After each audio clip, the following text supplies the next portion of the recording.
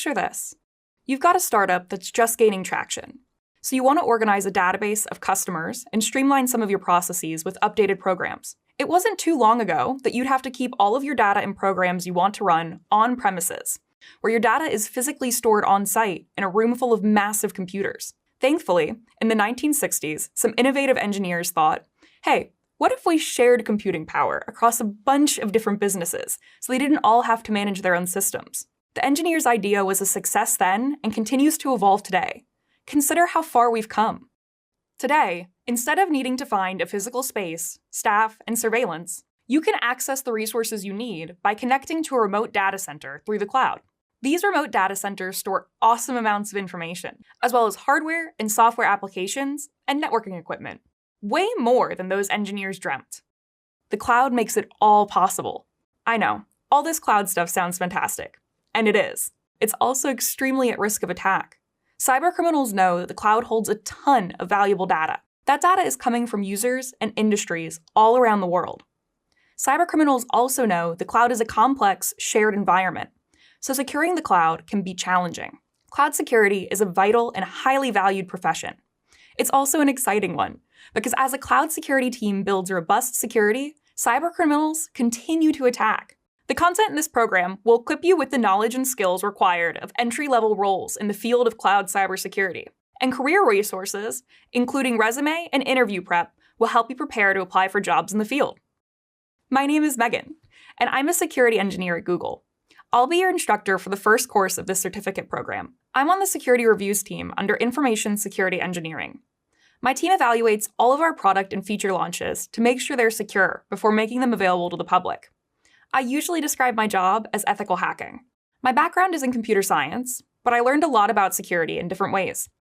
I took introductory security classes in school and learned about networking, disaster recovery, and offensive security through internships.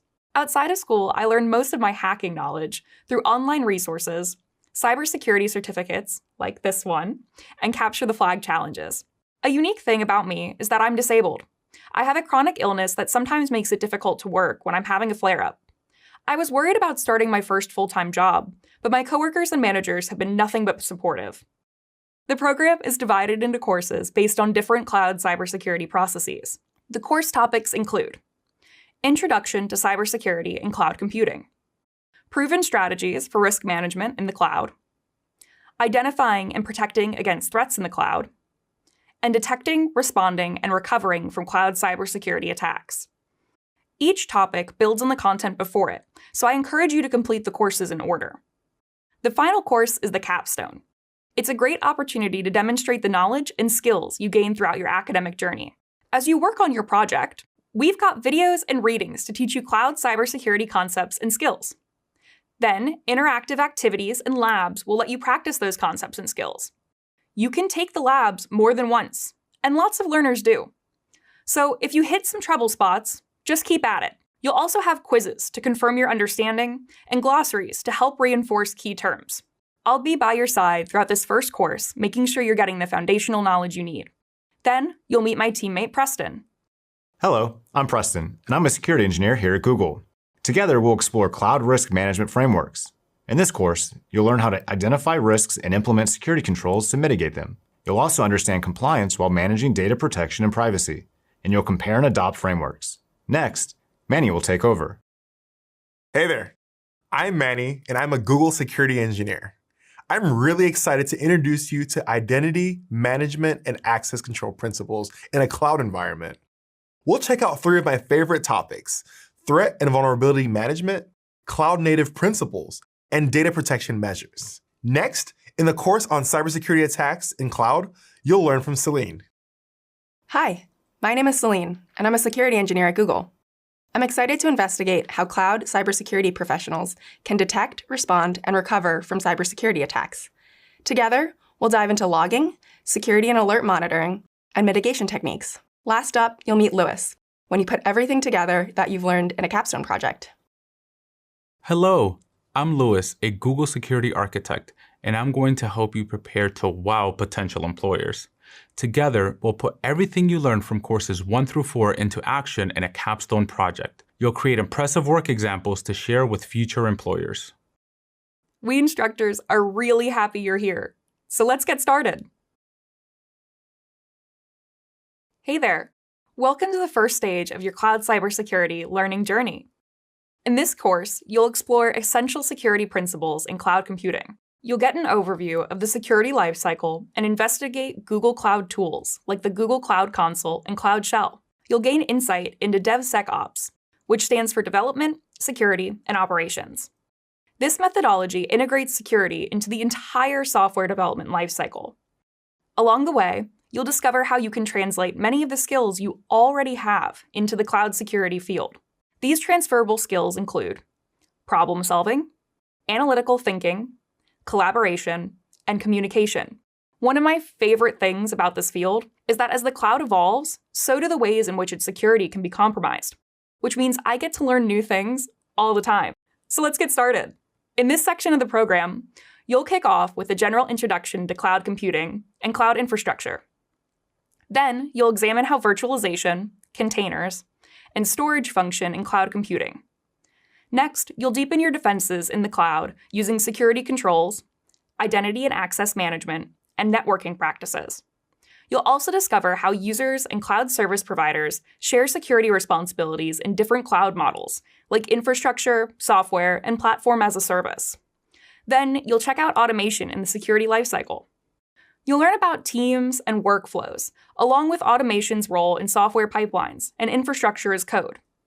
Plus, you'll explore the software supply chain and the importance of securing it. To wrap up, you'll explore the roles, responsibilities, skills, and tools of a cloud cybersecurity analyst. You'll experience Google's Cloud Shell and add lots of tech solutions to your cloud security toolbox. I'm here to help you every step of the way. And keep in mind, you set the pace.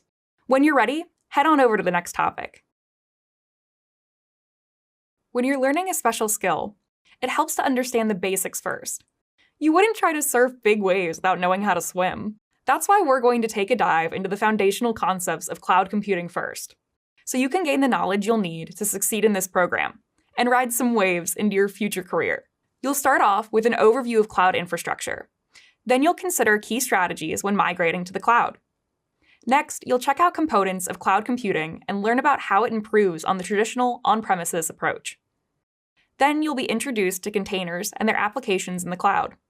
You'll discover how containers help users deploy more agile and portable software packages. You'll also review cloud storage options for different data types. When you're ready, let's begin. My name is Ben, and I'm the Senior Vice President of Learning and Sustainability at Google. I'd always been interested in learning because for me, my mother was a school teacher, and I felt that learning is really what enables people to reach a different point than they otherwise would. I know it enabled me to go to a place I could not have dreamt of being were it not for the education I got. And I think that's incredibly important for people to have access to that kind of opportunity. And growing up in India, I did have access to a good school. I did not come from a wealthy family, but I had access to a good school. And I saw the difference it made in my life. And I think today, with the help of technology, we can hopefully bring more of that opportunity to more people in the world. The cloud is really important because it's a trajectory of where computation is going. If you think about all of the major products that you use, almost all of them are now based in some online cloud data center. And they have access to all these amazing computing resources, and they enable you to these services to really provide amazing things for their users. So studying cloud technologies enables you to participate in that whole economy of jobs and of opportunities that consist of building these powerful facilities in the cloud that are being used by people around the world.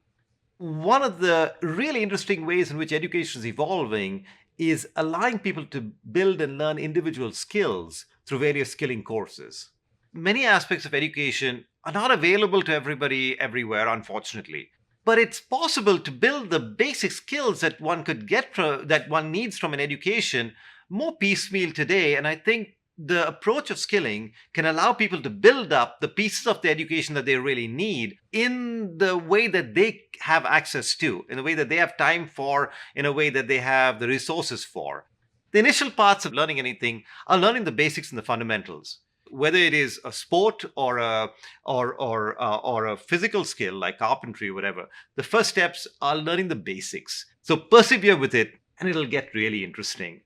I've been working with computers for, what is it now, over 30, 35 years, and it is still fascinating every day. Thanks to the cloud, we can now interact with data pretty much anywhere and at any time. Whether it's checking the weather to see if I need a sweater, or streaming my favorite podcast. It may seem like magic, but storing all that data and keeping it organized takes infrastructure. Of course, data existed and needed to be stored before the cloud. So let's check out where we started before learning where we're going. Before the cloud, organizations kept their data in large physical infrastructures, usually on-premises. On-premises, or on-prem as we say in the industry, describes information technology infrastructure that's physically located in an organization's own data center or office. This means the organization manages their own servers, networks, and storage to run and store data. Now the cloud uses these physical structures to run. All of the information it holds is hosted by a cloud service provider, also known as a CSP. And these providers store cloud resources in data centers. A data center is a physical building that stores servers, computer systems, and associated components, creating a centralized location for vast amounts of data. The servers within data centers provide computing power to the cloud. Cables connect the machines, which then link up to other data centers in the area. This is called a zone. A zone is the collective number of data centers in an area. A zone may contain one data center or multiple data centers. And a region is a group of zones. Google Cloud has many regions across the globe, and it's always growing. Google Cloud refers to the grouping of zones and regions as failure domains. A failure domain is a resource that can fail without impacting the availability of data. Failure domains can include zones and regions where data is replicated to improve resiliency. Resiliency is the ability to prepare for, respond to, and recover from disruptions. Having data across failure domains is one way that cloud service providers safeguard user data. Let's use an example. Let's say you're a cloud cybersecurity professional, and your organization uses cloud resources in a zone on the coast of Australia. You're in the middle of work one day when there's a power outage to the data center in your zone. It's all okay though. Your work is safe because you've selected services from your CSP that replicate your resources across other failure domains. The practice of having multiple copies of data in different locations to avoid a single point of failure is referred to as redundancy. Redundancy ensures your data is available when you need it. All right, now you know where data is kept in the cloud, but how is data stored? And more importantly, how fast can you access the stored data? With such an incredible amount of information being generated every single second, quick access is essential. This concept is called latency. Latency is the time it takes for data to travel from one location to another. This can be from a user's device to a cloud server or between cloud servers. For example, when you're on a website, the lower the latency, the faster the web page loads. And research shows that 53% of users will leave web pages that don't load within 3 seconds. I am definitely in that 53%, for the record. So, CSPs strive to provide low latency to users.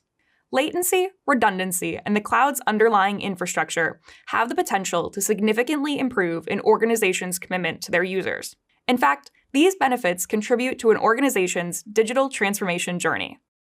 Digital transformation is when an organization modernizes their applications, services, and customer relationships by using new technologies. The cloud's ability to scale and globally replicate data enables an organization to provide a better user experience to not only their employees, but also their customers. As a cloud security professional, it will be really important to understand how cloud infrastructure works. With your knowledge of these core cloud concepts, your cloud learning journey is underway. No latency here. The cloud delivers infrastructure in a few varieties called deployment models.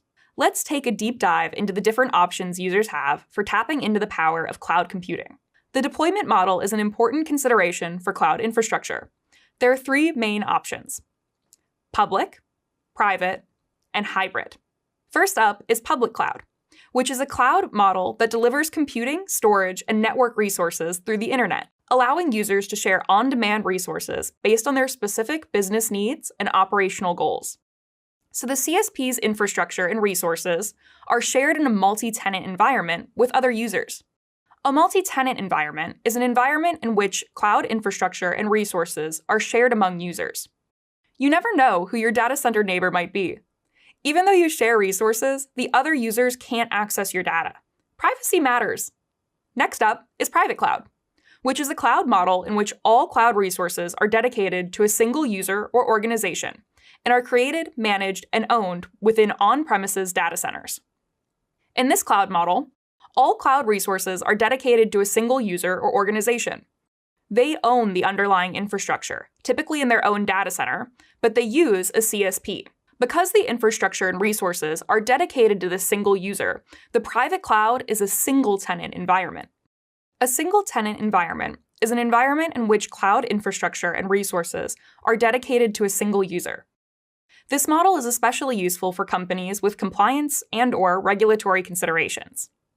Think of the private cloud as owning a business, and the public cloud as renting office space. An individual business is responsible for maintenance and repairs, but the business owner also has the flexibility to make renovations or structural changes, like adding a new kitchen. Similarly, using the private cloud means the business has both responsibility and control over the resources and infrastructure. On the other hand, when renting an office space, a business probably has to stick to the current floor plan and are unable to make structural changes. But the management company takes care of the upkeep and repairs, like the electrical, heat, and cooling. Your rent probably includes maintenance fees, but the business isn't responsible for the repairs. Much like the public cloud, users pay the CSP for both resource usage and maintenance. Okay, finally we have the hybrid cloud, which is a cloud model that combines public and private models, so organizations can enjoy both the cloud services and the control features of on-premises cloud models.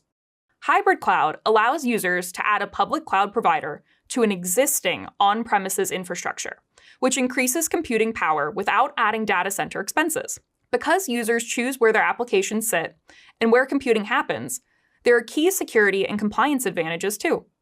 A hybrid cloud is like having a storage unit. The business has the convenience and access of more space without needing to move or expand.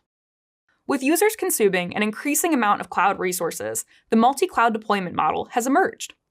Multi-cloud is the strategy of using more than one cloud service provider. For example, your organization might use Google's Gmail service for corporate email and another cloud service provider for storing its data.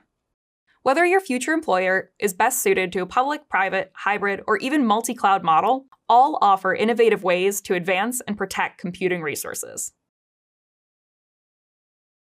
All computer users, at one time or another, experience speed, performance, or storage problems. Maybe you bought a laptop, but it takes longer and longer to load because of limited space left on the hard drive. Or maybe your desktop computer has a lot of memory, but as it gets older, you can't add the app you want because the computer isn't compatible. Well, the cloud can help you with these and lots of other constraints related to storing your data, software, and hardware locally. And that's just what we're going to explore in this video. Specifically, we'll discuss 5 major cloud benefits. The first benefit of the cloud is faster time to market. With cloud computing, your organization won't waste time, energy, and money buying hardware, waiting for it to be installed and configured, and then inevitably diagnosing hardware problems. And the ability to quickly create infrastructure means getting new apps out to consumers much more quickly. The second benefit of cloud computing is scalability. In an on-premises environment, the number of storage devices varies with the demand for data. The cloud security team will need to add new devices in order to manage the growing data. When these devices are no longer needed, the team members have to find another use for the devices because they can't be returned to the supplier. But with the cloud, the resources automatically match the workload, often saving time, effort, and money. Now, just as time to market and scalability often lowers expenses, switching to the cloud itself can provide cost savings. When using an on-premises solution, a business is responsible for the costs of physical hardware, the staff managing the devices and data center, plus maintenance and service fees. This framework is called capital expenditure, or CapEx. The cloud follows an operational expenditure, or OpEx model. OpEx means you only pay for the resources you use. Pretty cool, huh? The CSP is responsible for all upfront costs of physical equipment and spaces. like servers, networking devices, and data centers. And because there are so many users, sharing cloud resources cuts the price tag for everyone. Okay, now there's the advantage of better collaboration. When using the cloud, companies don't need a direct connection to physical resources to access their data. With just an internet connection, they can access it from anywhere in the world. This enables globally distributed teams to collaborate easily and efficiently. Another prime advantage is the cloud's extensive security capabilities. And this, of course, is where cloud cybersecurity professionals really shine. They know how to ensure the confidentiality, integrity, and availability of cloud-based data, applications, and infrastructure. They work hard and think creatively to prevent unauthorized access or criminal exploitation. This keeps cloud assets safe and secure. Likewise, using the cloud helps avoid damage to business resources and information, and it prevents data loss because redundancy practices ensure information is replicated across failure domains. You might recall redundancy is the practice of distributing cloud resources across zones and regions. While there are lots of really great benefits to using the cloud, it isn't perfect. So it's important for cloud cybersecurity professionals to recognize the cloud's limitations. The reliance on a stable internet connection is of key importance. In some cases, a CSP's network connection might be compromised. This would cause users to experience longer wait times to access their cloud resources. The good news is that CSPs can mitigate this issue by having multiple connections to the internet for each cloud location. In a time when technology is developing at light speed, the cloud provides some key advantages that enable organizations to make the most of these incredible innovations. As a cloud security professional, you'll play a key role in helping your future employer advance its operations, quickly scale, adapt to market changes, minimize costs, and increase data security. These are just some of the ways you can bring a ton of value to any organization you serve. You might know that phrase, the only thing constant is change. This idea of change is directly relevant to cloud technology, especially its ability to constantly keep up with amazing technical advancements, surprising market shifts, ever-evolving consumer demands, changing organizational structure, and so much more. The pace of change is accelerating, so it's important to be able to adapt. This can be challenging, but it's also an opportunity to grow and learn, just like you're growing and learning through this training. By embracing change, you're in a better position to stay ahead of the curve and make the most of whatever may come your way. And what's coming your way in this video is an investigation into cloud computing and how it enables businesses to proactively respond to change. Let's start with a quick definition. Cloud computing refers to the practice of using on-demand computing resources as services hosted over the internet. For example, this enables users to reduce information technology, or IT, overhead while enjoying advantages like scalability, enhanced collaboration, responsiveness, and cost savings. In cloud computing, an instance is a server resource that runs workloads in the cloud. Instances are created or retired quickly to keep pace with the latest releases and updates. Now, a very important part of cloud computing is something called ephemerality. Ephemerality is the concept that things only exist for a short amount of time. In other words, change in the cloud is constant. Cloud security analysts use ephemerality on the job all the time. Take this example. Rather than spending time patching software on enduring physical servers, analysts create a new server image, which is a server in the cloud. Creating a new, healthy server means analysts can quickly launch a new instance. Ephemerality helps make the cloud more flexible because resources can easily adapt to change. The CSP enhances the performance of cloud assets, since assets can scale quickly using ephemerality. Ephemeral resources are a big plus in the security field because they are less likely to be targeted by attackers. Cybercriminals would need to quickly find and exploit a vulnerability before it's destroyed. All right, now let's go over the three main categories of cloud computing resources: compute, storage, and networks. In the cloud, compute refers to computation performed by a physical computer in a remote environment. For example, memory, CPU, and storage are all compute components. Basically, compute is the brainpower behind running resources. All of these compute elements run on remote servers, so organizations don't need to worry about managing or providing physical equipment. Organizations can efficiently scale the volume of their data up and down. Let's take an example. Consider a clothing company that offers discounts to online purchases of winter jackets in the spring season. In the past, its website experienced lags and downtime because of the increased traffic. This frustrated customers and negatively affected sales. In response, this retailer opted to migrate to cloud computing. And next spring, the website's workload automatically scaled to meet increased demand.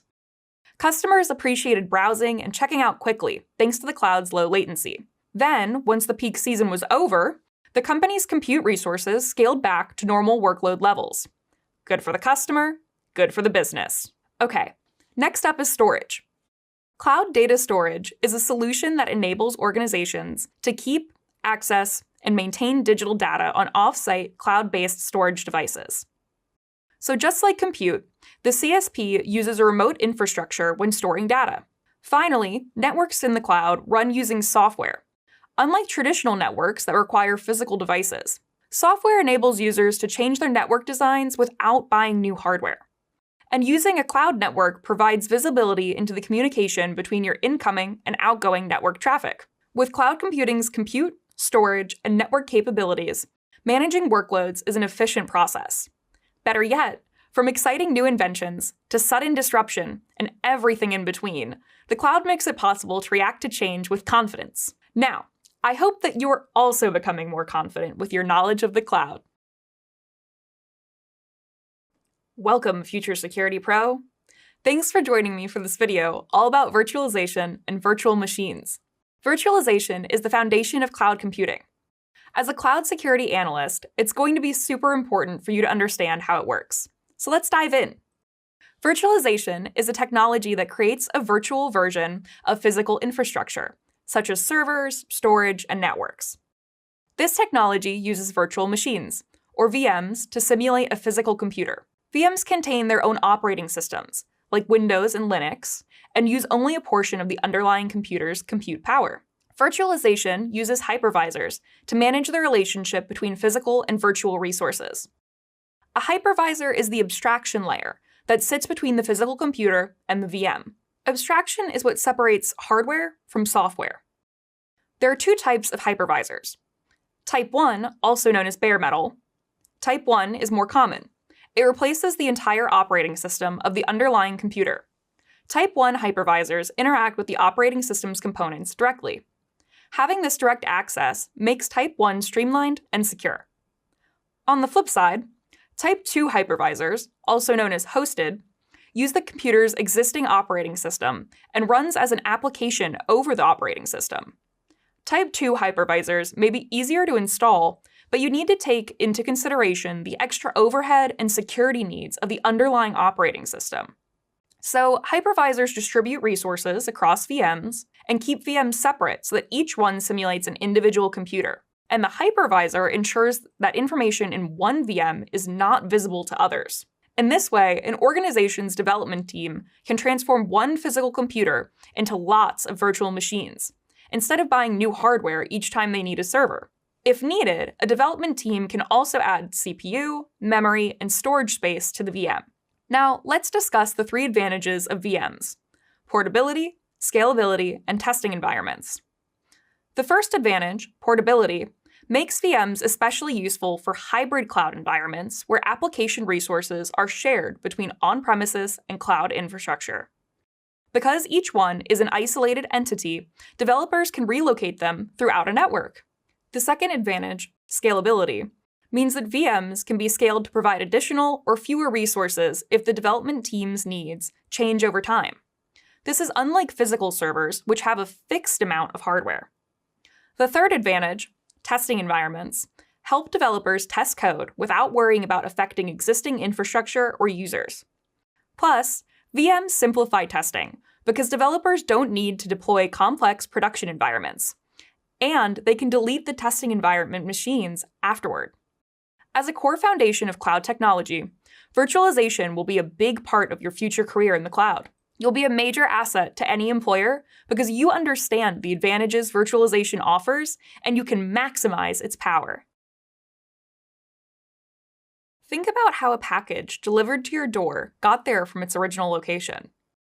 It probably started off in a warehouse and then went inside a cargo container. There'll be many packages of different sizes inside each container. Next, the containers are loaded onto a transport vehicle, like a train car or ship. Multiply this by thousands of containers over the world. They're transported from one place to another, but this doesn't change the contents inside, like your package. Okay, so a container is a software package that holds only the components necessary to execute a particular application. Each container has a container image, which is a file with the code and dependencies that the container requires to run the application, like documents in a filing cabinet. The cabinet is the container. The folders in each drawer are container images, and those container images store the documents or information needed to perform a task.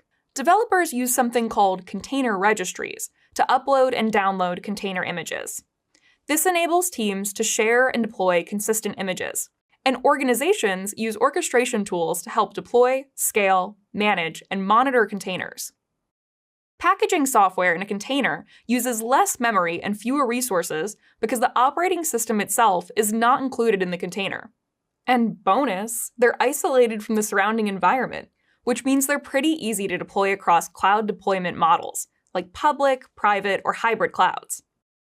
You'll work with containers a whole lot throughout your career, so it's important to understand their key benefits, including portability, immutability, and responsibility separation. Let's kick off with portability. Containers enable users to run software quickly from one computing environment to another. This portability helps create cloud tools super efficiently. Unlike virtual machines that have an operating system, containers only house isolated software while using a common underlying operating system. This allows an individual container image to run in multiple locations without the need for a separate operating system. All of this contributes to their portability. Next up, immutability. Immutability means an object can't be changed after it's created and assigned a value. Just like the contents of those shipping containers don't change during transit, cloud containers also can't be modified during their lifetimes. If a container does require a change, users must create a new container image and redeploy it. This also allows developers to seamlessly replace outdated or insecure container images. Immutability makes containers more secure by ensuring consistency across multiple deployments, since there is no patching or updating that could cause configuration drifts. Lastly, containers separate the responsibilities among the developers and operations teams. Developers can devote their time to managing the container's code, and operations teams can concentrate on deploying and managing the container's applications. This frees people up to work on the projects where they can bring the most value. And there's nothing like knowing you're playing to your strengths.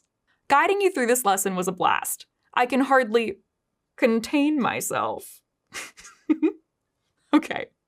But seriously, I'm confident that you'll bring all kinds of value to your future security team and organization, especially because you'll be able to clearly and confidently advise them about all things containers. There's all kinds of different storage out there for our important documents, data, and more, like hard drives, and even your smartphone. These devices are great for personal use, but what if you need to store assets for thousands of users? Well, enter cloud data storage. The cloud makes it possible for organizations to store truly massive amounts of data. And that's what we're going to explore in this video. Cloud data storage is a solution that enables organizations to keep, access, and maintain digital data on off-site cloud-based storage devices. A cloud service provider, or CSP, is responsible for ensuring the replication and availability of the data, and users can retrieve their data using the internet anytime from anywhere. Before cloud data storage, organizations kept data locally in on-premises computers or servers. As companies grew, more storage was needed to accommodate the increasing volume of data. Businesses started adding more servers, external hard drives, and larger storage systems to meet this increasing demand. But cloud data storage addresses lots of the challenges associated with traditional methods. Plus, users benefit from scalability, redundancy, cost savings, and security. Let's take a deeper dive here. First, storage using the cloud allows for scalability. When an organization needs to store more data, they can adjust their use of the cloud accordingly, without the need to buy, install, organize, and manage new physical devices. Another benefit is redundancy. Redundancy is the practice of distributing cloud resources across zones and regions. This means the CSP duplicates the user data across multiple failure domains, making sure the data is safe and always available. So, if a component fails, the redundant backup can take over, allowing the user to have access to the data. A third benefit is cost savings. With cloud data storage, users no longer have to buy and maintain their own devices. It's the CSP's responsibility to have the infrastructure to host and maintain the data. They also provide high levels of uptime, so that the data is available whenever the user needs it. Because users no longer pay upfront costs, the overall cost of the data storage goes down too. Plus, users only pay for storage resources they use. And because of the ability to scale, it's not necessary to pre-buy storage in case a company suddenly needs more storage capacity than expected. Cloud data storage also offers important security controls to check user authentication, access control, and data encryption. The scalable, redundant, cost-effective, and secure aspects of cloud data storage provide a more seamless experience when managing data. This has become a key solution for companies of all kinds. It's helpful for small businesses or entrepreneurs who might not have the resources to handle vast amounts of data. And of course, larger companies also leverage the cloud's ability to store and move massive amounts of data quickly and securely. Understanding cloud data storage is an essential foundation for your data security career. It offers a number of business benefits, and your know-how will help any employer make informed decisions about how to put cloud storage to excellent use.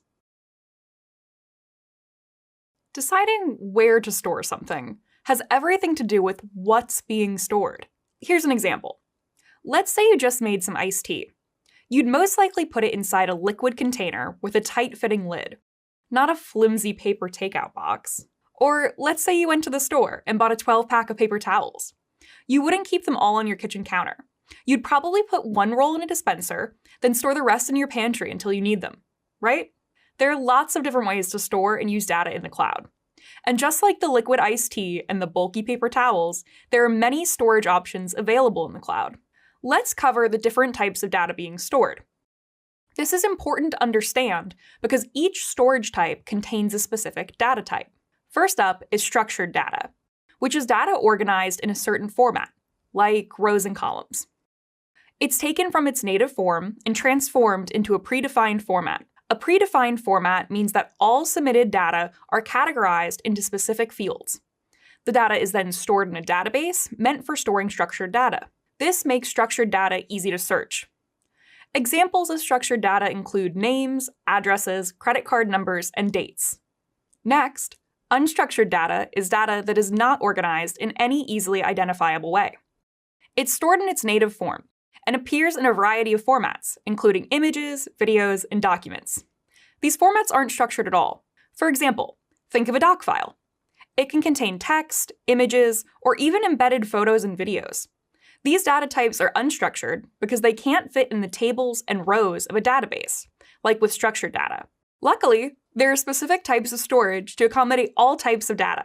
Let's take a rundown of the three main storage types: file, object, and block. To start, let's examine file storage. File storage uses a hierarchy of files in folders. It keeps data in one place and organizes it in a simple, easy-to-understand way. File storage is ideal for smaller volumes of data that a few people might need access to, like files on a family computer. Each file starts at the home directory. Then users can navigate to what they need by following a logical path. File storage is the oldest and most widely used data storage system, but it has some limitations and can only handle so much. File storage is also commonly used in data repositories. Developers rely on repositories as a centralized place to store, download, and share data. All right, let's move on to object storage.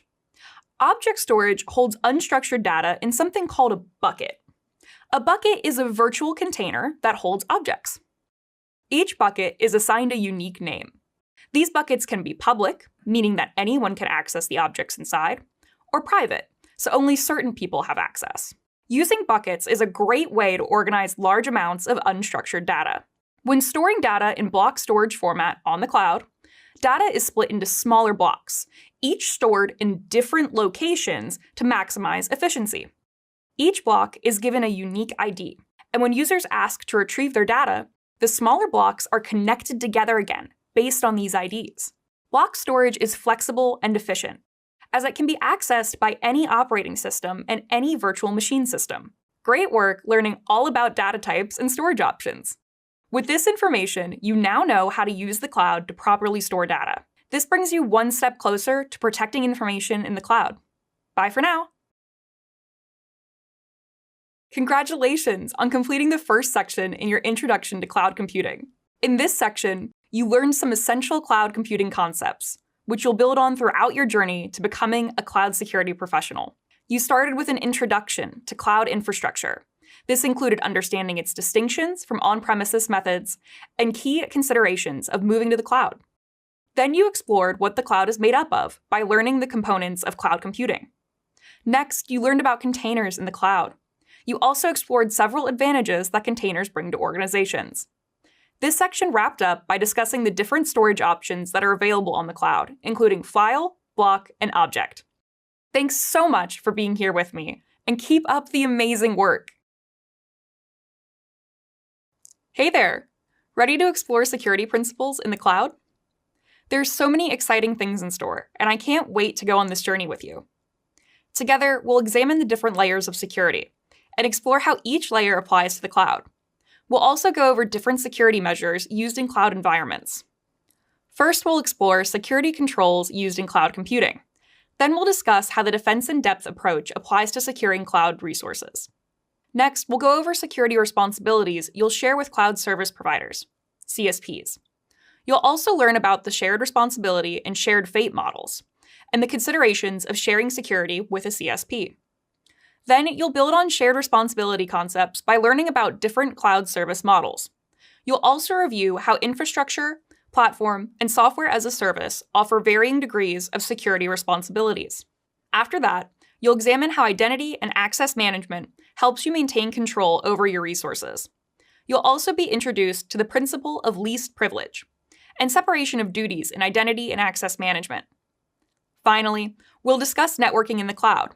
This includes software-defined networking, virtual private clouds, and load balancing. You're about to learn some really cool ways to secure cloud environments using security principles. I'm excited to go on this adventure with you. When you're ready, let's get started. Just like you might help someone you care about cross a busy street, in the world of cybersecurity, different strategies are used to protect data and assets, especially sensitive ones. The more valuable an asset is, the more advanced the security protecting it should be. Today, you'll learn about a strategy that's used to protect critical assets, the defense-in-depth model. Using this model can help protect cloud resources.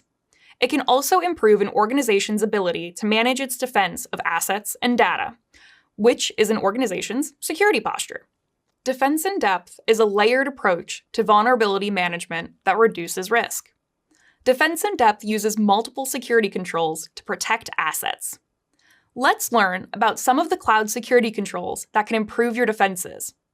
As a cloud security analyst, there are several security controls you'll encounter in your day-to-day tasks.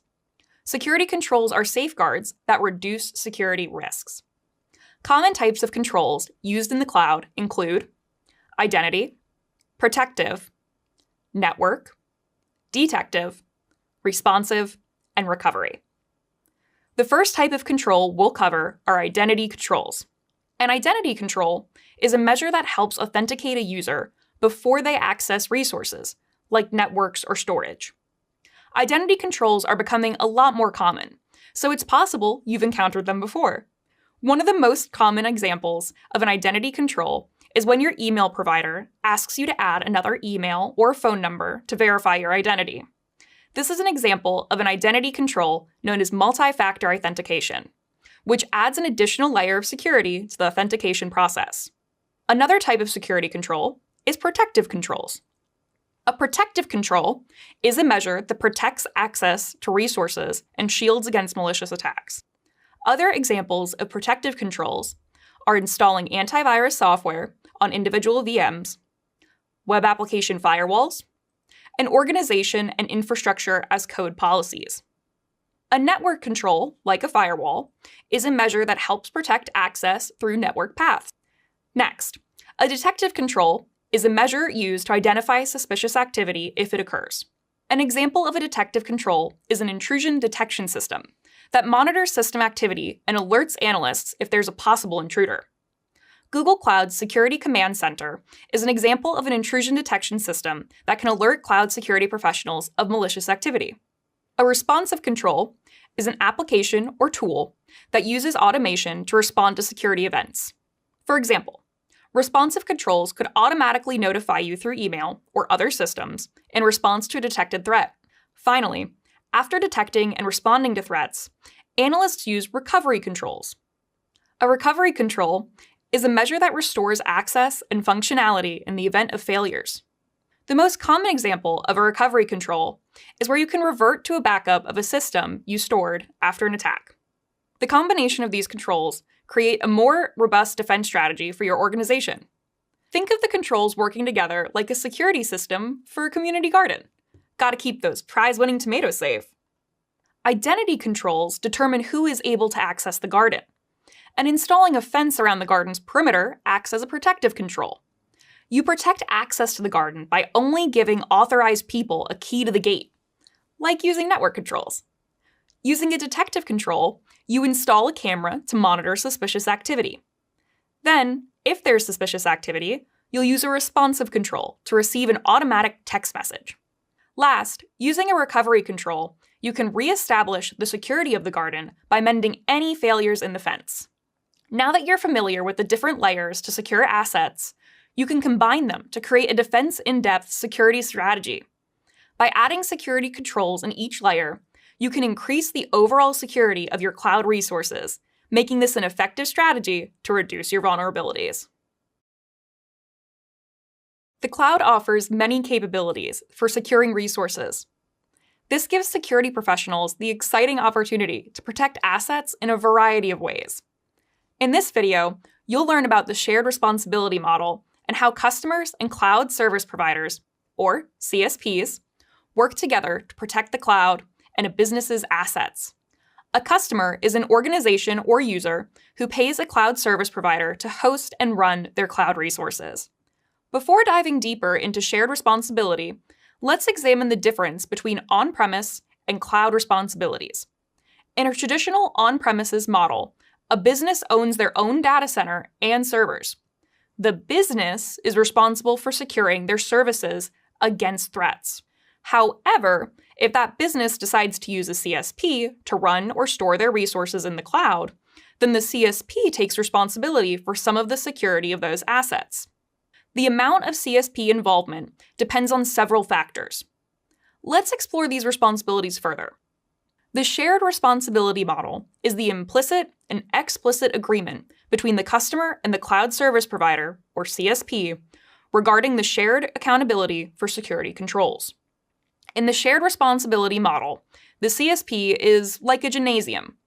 The gym provides the building and equipment and ensures the equipment works properly. The customer is responsible for using the equipment safely and maintaining their own personal fitness goals.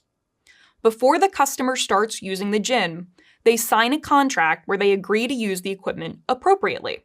Shared responsibility works in a similar way, where the customer and CSP agree on who is responsible for securing what resources. One way to think about shared responsibility is considering security of the cloud versus security in the cloud. Here are some common CSP responsibilities. The CSP must maintain physical infrastructure like servers and data centers. Additionally, CSPs need to ensure network and resource availability. These responsibilities provide the security of the cloud. The customer is responsible for configuring their services to meet their specific security and compliance requirements. The customer is also responsible for securing their data. Organizations have to consider the security requirements of the people using their apps and resources. In these cases, the focus is to secure data in the cloud. For example, imagine a customer uses a CSP's network and wants to incorporate network controls. The CSP provides the network and firewall service and is responsible for their maintenance and updates. The customer is responsible for configuring the firewall, monitoring traffic, and responding to incidents. CSPs usually provide each customer with a service level agreement, or SLA, that quantifies the availability of services. For example, a service may offer an SLA of 99.99%, where that service must be accessible and available for the user 99.99% of the time. In the network example, the SLA outlines the customer's terms for network controls, which eliminates guesswork for who is responsible for what. Although the customer and CSP are securing different aspects of the network, both parties work together to achieve better security. The customer's workload and level of service, meaning infrastructure, platform, or software as a service, dictates how much responsibility the CSP assumes. The more the CSP manages, the more they are accountable for security. Responsibility levels also vary by industry type and regulatory frameworks. Within these frameworks, the customer should know the security controls they're responsible for, what controls the CSP provides, and default inherited controls. Inherited security controls demonstrate security posture to auditors. The proper use of security controls is important, especially if a business must comply with specific regulations or other government and industry requirements. A business's location also impacts how they apply shared responsibility. Different countries may have different types of regulations and requirements for their data. In this video, you learned that implementing shared responsibility can come in many different forms. CSP customers have lots to consider, including the type of workload, industry, and location. Understanding how to manage these considerations will create a strong relationship with a CSP. The shared responsibility model has lots of benefits, but sharing security responsibilities also creates a new set of challenges. Learning to identify and navigate these challenges will improve your effectiveness as a cloud security professional. The first and most common challenge is misconfiguration. Misconfiguration is a leading cause of security breaches in the cloud space.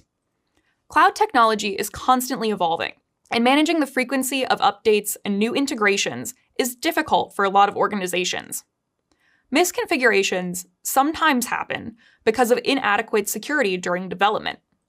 Insufficient security makes it easier for malicious actors to infiltrate systems and source code repositories. More importantly, misconfiguration can leave data exposed, which can result in major regulatory fines for an organization. As a cloud security professional, you can help a business avoid these types of security vulnerabilities by closely monitoring resource provisioning and incorporating automation and safe security policies. Another measure that you can use to prevent misconfiguration includes properly managing identity and access management, or IAM policies, and using the principle of least privilege. The principle of least privilege means that a security architecture grants the minimum authorizations needed for a principal to perform its function, which in turn reduces risks. Suppose you need to unlock a door in a building. The principle of least privilege means that you would have a key that only unlocks that door, rather than a key that unlocks every door in the building. Next, larger companies usually use a variety of services to host and manage their cloud resources. Companies must consider the different services CSPs offer and how these services relate to one another. Vulnerabilities in security may arise if the business and the CSP don't closely monitor services when sharing responsibility. Another shared responsibility challenge you might come across involves tracking how regulations change as your company and market grow.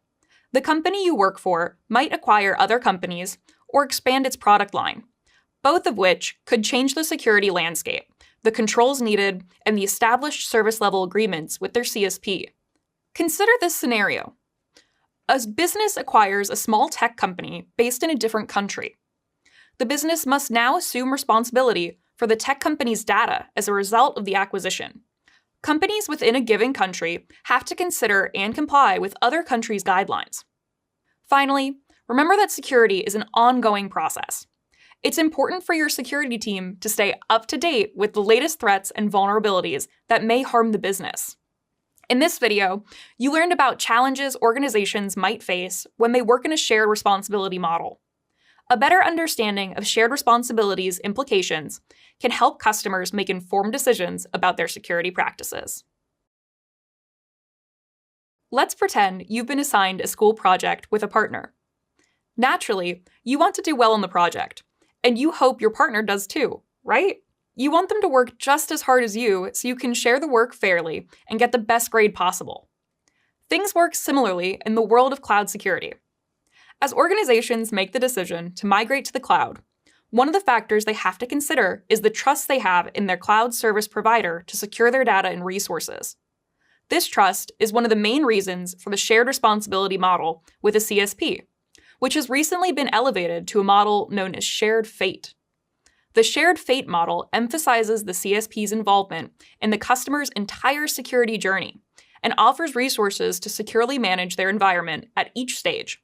The shared fate model was created to respond to gaps in the shared responsibility model, with the CSP offering more extensive guidance in how to secure customers' cloud-based resources.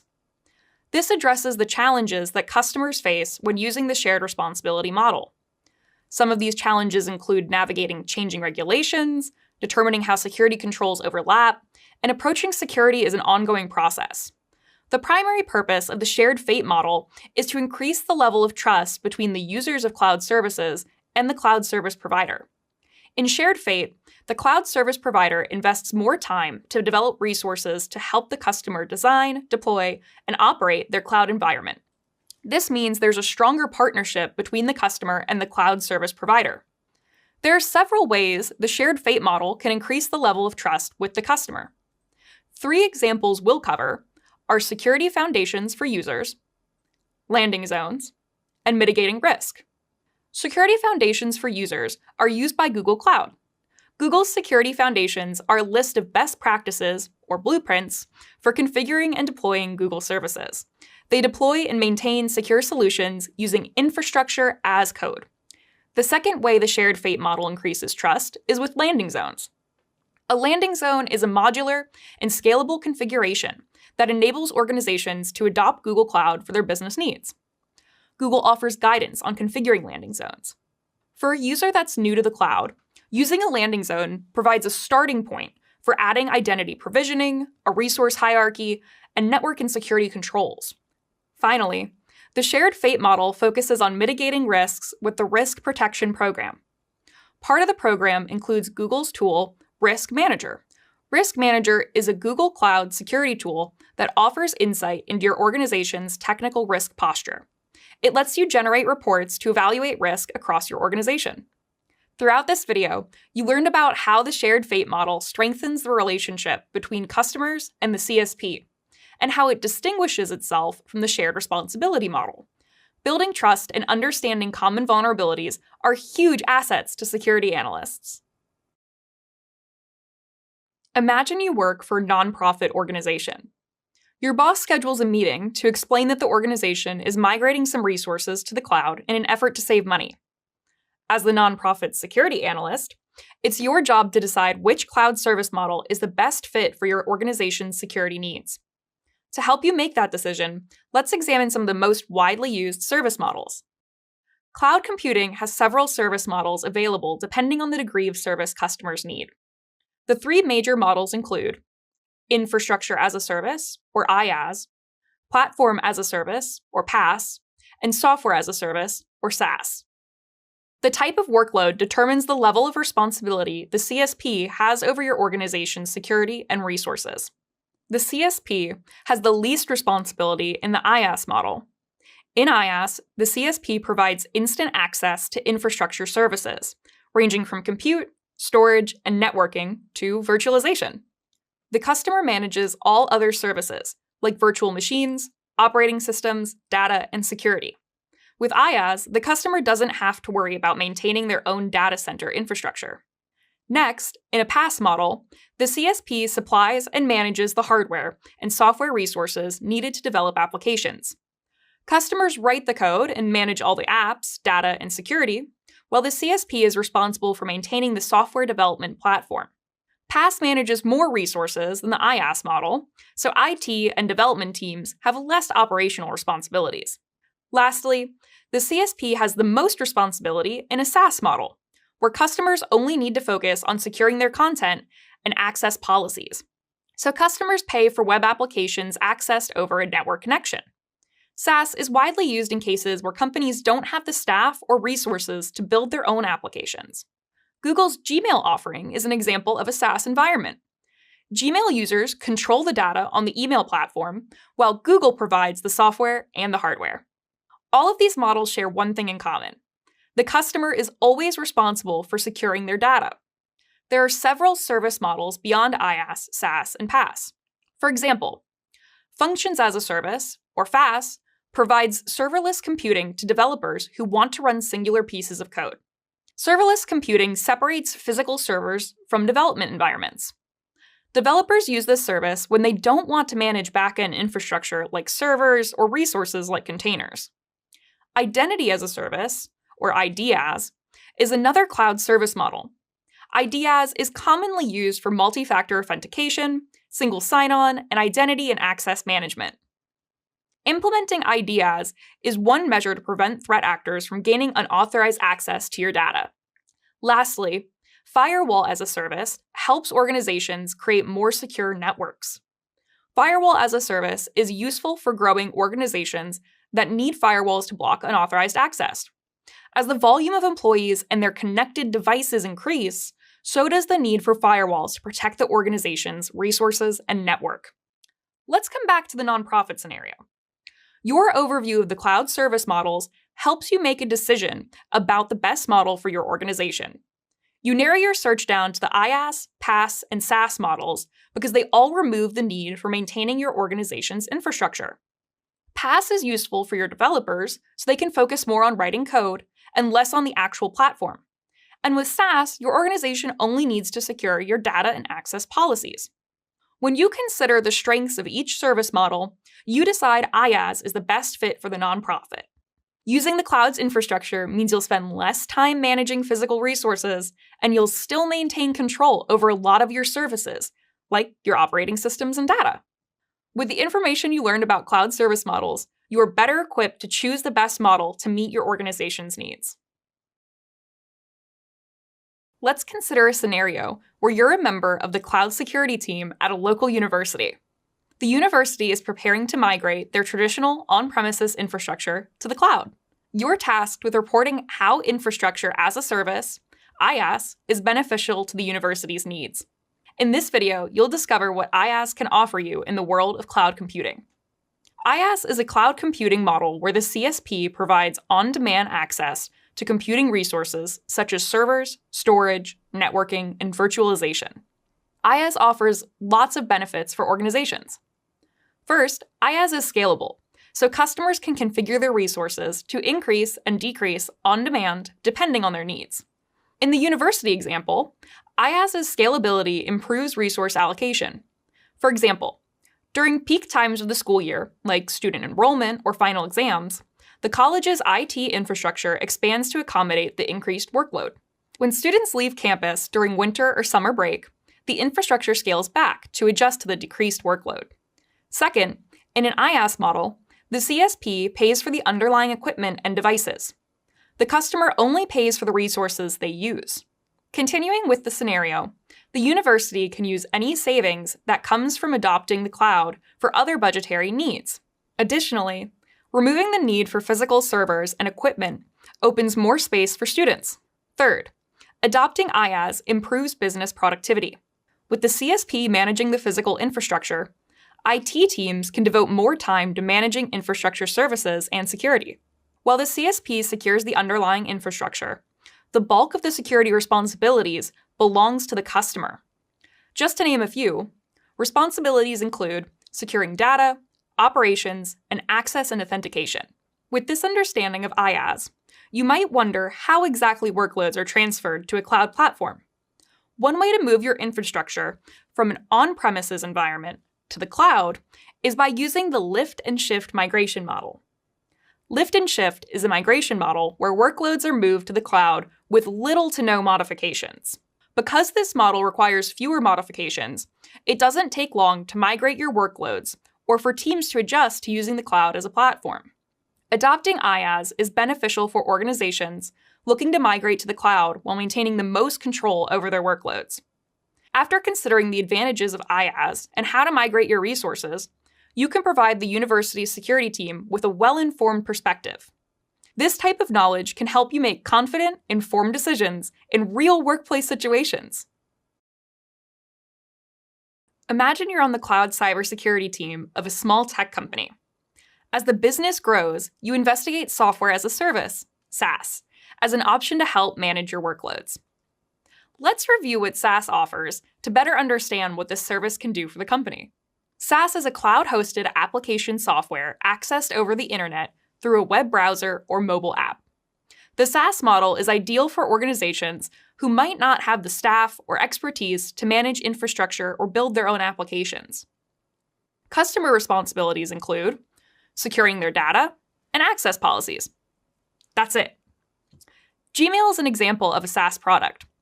Google manages the Gmail application and all of the underlying infrastructure. Gmail users manage their emails and login access. Most SaaS offerings operate using a subscription model. If more or less capacity is needed, customers can purchase a different tier that will adjust to the workload. For example, if Gmail users have large amounts of saved emails with attachments, they may want to upgrade to a tier with more storage. With the CSP managing and maintaining the infrastructure, operating systems, and storage, CSP customers have far less overhead.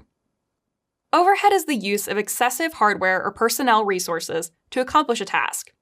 Organizations adopting SaaS only pay for using the software, so customers don't have to worry about paying for and maintaining the equipment and servers needed to support the workloads. One advantageous aspect of SaaS is the instant use of apps. Customers can access most SaaS applications online on a web browser, which eliminates the need to download software.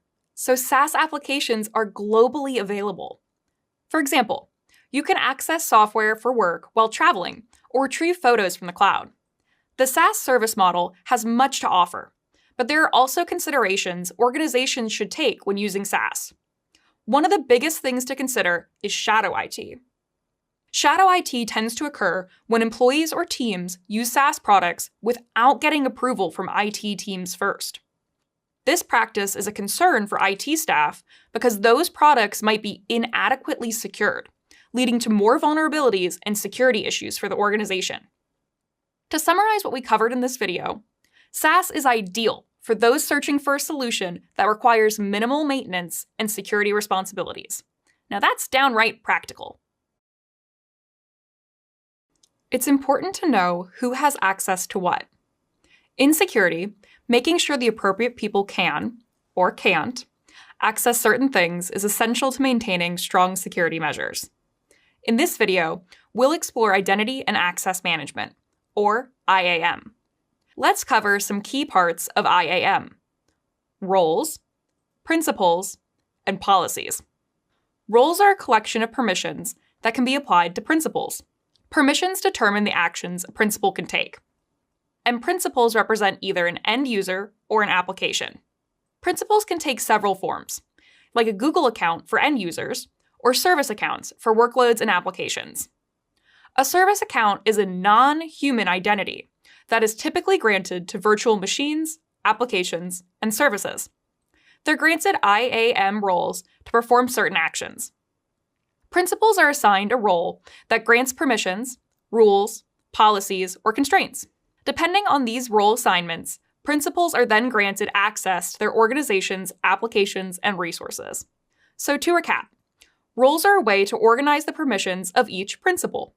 Granting a role to a principal transfers all the role's permissions. For example, a person on your team might need to access a storage bucket. To get access to the bucket's content, they would first need to be granted the correct role. When granting roles, it's important to apply the least amount of privileges. Only grant a user or principal enough access to perform their job. Categorizing principals as end users or service accounts is helpful. But what if you work for a company with hundreds of users? Groups are a solution to combining principals. Organizations can use groups to combine users or service accounts together to more easily assign access controls for larger sets of accounts, instead of assigning individual access one by one. Next, we'll go over policies. Organizations can set allow or deny policies that attach roles or deny permissions to resources. An allow policy is a type of access a principal has and sets conditions on this access. A deny policy is a constraint that sets rules to prevent principals from carrying out certain actions. It's an IAM best practice to create an allow policy for groups instead of multiple individual accounts. For example, an engineering team might consist of 50 people. Instead of setting a policy for each individual person, it's more efficient to create a group for the team members, then use an allow policy to bind the group to a role that has the permissions needed to perform their job. In this video, you learned about several key parts of IAM. With an understanding of roles, principles, and policies, you'll be better equipped to secure your resources. Making sure the right people have the appropriate access permissions will allow you to keep data and assets secure. When you think of networking, you might think of making connections with others in your work industry or social interest group, like a book club. In cloud security, you might think of connecting to online resources. But there's so many more aspects. And because networking is a huge part of cybersecurity, lots of companies are turning to the cloud for networking services. In this video, we'll uncover how traditional networking concepts translate to the cloud. Traditional networking infrastructure uses hardware and devices, like routers and switches. Remember that a router is a network device that connects multiple networks together. A switch is a device that makes connections between specific devices on a network by sending and receiving data. With networking in the cloud, instead of configuring hardware routers and switches, as a cloud cybersecurity professional, you implement routers and switches using software. This process is called software-defined networking, or SDN. CSPs use SDN for cloud services, where the routers and switches are hosted in data centers. SDN virtualizes these network devices, meaning the networking components are abstracted from the physical devices powering the network. You can configure SDN through either their cloud provider's console or by using an application programming interface, or API. An API is a library function or system access point with well-defined syntax and code that communicates with other applications and third parties. So instead of buying a hardware router, you can define a router in the cloud by calling an API. The API then requests access to the router for the organization. SDN is useful because it reduces the amount of maintenance an organization needs to keep networks running. The CSP manages the physical devices, so you can focus on developing and securing their applications. SDN is also scalable. You can add or subtract networking resources on demand as you need them. SDN also incorporates network monitoring, which can be used to detect distributed threats like denial of service attacks and unauthorized network scans. This security capability makes SDN valuable for cloud security teams. Along with these advantages, the cloud uses load balancing to distribute traffic. Load balancing distributes user traffic across several cloud servers, where the load balancer moves traffic to the appropriate backend service, like the cloud resources running your application. Distributing traffic prevents one server from becoming overwhelmed with traffic, which leads to slow performance. Load balancers also help ensure high availability for your resources. There are two types of load balancers: application and network. Both load balancers operate at different layers of the Open Systems Interconnection, OSI, model. The OSI model is a standardized concept that describes the 7 layers computers use to communicate and send data over the network. Security professionals use this model to communicate and pinpoint security threats when they occur. Application load balancers use one IP address to run workloads. They operate on layer 7, or the application layer, for HTTP or HTTPS traffic. The application layer connects users to the internet using software applications. When you access a website during peak shopping seasons, the application load balancer is what gets you and hundreds of other users to the web page quickly. Network load balancers operate on layer 4 of the OSI model, the transport layer.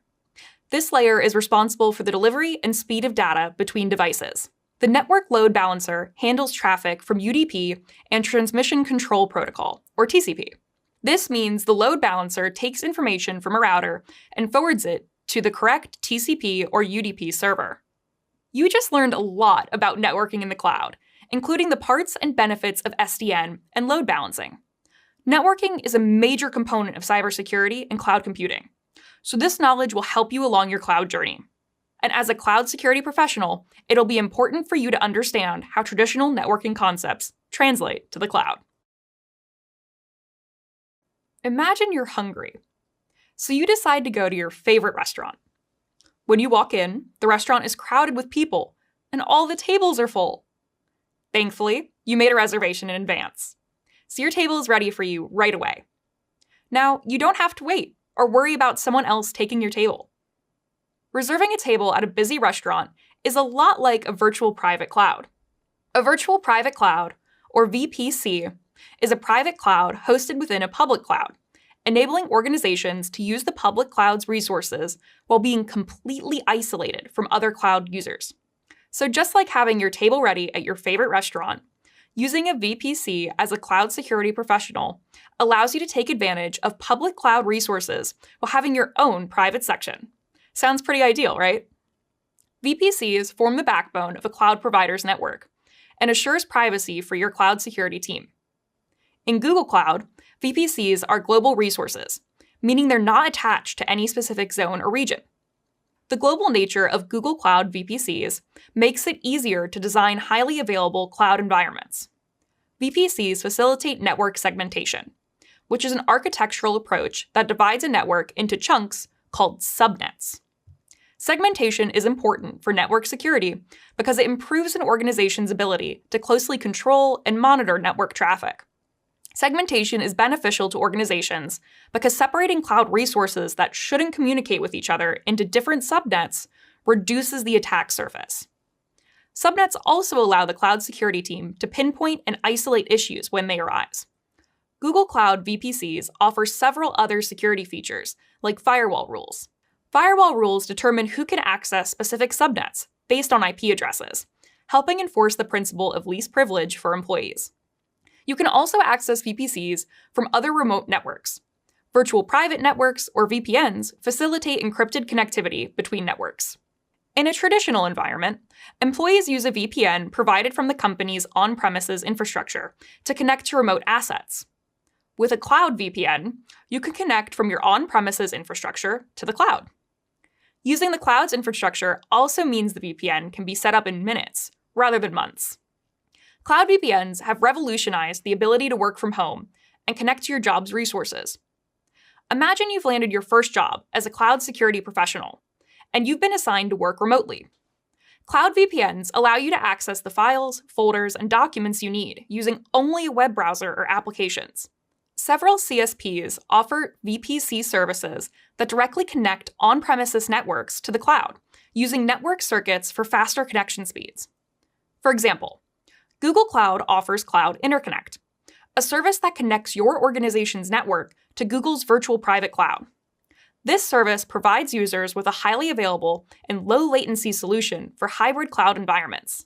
Virtual private clouds are a great advantage to cloud security teams working with CSPs. As a cloud security professional, you'll benefit from your resources being globally available, all within your own private slice of the cloud. With VPCs, your data always has a reserved place at the table. Congratulations on making it to the end of Security Principles in the Cloud. Along the way, you've learned many options to secure cloud environments using security principles. First, you explored how to use security controls in cloud computing. You also learned how a defense-in-depth approach helps to secure cloud resources. Then you discovered the different security responsibilities you and the CSP share. You learned about the shared responsibility and shared fate models, and the considerations you should make when sharing security with a CSP. You then built on shared responsibility concepts while exploring different cloud service models. You also learned how infrastructure, platform, and software as a service offer varying degrees of security responsibilities. Next, you reviewed how identity and access management helps leverage control over cloud resources. You also learned about the roles that the principle of least privilege and separation of duties play in identity and access management. Last, you discovered how networking concepts translate to the cloud. You learned about software-defined networking, virtual private clouds, and load balancing. Great work on your progress so far. You're doing a fantastic job. The world of cybersecurity is a rapidly changing field where you, in a cloud security role, have to quickly adapt to new types of attackers and threats as you encounter them. With these ever-changing threats, your approach to securing your assets and information has to change accordingly. Being able to adapt and quickly react is an exciting and necessary skill to practice as a security professional. In this video, you'll be introduced to the security lifecycle and its relationship to software development. Throughout this section, you'll dive into the security lifecycle as it relates to development, security, and operations. DevSecOps, software pipelines, the software supply chain, and infrastructure and policies as code. You'll begin by learning about DevSecOps, its history, and how it has altered the workflow of professionals in development, security, and operations. Then, you'll examine software pipelines more closely and learn how you can use them to leverage automation to ensure consistency across software development processes. You'll inspect continuous integration and continuous delivery, also known as CI/CD pipelines, and the security team's role in reducing development downtime and human errors along the way. Next, you'll discover the software supply chain and the components that are critical to secure. We'll dig into artifact threats and vulnerabilities and how to mitigate them. Finally, you'll review infrastructure and policies as code, and practice applying infrastructure as code concepts in the workplace. You'll also be introduced to tools and processes that support automation in the cloud landscape. The security lifecycle is an exciting process, and we'll introduce you to lots of important strategies for following this lifecycle. Good luck! My name is Dayo, and I'm a security engineer at Google. I work for a team called Enterprise Infrastructure Protection, and essentially what we focus on is implementing controls to enable Googlers to do their work in a secure manner. I would say my journey or my background, it's a bit non-traditional. Growing up in Nigeria and the types of courses that I took and the types of resources that we had available to us, it's not cutting edge. And what I mean by that is we didn't have adequate opportunities to resources like laptops, be able to write code eventually, right? We'll be in class and probably have like a group of 4, 5, 6 students on one computer learning how to write code, right? It's not the best way to learn. That really challenged me in a few ways where, one, I didn't really like writing code growing up. And two, I had to seek out other means to learn what I know now. Some of the other methods that I used to learn is just picking up on random YouTube videos or picking up books that I, out of my own personal time, just put in extra hours to learn what it is I'm trying to achieve. I obtained my bachelor's degree in Nigeria in computer science. And then right after my bachelor's, I landed my first real job in the industry as a network engineer. So I did things like configuring switches and routers, going to client sites to provide internet services for them. It got to a point where I felt like I needed to push myself a bit further by education. So I migrated to the United States to do my master's degree in cybersecurity, and that's where the journey in security started. Cloud is a very exciting space to be in right now. Cloud is now the new cool, right? Pretty much a lot of our resources, be it computing, storage, other things, all live in cloud, right? So the skills that you're learning from taking this certificate is really going to be beneficial to you and the company that you end up working with. As part of my continuous learning, one thing I'm actually learning about and studying right now is I'm taking a certificate in cloud security, specifically cloud cybersecurity. It's fast growing, and cloud, especially cybersecurity in cloud, is a skill that I want to get for myself. So I'm taking a certificate just like you are to arm myself with additional knowledge to be able to thrive in that space. Learning is what has brought me to where I am right now. Just looking back in my career over the years, I would say the main reason why I decided to keep pursuing my goals is through learning. I would say learning can definitely be life-changing. Look at me, I'm an example of that. I work for Google in Silicon Valley. Imagine a situation where you spend months on a cloud security team creating an app. The team finishes developing the code and sends the app to the operations team, who release it soon after. The app is well received by its users, who highly rate its security features. This situation might appear too good to be true, but with the introduction of DevSecOps, this scenario can be a reality. DevSecOps is a culture that consists of guidelines, best practices, and tools that development, operation, and security teams use to collaborate. DevSecOps has become an integral part of the software development lifecycle. The software development lifecycle is a process for developing, testing, and monitoring software. Security was not always a key component in the framework. DevSecOps actually began as just DevOps, but security was added as a component because of several problems in the original framework. To understand how the addition of security helps to resolve problems, you'll need to know the history of the framework and its impact in the tech workspace. The term DevOps consists of two terms: Dev, which refers to the development team, and Ops, which refers to the operations team. Prior to the popularization of this framework, each team was a separate entity. The Dev team built the given application or software, and the Ops team managed the infrastructure, deployed the finished product, and monitored the release. The DevOps team would perform security checks as the final step before deployment, leaving security as an afterthought instead of an integral part of the development process. This separate workflow caused several problems. Many teams reported to different leadership, resulting in members of those teams receiving varying direction and priorities. This separation resulted in separate and even competing objectives.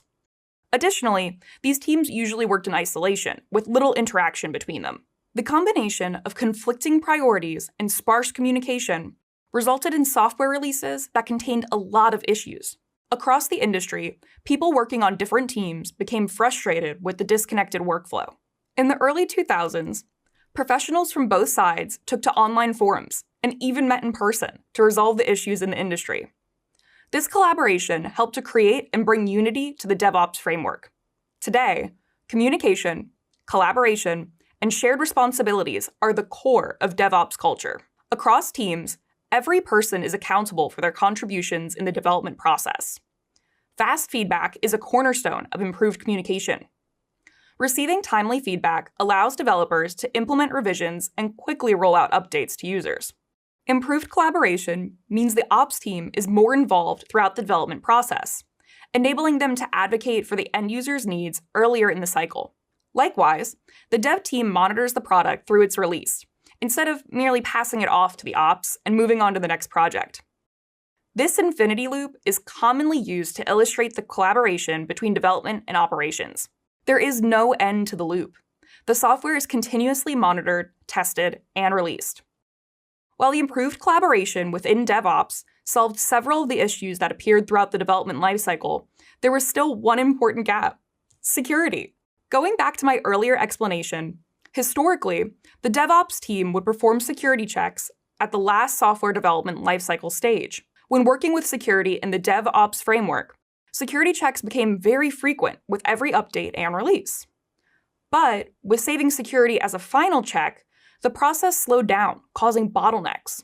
DevOps practitioners realized they needed a solution to make security more of a streamlined process.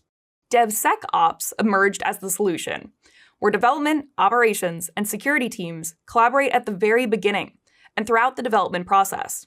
With DevSecOps, security teams implement automated security tests from the start of the project, which means the operations team releases applications even faster.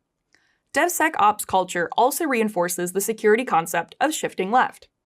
To shift left means security checks and practices are implemented at the beginning and throughout each phase of the software development lifecycle.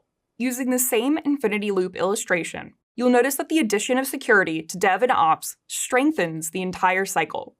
Shifting left with security involves a variety of shifting left practices that might include code analysis, change and compliance management, threat modeling, and security training. Additionally, automated security testing is conducted throughout the software development lifecycle to monitor for threats and vulnerabilities. With your current understanding of DevSecOps, you now know one of the common workflows of software development. Additionally, you can apply a security mindset to improve the process among development, operations, and security teams.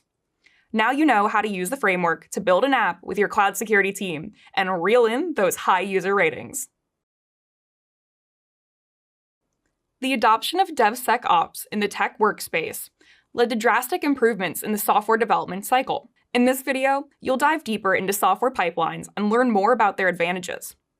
But first, let's learn more about the limitations of one of the traditional software development frameworks, the waterfall approach. In 1970, Dr. Winston Royce coined the term waterfall methodology as a way to develop software in a step-by-step order. With this methodology, developers move from one step to the next. Returning to previous steps can cause the developer to lose their progress or require them to repeat their previous work. A development team completes the waterfall workflow in 6 main steps. The first step is to establish project requirements. The second step is to design the software. In the third step, the team develops the software. The fourth step is to test the code. The fifth step is to release the project. Lastly, the sixth step is to conduct maintenance for any issues that arise post-deployment. Although the phases are clearly defined, this approach has several drawbacks. One drawback is that if the test step finds any issues that the development team need to address, then the waterfall process comes to a stop, and other teams on the project have to revisit their step, like design and develop steps. A second drawback is that when one team is blocked from continuing their step, then the project can't move forward as planned, and the team may not complete the project on time. One common solution to the issues in waterfall development is using a software pipeline. A software pipeline is a process that uses automation and tools to facilitate movement through each phase of the software development lifecycle. Unlike traditional development, software pipelines help developers release changes quickly. Developers can modify an application's code without disturbing other parts of the project. With DevSecOps methodology, teams can apply the software pipeline and work collaboratively to build, deploy, and secure apps. Teams use continuous monitoring to alert for any anomalies that may arise in the development process. While they may vary based on the organization's needs, generally, software pipelines include automated integration and testing, code validation, and reporting measures. Automation facilitates a consistent process and enables seamless security scans, forming a reliable way to strengthen security. Unlike the traditional waterfall method, software pipelines introduce testing throughout the lifecycle, rather than testing the deliverables in one large batch at the end. An organization can include a variety of tools to use throughout the development project. These tools can be used to enable modular testing, conduct security checks, and even compile and analyze code. In this video, you learned how software pipelines redefine traditional project workflow, like waterfall development, and support DevSecOps methodology. Adopting this approach is another step towards streamlining your organization's development and operations. Do you like making things simpler? Me too. Let's explore some ways that software pipelines solve a lot of the complications that arise from a traditional software development framework. In this video, you'll be introduced to the most commonly applied pipeline methodology, the continuous integration and continuous delivery, also known as CI/CD pipeline. CI/CD pipelines are a valuable approach to automating build, validation, and deployment processes. What does CI/CD mean? Simply put, CI/CD is a process DevSecOps teams use to create software and automate updates. The first phase, CI, is where developers continuously create and update code that's uploaded into a shared repository. For example, uploading the code automatically triggers a validation process, builds an image, and then stores the code in a repository. Automation is crucial. Everything from the build process to validation tests should be automated. Validation tests that detect broken code trigger an alert that flags developers' attention immediately. The second phase, CD, actually has 2 meanings, the first being continuous delivery. Continuous delivery standardizes the continuous release of software builds to a staging or testing environment.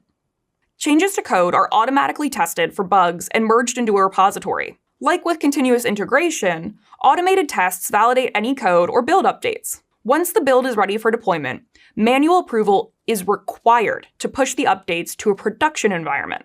The second meaning of CD is continuous deployment. Unlike continuous delivery, continuous deployment automatically deploys builds into a production environment in real time. Manual approval is not required for the updated software to be pushed out to end users. Continuous deployment can be thought of as an extension of continuous delivery. Although the processes are different, it's helpful to know that you might hear these terms used interchangeably. The CI/CD pipeline has 4 key stages: source, build, test, and deploy. Continuous monitoring runs throughout each stage. Let's take a look at each stage. In the source stage, developers compile their code into a shared repository. Each developer works solely on the source code in this repository to ensure consistency. The team monitors for any deviation from the source code. In the build stage, developers implement edits to the source code in the shared repository. This triggers a build. Once the build is complete, it continues to the test stage. Automated security tests check the new build's integrity. If any bugs are found in the build's code, the pipeline stops the process until developers fix the problem. Last, the software deploys to the end users within minutes. The DevSecOps team continuously monitors user feedback to quickly implement new features or improvements to the software. Why is CI/CD an invaluable approach to software development? One key benefit is that it minimizes downtime and reduces interruptions caused by human error. With automation built into the process and the application of continuous deployment, there's no additional time waiting for manager approvals.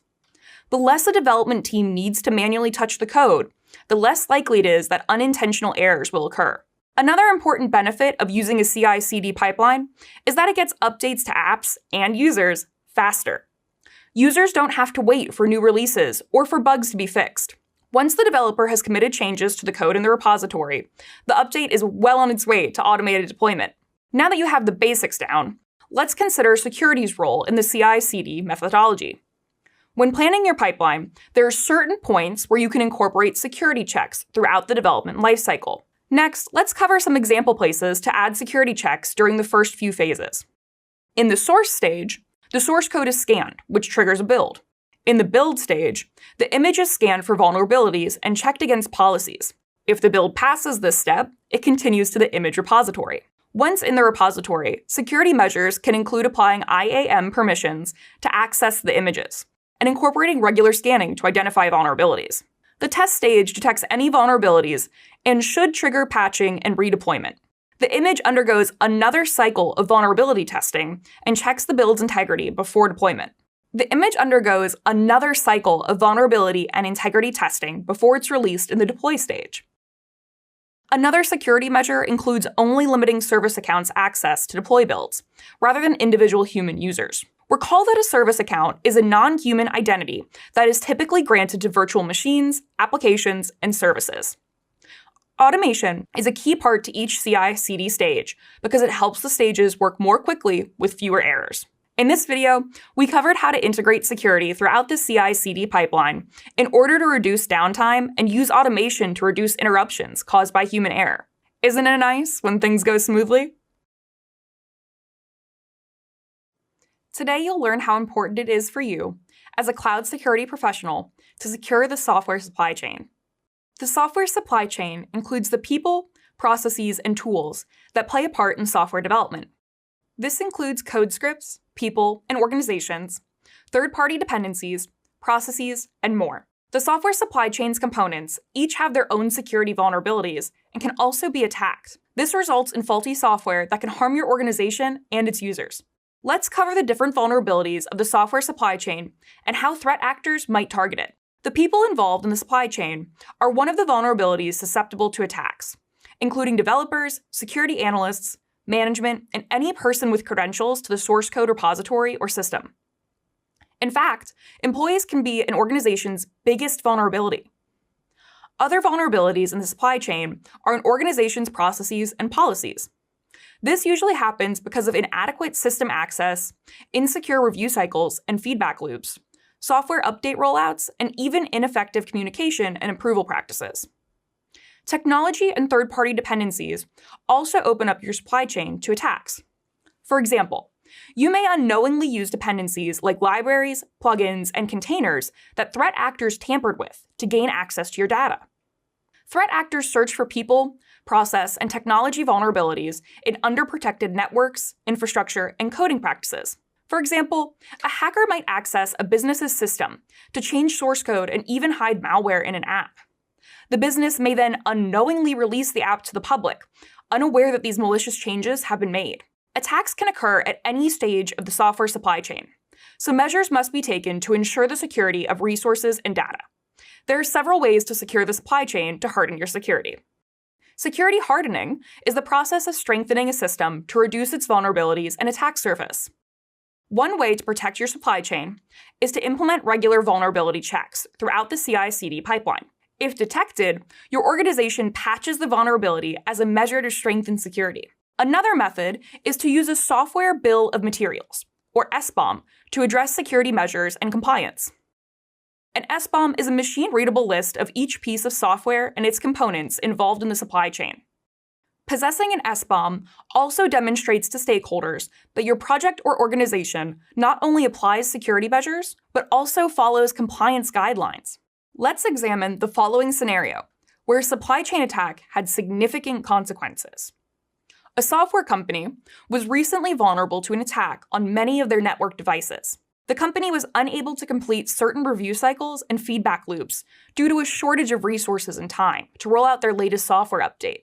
Then, an attacker accessed the software company's system and discovered how to manipulate network traffic and credentials for malicious intent. This example demonstrates the critical need for a cloud security team to secure the software supply chain. Using secure CI/CD pipelines, incorporating security checks, and maintaining an SBOM are all ways to strengthen your organization's security and better protect your data and your customers' data. The software supply chain includes the people, processes, and technology involved in software development. As a cloud security professional, you may take on the exciting and important role of working on securing the different components of the software supply chain. In this video, you'll learn the moves of a popular framework that cloud security teams use and organizations use to strengthen their security. This type of security framework is called SALSA, which stands for Supply Chain Levels for Software Artifacts. Just as salsa dancing can be a great way to stay fit on the dance floor, I think you'll find that the SALSA framework is a great way for a business to keep its cloud security fit as well. SALSA improves security by outlining standards and controls that enhance the integrity of artifacts.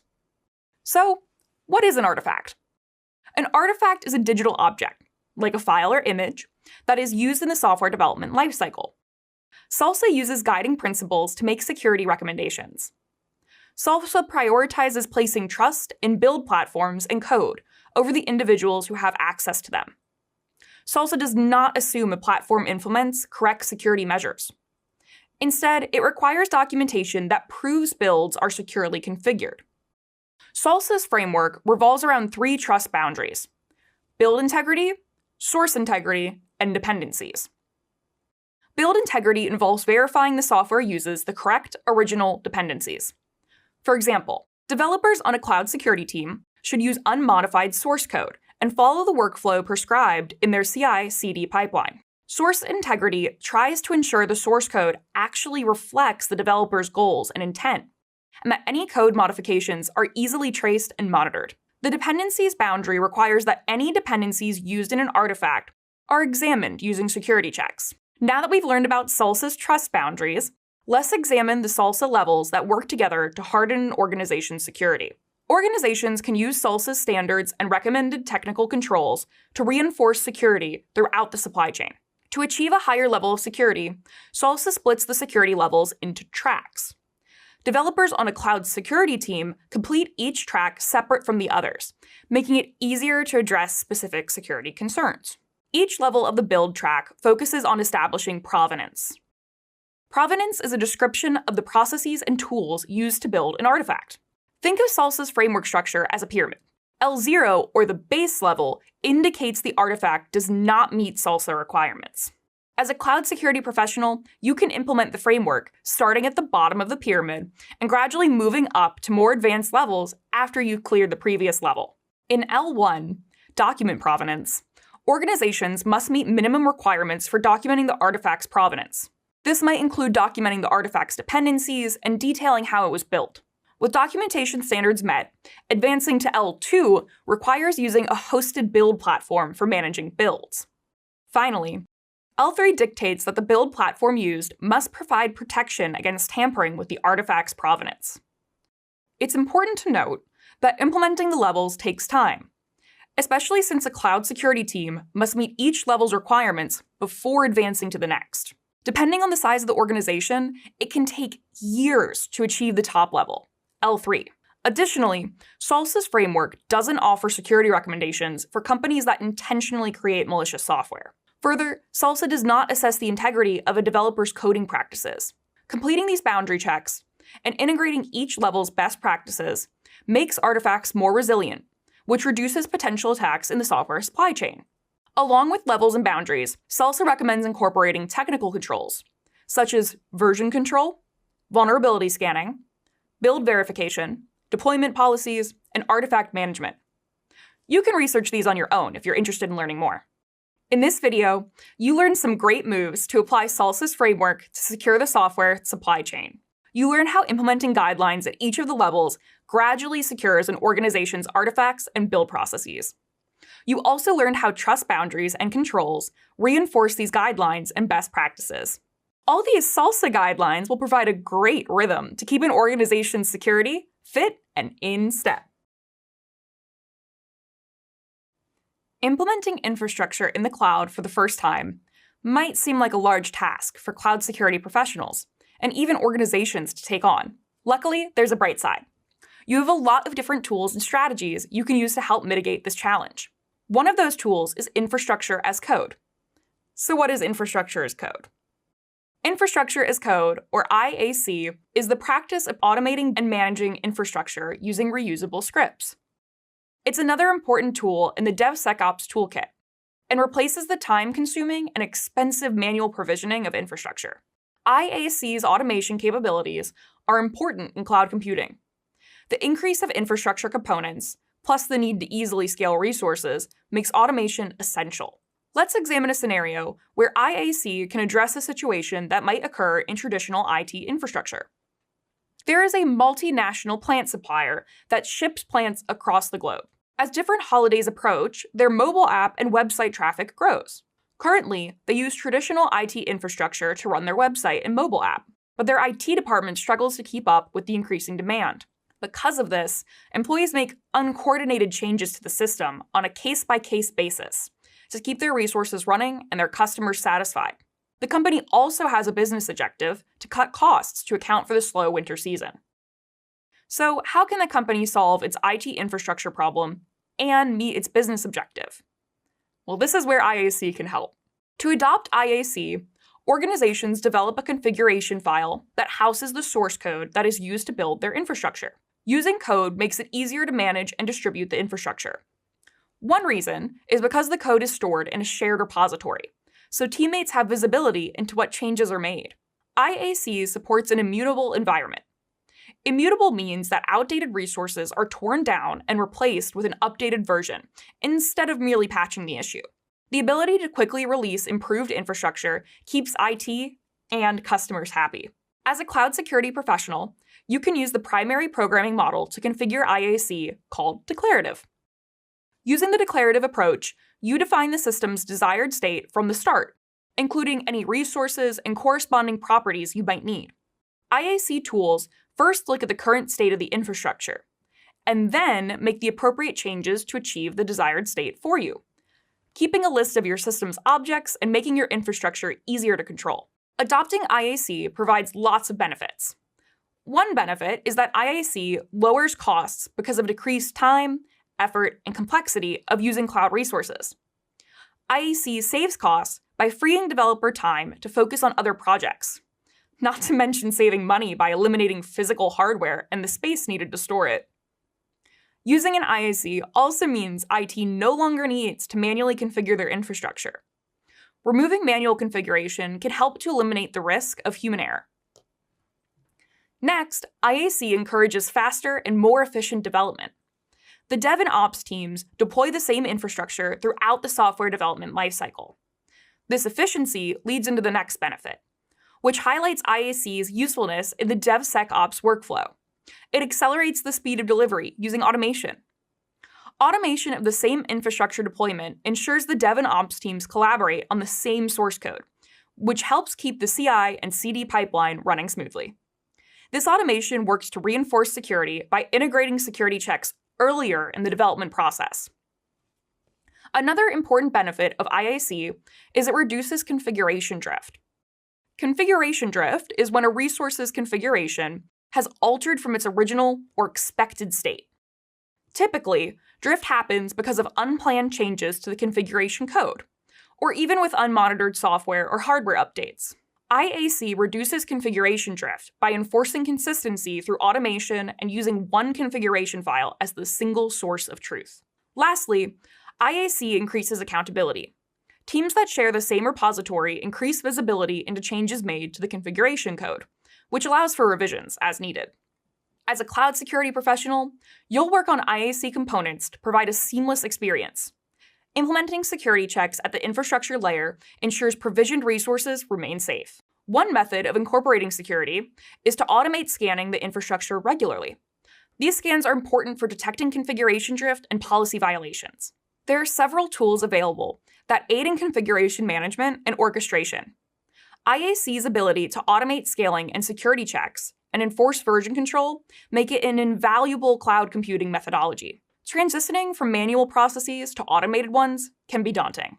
However, remember that bright side. You have the IAC framework available to you. It's a huge asset in a cloud security professional's toolkit. Automation is a process that is becoming more relevant to the world of cloud security. Working in the cloud involves knowing how different components are automated. As a cloud security professional, it's important for you to use those components proficiently to ensure they are fully secured. In this video, you'll explore how automation concepts are used in policy as code. In a cloud security team, you'll have lots of considerations to take into account when developing software. Following policy and compliance conditions is an important task that is easily lost in the activity of building new applications. Traditionally, the cloud security team creates policies in environments where version control isn't possible. And without automation, testing policies uses up a lot of time and effort. Also, problems happen when organizations don't have a unified approach to implementing compliance security checks. These problems can include inconsistent scanning and manual application of security practices.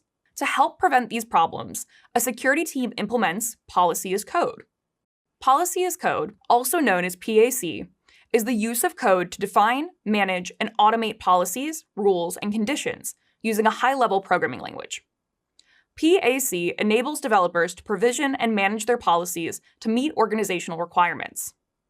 PAC also enforces best practices for compliance management. An advantage to using PAC is strengthening the security in the DevSecOps lifecycle. Automated vulnerability scanning provides developers with continuous feedback about security concerns and red flags that may lead to compliance errors.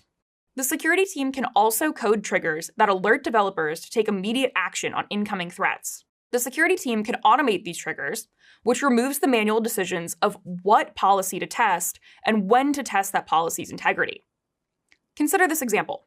You're designing an app for users in the United States that tracks the user's heartbeat. Users can choose to have the app send this data directly to their healthcare provider. Since the app interacts with sensitive health information, you must enforce policies that follow HIPAA guidelines. You choose to code these policies to determine misconfigurations, identify vulnerabilities, and automate versioning. Shortly after your team creates the triggers, you're notified of a security vulnerability and policy violation. This allows your team to take appropriate steps to resolve the issue. Now you're able to better maintain user security as they monitor their heartbeat. Your app also maintains necessary HIPAA compliance. Security is an important aspect of PAC, but there are a lot more advantages to code policies and rules. Organizations that adopt PAC enjoy several benefits. Earlier, you learned the ability to achieve version control is advantageous. First, developers can easily track code updates. And second, they can roll back revisions when needed. A third version control benefit is to improve visibility. With version control in place, project stakeholders can monitor the policy's progression and ensure that policies are appropriately incorporated. A fourth important benefit is to increase efficiency. Automating testing and removing manual policy enforcement enables developers to quickly share and scale coded policies. With greater efficiency comes the fifth benefit, which is to facilitate collaboration. Access to the shared policies as code encourages and simplifies collaboration amongst the engineering team and beyond. Centralizing rules and policies allows stakeholders to work seamlessly together. You've gained a deeper understanding of how impactful coded and automated policies can be. You also explored how PAC practices provide security to developers and end users. So take a deep breath and rest assured, you know how to use PAC in your next role in cloud security and keep the business fully secured. Security plays a very important role in the automation of software releases, infrastructure, and policy. This video introduces a new framework known as GitOps. GitOps is a framework that applies version control, collaboration, compliance, and CI/CD best practices to automate cloud infrastructure. GitOps uses Git, an open-source version control system to store configuration files. The first component of GitOps is that it uses infrastructure as code, or IAC, as a core process for automation. Developers store the infrastructure as source code in a Git repository.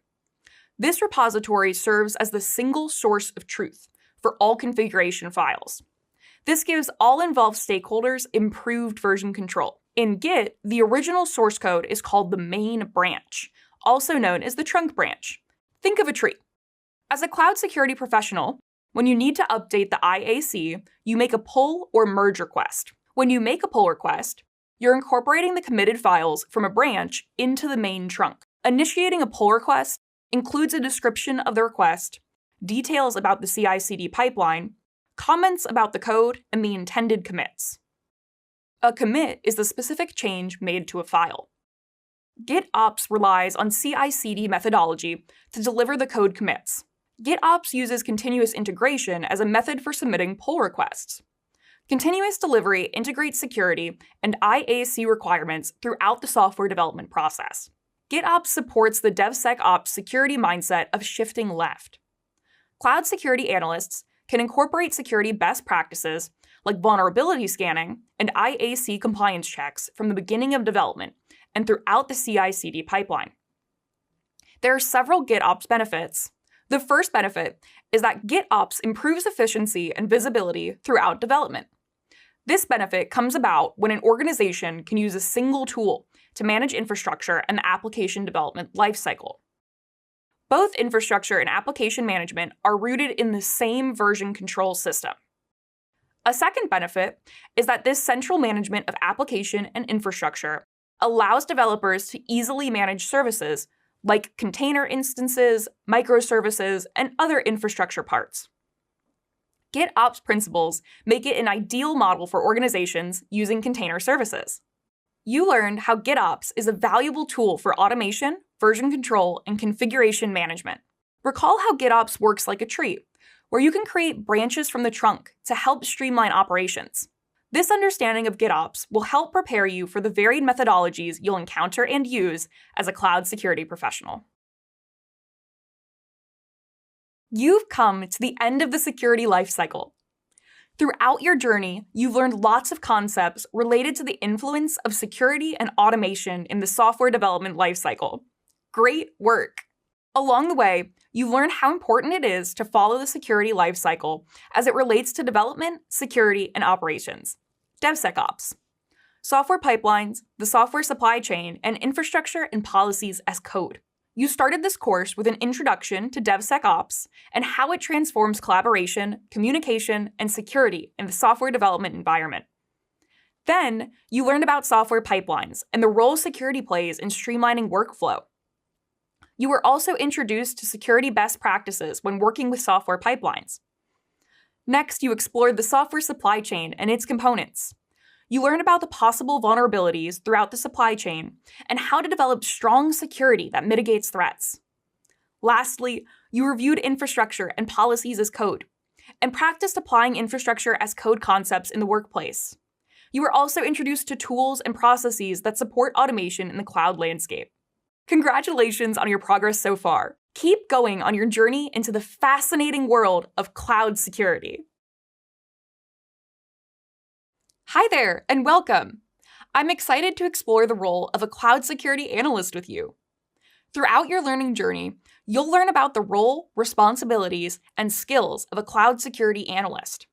First, you'll explore the analyst's role.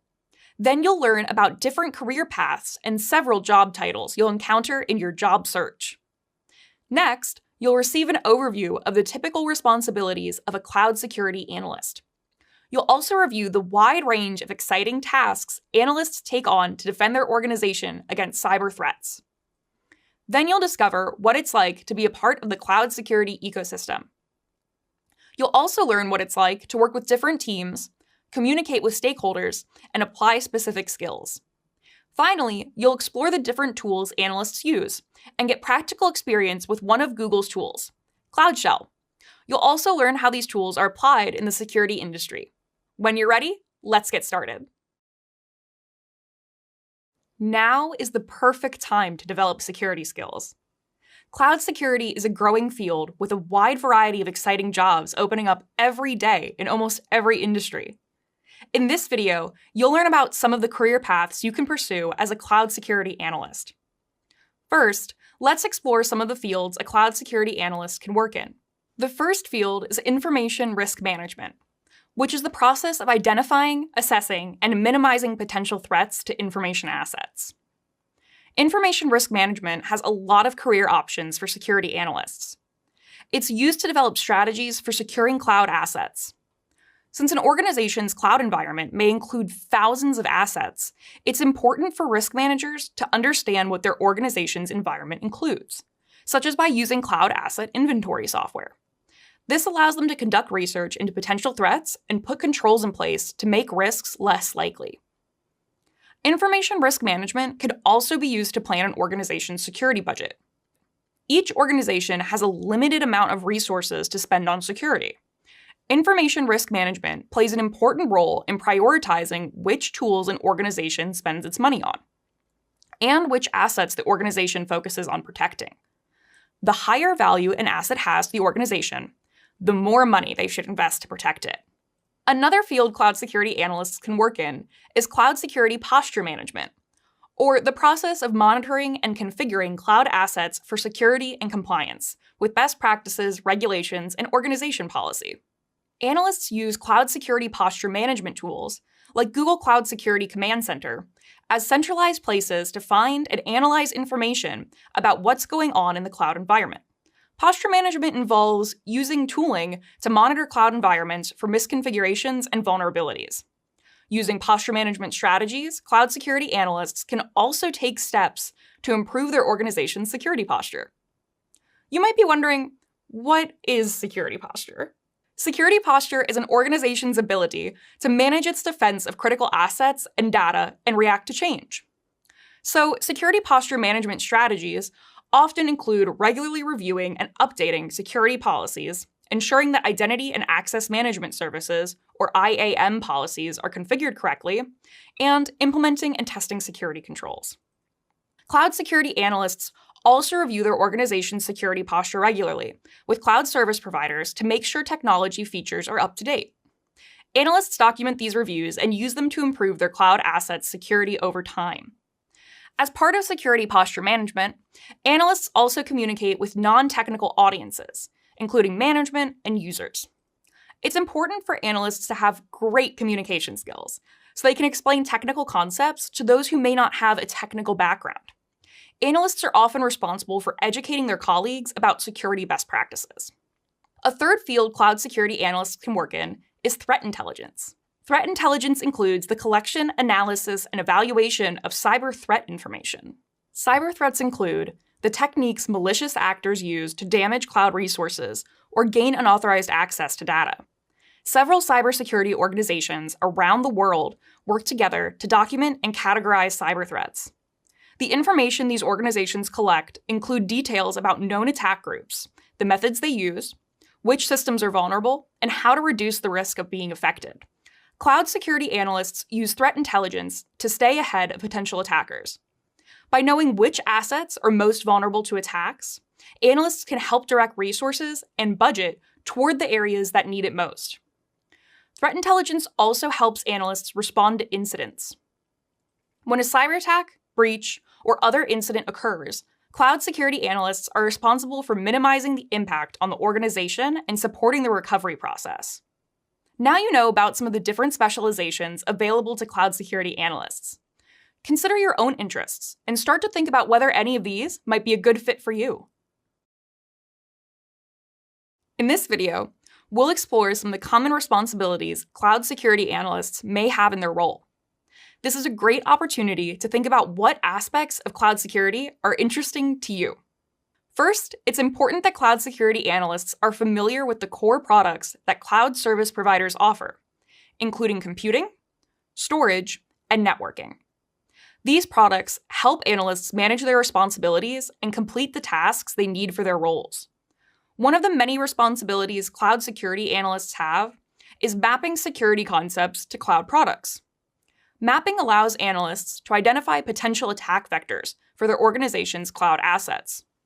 By anticipating how attackers might try to harm the organization's assets, analysts can focus on strengthening the defenses that need it most. Analysts are also responsible for using tools to check for vulnerabilities in virtual machines, containers, and networks in the cloud. Cloud security analysts use these tools to track their organization's assets and check for misconfigured settings or other conditions that could make an attack more likely. Cloud security analysts also use tools to analyze threat detection and security compliance reports. Depending on the industry, an organization's cloud environment may be required to follow specific security standards or regulations. So, analysts are responsible for using cloud tools to maintain compliance and gather information about potential threats. Another responsibility cloud security analysts might have is communicating with their organization about the security of their cloud environment. To do this, analysts use information from cloud monitoring tools to prepare status reports for management and other security team members. Threat detection and analyzing compliance reports are just a few of the ways that security analysts monitor their organization's infrastructure for potential security incidents. For example, analysts use cloud logging tools to collect information about user actions, system activities, errors, and other security-related information. Analysts are also responsible for identifying unusual activity involving the organization's network, virtual machines, or containers. Another responsibility of cloud security analysts is responding to security incidents, like a malware infection or an attempt to gain unauthorized access to cloud storage. Responding to a security incident starts with identifying unusual behavior and determining whether it's an actual threat or just a false positive. If it's a threat, analysts work to contain it. This could include shutting down a virtual machine running harmful software. After an incident, analysts help the organization recover. Then, they document what went wrong, so the organization can be better prepared in the future. To continuously improve their organization's security posture, cloud security analysts are responsible for testing and evaluating new security products. This could include deciding which security products their organization chooses to use, and how those products are configured. Additionally, analysts regularly test security products to make sure they work properly. Finally, cloud security analysts are responsible for staying up to date with the security and technology industries. By understanding new cloud technologies, analysts can learn to secure them. Like new technologies, new cyber threats are always emerging and evolving. So cybersecurity organizations and cloud service providers use threat intelligence to document and share information about these threats. Several organizations also post blogs and reports that cloud security analysts can read to stay up to date on the latest developments. Now that you've got a better idea of what cloud security analysts do every day, you're even closer to finding the role that's right for you. Ready to learn about your future coworkers? Cloud security professionals have a lot of responsibility, but they don't do everything alone. In this video, we'll explore the wider cloud cybersecurity ecosystem and discuss some of the potential teammates you may work closely with as a cloud security professional. Let's get started. What is a cloud cybersecurity ecosystem? The cloud cybersecurity ecosystem includes the network of people, processes, and technologies that work together to keep the cloud secure. The cybersecurity ecosystem includes everyone, from large organizations to individual users. If you end up in a cloud security analyst role, you'll most likely be a part of your organization's Security Operations Center, or SOC, which detects and responds to cybersecurity incidents affecting the organization. Some of the professionals you may work with on a cloud security team include cloud security architects and cloud security engineers. You may also work with compliance team members. Let's learn more about each of those roles. A cloud security architect is a professional who designs and develops security controls, and measures within an organization's cloud infrastructure. Cloud security architects develop these controls to ensure the confidentiality, integrity, and availability of their organization's information. They also consider the organization's specific goals and security requirements. A cloud security engineer is a professional who implements and manages secure cloud workloads and infrastructure. Cloud security engineers also configure access to cloud resources and put security controls in place to protect data and workloads. They support compliance with security best practices, regulations, and standards, and manage operations within the cloud environment. The compliance team is a team within an organization that ensures processes act in accordance with laws, regulations, and standards. Depending on the industry and location, one or more laws apply to most organizations storing customer data in the cloud. Security teams also work with compliance departments to make sure cloud assets align with legal requirements. In this video, you learned more about the cloud cybersecurity ecosystem and some of the professionals you may be working with. Working in such a vast space means collaborating and communicating with others to achieve success, which can be a very rewarding process.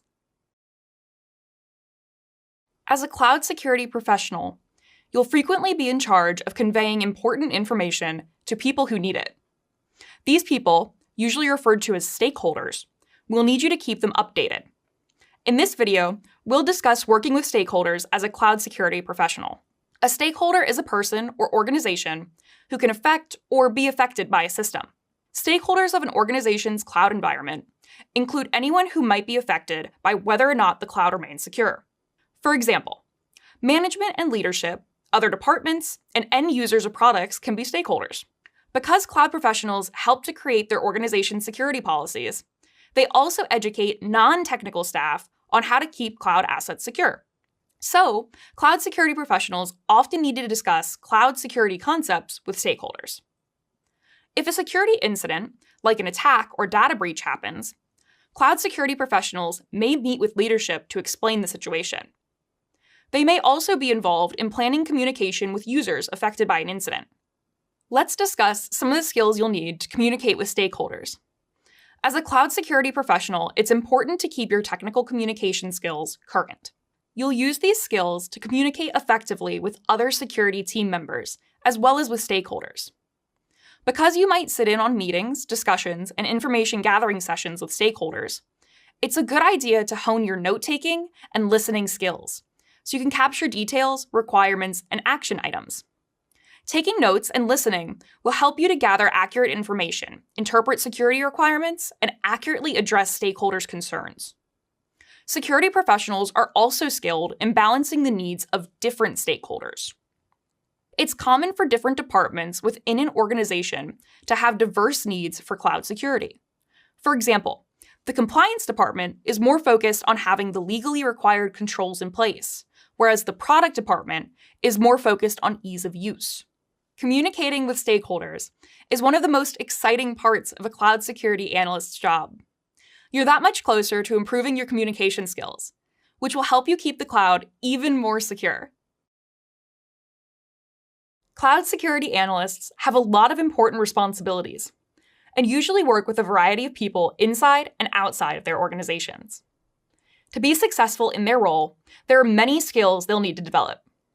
Learning these skills is like adding tools to a tool belt. The more tools you have, the more situations you'll be prepared to handle with ease.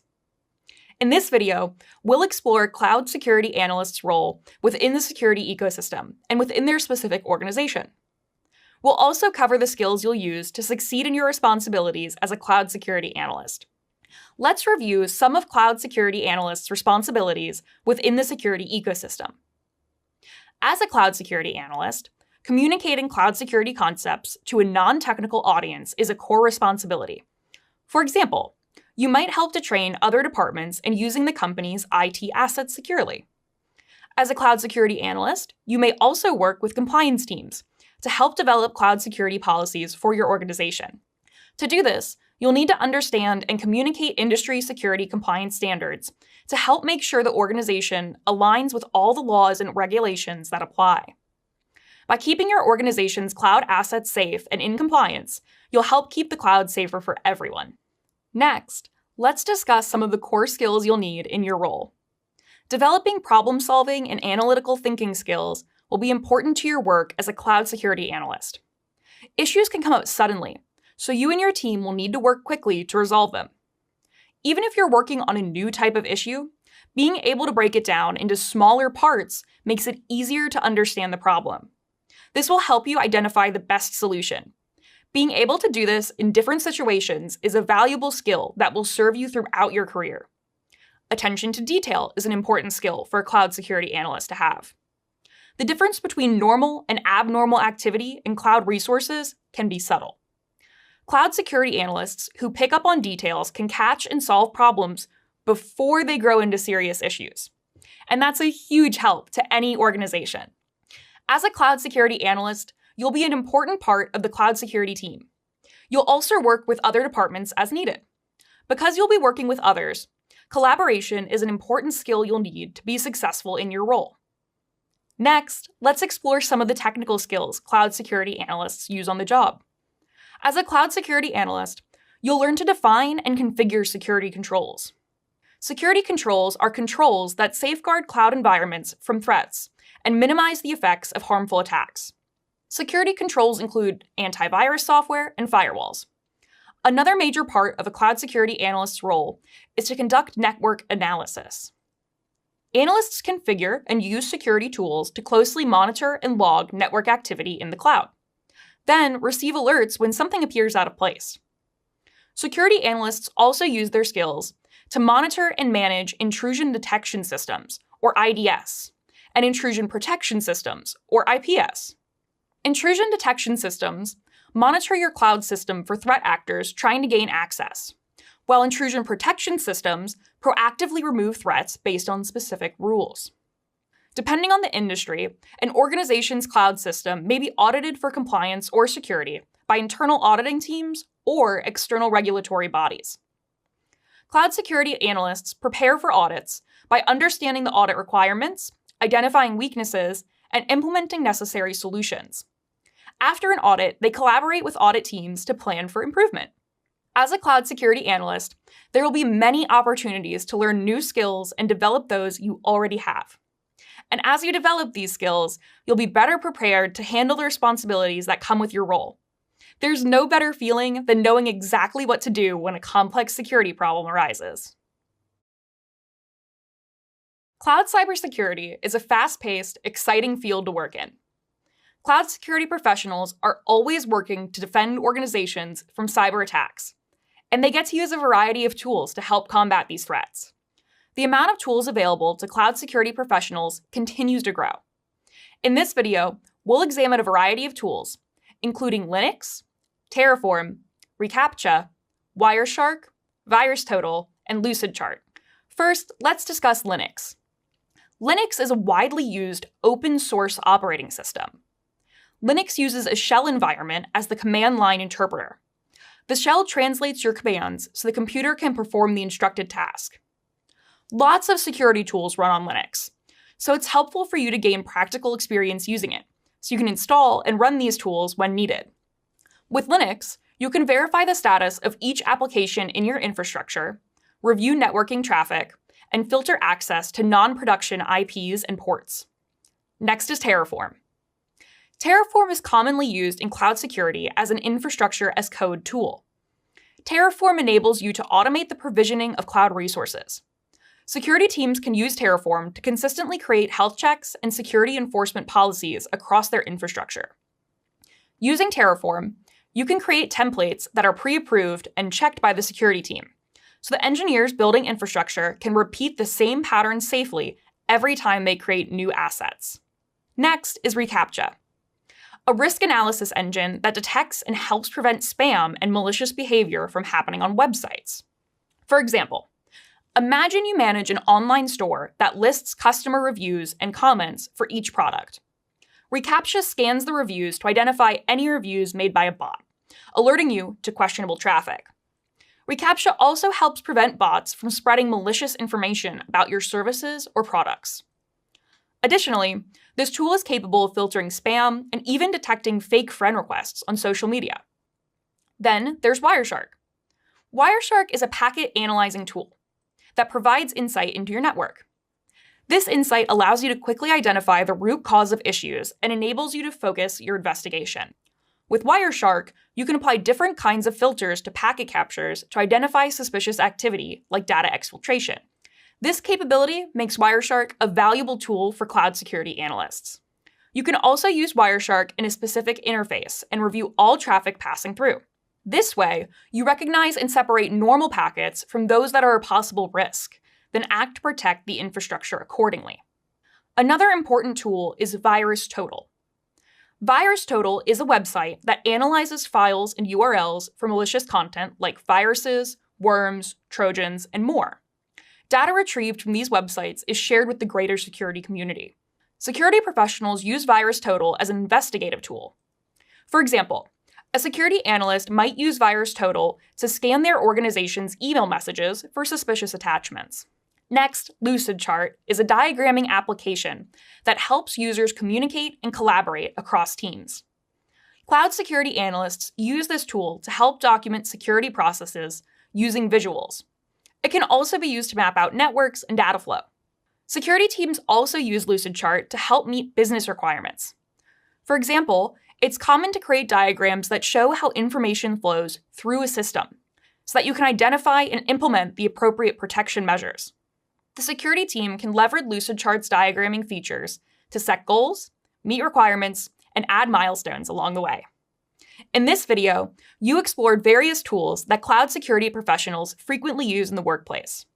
Using a combination of these tools can help strengthen your security posture and defend against cyber threats. When you use a cloud service provider, you can access your cloud resources in several different ways. You can use the provider's console or a command line interface, also known as a CLI, from within the console. In this video, we'll explore Google's Cloud Shell, an easily accessed CLI where you interact with your cloud environment. Cloud Shell offers you the ability to manage cloud resources with the command line. It provides a convenient way to enter commands or develop shell scripts that perform tasks in a user's cloud environment. Cloud Shell's environment is provided at no cost, but the shell itself is temporary and will shut down after a period of inactivity. After the shell is shut down, you won't be able to execute production actions or leave production files in the operative system disks. Cloud Shell is accessible through a web browser, so you can use it anywhere at any time. Utilities like tools and commands are pre-installed, so you can easily start experimenting with and managing your resources right away. Cloud Shell uses the Google Cloud CLI, also called the G-Cloud CLI, to build and manage resources. The G-Cloud CLI includes a suite of G-Cloud commands that perform tasks. These commands are nested into command groups that represent different Google products. For example, imagine you want to create a virtual machine on Google Cloud. To do this, you would use the product compute engine. The command group compute can be used in Cloud Shell to initiate the creation or manipulation of Google Cloud Compute Engine resources, like virtual machines. You can also use Cloud Shell to perform a variety of tasks. For example, you can develop and deploy applications. You can even create storage buckets, access databases, and view and edit files. You can also execute Terraform infrastructure as code scripts to build a test, QA, or production environment. As a cloud security analyst, you might use the Cloud Shell to create VPCs, or virtual private clouds, and view your networks in any given region. Remember, VPCs provide network capabilities to resources like virtual machines or containers. Let's explore how to create a VPC and subnet using Cloud Shell. First, go to cloud.google.com/cloud-console. Then, click the Activate Cloud Shell button in the top right corner of the page. The shell will open in a terminal window right on the web page. The first step to creating a VPC is to enter the following command: gcloud compute networks create labnet --subnet -mode equals custom. Let's examine each command. Gcloud invokes the Gcloud command line tool. Compute is part of a group command that allows you to create or manipulate compute engine resources. Networks is a subset of the compute command that specifies the compute engine network. Create is the action you're instructing the group to execute. And LabNet is the name of the network you're creating. Next, you can create a custom subnet. Subnets in a given region must have unique names. Let's name it labnet-sub. The full command is gcloud compute networks subnets create labnet-sub-network equals labnet space \. Press enter. Then -- range equals 10.10.0.0/28 space \. Press enter. Then -- region equals US-east1. This command lists the region and IP range for your Cloud Shell session. Now let's view the networks we just created. We'll run gcloud compute networks list. Here, there are 2 networks listed. The network named default was created when the project was initiated. You can delete default networks for security purposes. The network named labnet was created by the gcloud command you entered earlier. Last, you can verify the subnets using the following command. gcloud compute networks subnets list -- network equals labnet.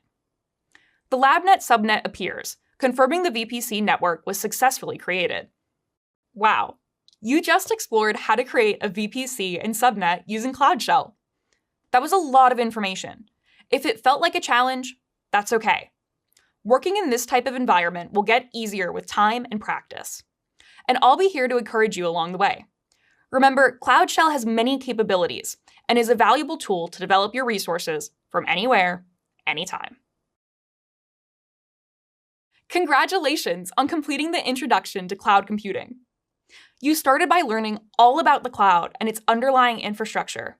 You also learned about components of cloud computing like virtualization, containers, and storage. Then you explored security in the cloud and learned about security controls, shared responsibilities, identity and access management, and networking concepts in cloud computing. Next, you explored the security lifecycle and how it relates to DevSecOps, software pipelines, the software supply chain, and infrastructure and policies as code. Finally, you learned about the cloud security analyst's role and the responsibilities and skills common in the field. You also reviewed many of the tools analysts use on the job. You've started to build a foundation of cloud security principles that you can continue to expand on in your future career as a cloud security analyst. Coming up, you have even more exciting discoveries to make. Get ready to continue on your cloud journey. My name's Chris. I am a staffing lead working in people operations at Google. I'm essentially trying to make sure that we are helping to staff those organizations and helping to guide business strategy to ensure that we're hiring with an inclusive and a diverse lens. I've been in recruiting for about 17 years, 18 years. So yeah, it's been a lot of resumes. Personal branding is huge. It is in a lot of ways the new resume. One of the big ways to discover your personal brand or enhance your personal brand is to kind of surround yourself with like-minded individuals or individuals that are interested in the roles that you're ultimately trying to pursue. So joining groups of folks that might be involved in cybersecurity, if you're going for that type of a role specifically, they will help you not only keep up to breast with the most detailed information in the news, the new articles, the new releases, keep you current with those types of things. And technology moves very, very quickly. So it is good to have people around you that can kind of keep you up to speed there. Reaching out for coffee is an excellent way to get to know someone, get to know their environment, and honestly, to get to know nowadays a little bit about the work-life balance that's going on in the environment as well. Some do's when you're interviewing. Feel comfortable understanding the question, which means please feel comfortable asking qualifying or clarifying questions. Repeat and re-articulate that question to make sure that you're actually answering the thing that was asked of you. And at the end of it, ask if that answers the question to make sure that you've actually articulated your point clearly. So that would be the first thing. One other thing that I would definitely make sure that you're doing in the interview is don't feel afraid to ask questions of your interviewer as well. You can ask multiple questions. Don't feel like they always have to be asking you things, but things like, what's the environment like? What's the work-life balance like? If they're comfortable sharing it with you, hey, what's one of the big challenges that your team is working on right now? So that you can understand if some of those challenges are similar to some of the challenges that you're dealing with, and that can increase your confidence level, right? You know that, oh, I know how to deal with this type of a thing. There is an element of learning what your worth is in the market, and sometimes that can take a little bit of time. It's very important to apply often and feel comfortable with potential rejection. You're frankly not going to get the interview request at every company that you apply to. You're definitely not going to get the offer from every company that you interview with. And you should go into it understanding that. This is going to be a journey where you're going to be exploring things that you're interested in and things that will hopefully lead you down the path of your next career. I always encourage candidates to celebrate after getting a role. You are probably unaware how much pressure you're putting on yourself during the interview process. Really acknowledging that and taking the time and taking that beat to sit with that for a moment is important before you take that next step. When I got this job, I went out for a crab boil. I remember I came off of the plane and I was getting some good news because I was taking a trip somewhere, and we landed and there was a crab place right there, and we sat down and got some crabs. So loved it.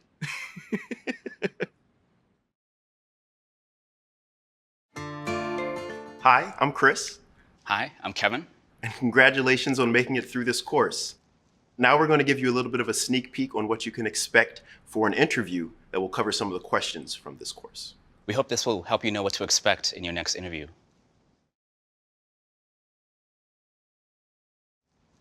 All right, Kevin. So first question for you. What interests you in a career in cloud security? Chris, my interest in cloud security really comes down to how pervasive cloud security is in our day-to-day lives. Everything from streaming movies and video games pretty much runs on the cloud these days. It's how technology is evolving to become more efficient and accessible and equitable for people around the world. With it becoming more accessible and services running on it, such as banking and family photos and so forth, protecting that information is paramount. So my interest in security for the cloud really comes down to making sure that all that information stays protected and safe. Well, imagine you would need to explain the main differences between on-premise and cloud computing to a business leader. How would you go about it? If I was talking to a business leader and trying to describe the differences between on-premise computing and cloud computing, first, I would try to understand how much they understand about cloud computing and on-premise computing. How technical is this business leader? Have they worked in IT, or have they worked, from more of a business perspective where they sort of learned how businesses operate? Or have they actually worked in a server room where they actually built data centers and built servers and deployed computer racks? And depending on where their technical foundation lay, then I would talk to them about how really the biggest differences are with cloud computing.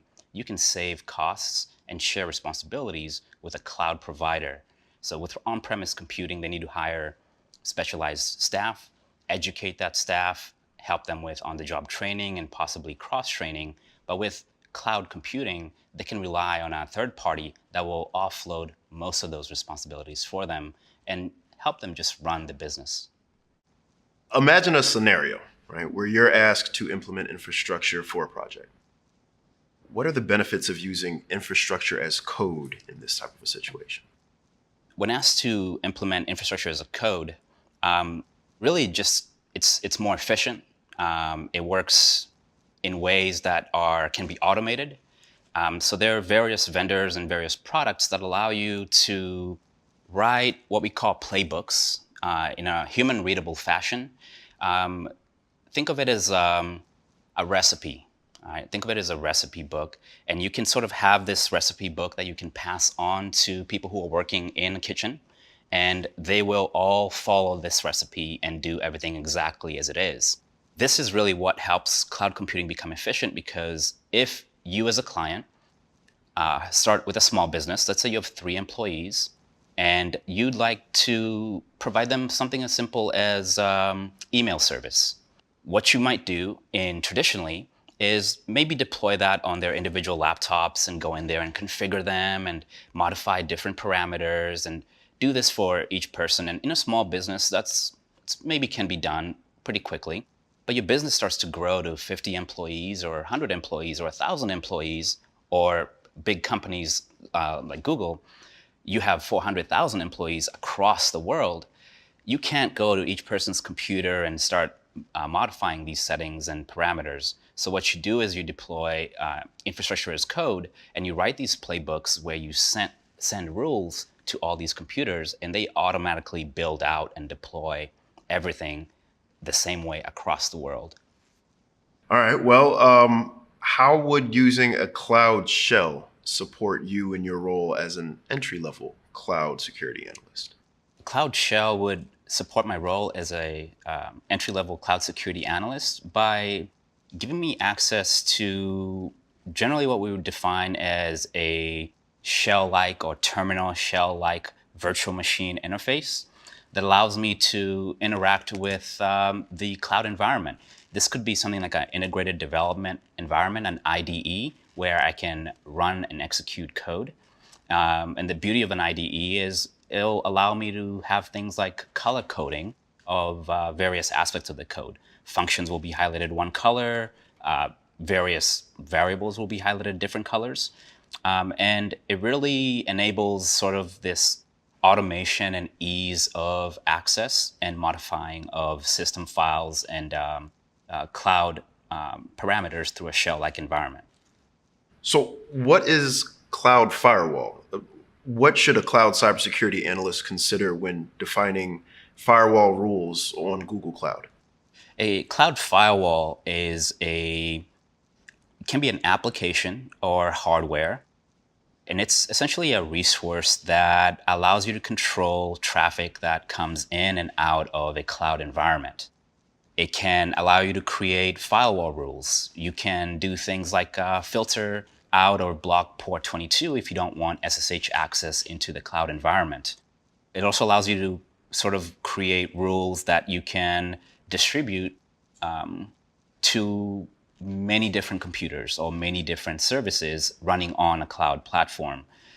Earlier, we alluded to sort of infrastructure as code and the ease by which you can deploy playbooks and rules as opposed to doing them manually at each endpoint. Well, with a cloud firewall, you can automate these tasks. You can make them all in a central resource, and then you can distribute them to remote resources. Thank you. Thank you for having me. In this scenario, Kevin was able to demonstrate how to talk through his answers to show his thinking. By sharing your thought process, you're able to demonstrate what you know and how you solve problems. Problem solving is one of the main things that hiring managers are going to be looking for in an interview. Well, that's it for now. Stay tuned for some more interview tips. Congratulations on finishing this course. You are well on your way to accomplishing great things in cloud cybersecurity. I love working in an industry where I can protect millions of users every day. We work behind the scenes to improve lives, and soon you will too. Let's take a minute to go over all the things you learned in this course. You began by exploring an introduction to the program and tips for successfully completing the certificate. You also learned about cloud computing and cloud infrastructure, plus how virtualization, containers, and storage function in cloud computing. Next, you deepened your defenses in the cloud using security controls, identity and access management, and networking practices. You also discovered how users and cloud service providers share security responsibilities in different cloud models, like infrastructure, software, and platform as a service. Then you explored automation in the security lifecycle. You learned about teams and workflows, along with automation's role in software pipelines and infrastructure as code. Plus, you learned about the software supply chain and the importance of securing it. Finally, you explored the roles, responsibilities, skills, and tools of a cloud cybersecurity analyst. You experienced Google's Cloud Shell and added some useful solutions to your cloud security toolbox. Congratulations on your progress so far. You're off to a great start. Hi there. Welcome to the next stage of your learning journey. Congratulations on completing your first course. You learned about the field of cloud security and the roles and responsibilities of a cloud security professional. You also learned about cloud fundamentals and important techniques and tools that you can use in a cloud security role. In this course, you'll learn about risk management strategies that can be used to secure the cloud. You'll also be introduced to critical tools, regulations, and industry standards. You're on your way to knowing more about how to be a cloud security professional. This section's focus is to identify risk management strategies and frameworks and review regulations and security controls. You'll learn how to use these regulations and controls as a cloud security professional to secure cloud environments and meet compliance standards. Let me introduce myself. My name's Preston. I work as a security engineer at Google. This means that I investigate and develop solutions for identifying unauthorized activity in customer environments. I first learned about computer security investigations while working as a software engineer at a former job. At the time, we had unauthorized activity in our enterprise environment, so we hired consultants to perform forensic investigations to identify the who, what, when, and how. This began my broader understanding of offensive and defensive computer security and the necessary components of a cybersecurity investigation. One of the coolest parts of being a cloud cybersecurity professional is that you'll always be learning new things and growing because of it.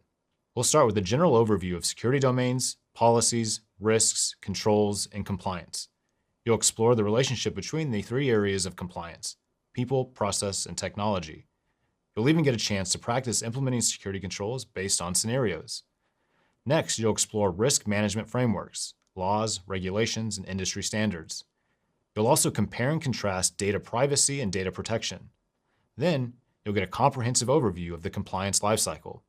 You'll explore controls and control mapping, assessments and auditing, negative organizational impacts of noncompliance, and policy as code, or PAC, and infrastructure as code, or IAC. Finally, you'll build on your knowledge of risk and vulnerability frameworks to dive deeper into Cloud Security Posture Management, or CSPM, for a multi-cloud system. You'll also learn about key cloud tools and their uses for risk and compliance, and about cloud organizational policies. Learning risk management and how to secure your cloud will prepare you for some of the most important day-to-day aspects in your role. Don't forget, I'm here to help you every step of the way. You can work at your own pace, so review videos and resources anytime you need to. You've got this. By the end of this course, you'll know how to confidently use proven risk management to secure cloud assets. Let's get started. Hi, I'm Preston. I'm a security engineer with Google. I split my time between performing forensic investigations of potentially unauthorized activity in customer environments and developing software solutions to improve the investigation workflows for security analysts. My journey to computer security happened by accident. I began my career in software development after graduation. I disliked nearly every aspect of the job and quickly started to panic. I was interested in red teaming and malicious software analysis. As I dug deeper into understanding how malicious software was written and used, I found a new role as a consultant doing incident response for companies who had breaches. I spent several years responding to and mitigating threats for breached companies. Eventually, I moved back into software development role with a better understanding of the process and a better grasp of what capabilities the software project required to serve the frontline defenders. Finding a mentor was a huge help and enabled my continued growth early on. Having someone judgment-free be a resource for what feels like dumb questions can be very helpful. Nobody knows everything. It's a journey that never ends. Lastly, recognize that continuous learning is critical. The field is constantly evolving. Attackers continuously change tactics, which means attempting to always stay ahead is a never-ending endeavor. While daunting, it also provides a new and fresh perspective of the day-to-day work. It's great to have you here. In this section, you'll get an introduction to security domains, risks, controls, and the different areas of compliance. First, you'll learn about security domains and how they relate to compliance. You'll also analyze how compliance differs from security. Then, you'll learn about risks and controls and how they relate to compliance. Next, you'll explore the three aspects of compliance, which include people, process, and technology, and then get an overview of Google Cloud Security Command Center. By the end of this section, you'll learn how to implement cloud security controls. I've got lots to share with you. Let's move on. In your role as a cloud security professional, you'll need to be aware of your organization's cloud security domains. These domains can help you with resource planning, training, and compliance, which are key to securing the business. In this video, we'll discuss domains and how they can help you secure assets in the cloud environment. The International Information Systems Security Certification Consortium, or ISC², is a nonprofit organization specializing in training and certifications for cybersecurity professionals. For ISC², a security domain is a collection of tightly coupled security practices that address a specific security discipline. For example, domains help to ensure that you have the right processes, skills, and tooling in application development so that you can properly and securely write and run code. There are 6 security domains or categories identified by the ISC² certification for cloud security professionals, or CCSP. Domain 1 focuses on cloud concepts, architecture, and design. Domain 2 consists of cloud data security. Domain 3 addresses cloud platform and infrastructure security. Domain 4 covers cloud application security. Domain 5 investigates cloud security operations. And lastly, Domain 6 explores legal, risk, and compliance. It's important to keep in mind that these domains have no clear boundaries. In other words, tasks completed in one domain can also be relevant in other domains. For example, there are controls in each domain that deal with things like authentication and access control. Security leaders use domains to ensure that there are no gaps or oversights in an area of security. In your role as a cloud security professional, domains can help you choose your discipline and your job skill focus. For example, you might choose to work in the cloud security operations domain. Knowing the skills and work that make up that domain would help you plan a development path to build relevant skills and experiences on your career journey. Let's explore different domains. The cloud concepts, architecture, and design domain focuses on high-level security that aligns with your organization's objectives. In the same way that an architect plans and designs for a house based on specifications, this domain is responsible for ensuring that the security designs and services will meet the business needs of that organization. Next, the cloud data security domain focuses on security of data within the cloud environment. It includes all procedures used in designing and implementing encryption, access controls, data loss, prevention, and tokenization techniques to ensure the confidentiality and integrity of data. Identifying and classifying data is critical to this domain. Controls are matched according to the value and sensitivity of data, as well as relevant laws and regulations. This domain is like the plumbing of the cloud environment. It determines how communication will happen and how data will move into and out of the systems under control, like water running through pipes into and out of a building. The cloud platform and infrastructure security domain addresses the virtual and physical security threats to cloud infrastructure, including cloud infrastructure connections, cybersecurity, and the implementation of audit tools. People working in this domain could be compared to builders laying a good foundation for the rest of the structure that will be built. The cloud application security domain focuses on how applications for the cloud environment should be built, released, and maintained. This might include investigating all cloud computing application security challenges, including identity and access management, developing secure software, threat modeling, and validating software security through testing. This domain could be compared to a carpenter that uses raw materials to build sound structures to secure the inside and outside of the house from internal and external threats. The cloud security operations domain covers how to securely operate the designed, built, and deployed environment, including how to respond to events and restore the environment to a secure state.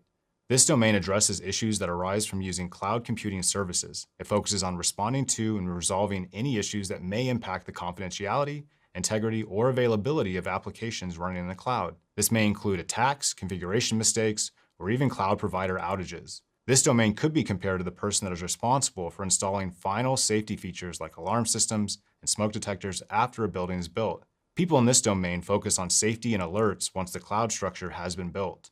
Finally, the legal, risk, and compliance domain focuses on the legal and regulatory implications of cloud-based applications. It explores how cloud computing influences business risk management and how cloud security controls are audited. This domain is like an inspector that makes sure everything in a building complies with standards and regulations. That was a lot of domains. Understanding each of these domains will help you be a more well-rounded and effective security professional and possibly find the right domain fit for your next role in cloud security. Now that you know about security domains and what they do, you will be able to discuss and analyze the different domains within the cloud environment. Keeping things safe means to pay attention to the details and make sure to operate using sets of rules. As a cloud security professional, security and compliance will be a key aspect of your job. While these two topics are related, it's important for you to understand their differences. In this video, we'll explore how you can use security and compliance together to help keep your systems safe. It's important to call out, our discussion in this course should not be considered legal advice. First, let's discuss security. Security includes systems and controls that protect an organization's assets from threats. Security ensures confidentiality, integrity, and availability of the organization's services. These threats can happen through a breach, leak, or cyber attack. Methods to ensure security include mitigate identified threats with different types of controls, like firewalls, strong password management tools, and a multi-factor authentication. Implement controls designed to prevent threat actors from impacting your organization's business functions. provide guidelines for responding to a breach in a worst-case scenario, and require a cloud security team to protect a system by threat modeling and risk assessment. While security protects an organization, compliance is the process of adhering to internal and external standards and government regulations. These can include the International Organization for Standardization, or ISO, the National Institute for Standards in Technology known as NIST, or a federal law like the Health Insurance Portability and Accountability Act, or HIPAA. To be compliant, an organization must provide evidence that they are following the stated objective, like one of the standards, rules, regulations, or laws that apply to their business. Let's find out how business can address both security and compliance in an example scenario. Imagine that a retail store is required by the head office to install employee fingerprint authentication for things like clocking in, accessing areas of the store, and using the point-of-sale system. Requiring fingerprint authentication is security. It prevents unauthorized access. Providing evidence that the store is using fingerprint authorization correctly to the head office and regulatory bodies is compliance.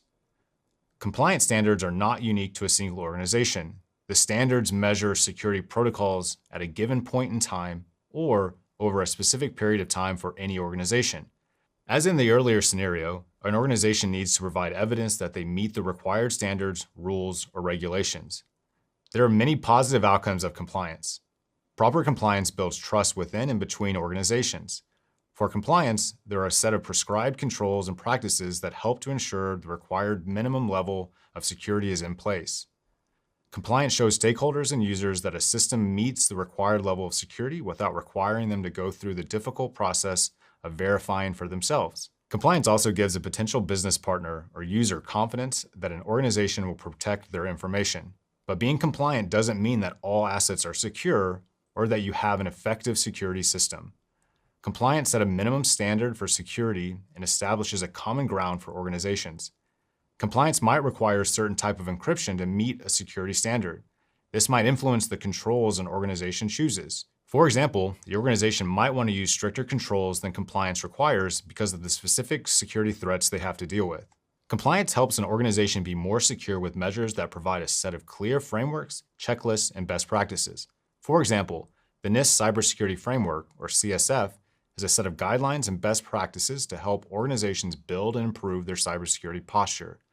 The NIST CSF is a compliance framework that can easily be adapted across industries to create strong security programs. Security and compliance are complementary processes. A strong security system makes it easier for an organization to meet compliance standards because most of the necessary controls are already in place. As a cloud security professional, you'll not only be able to differentiate between security and compliance, but you'll also use them to strengthen each other. This will better prepare you to manage risk in the cloud. Cloud's a great democratizer of talent, so anybody can go to work straight away in the cloud, get access to a large array of technology that's a lot easier to use than it used to be, and so a lot more people can have a lot more skills and capability by building on the cloud. Hi, I'm Phil. I'm Chief Information Security Officer at Google Cloud.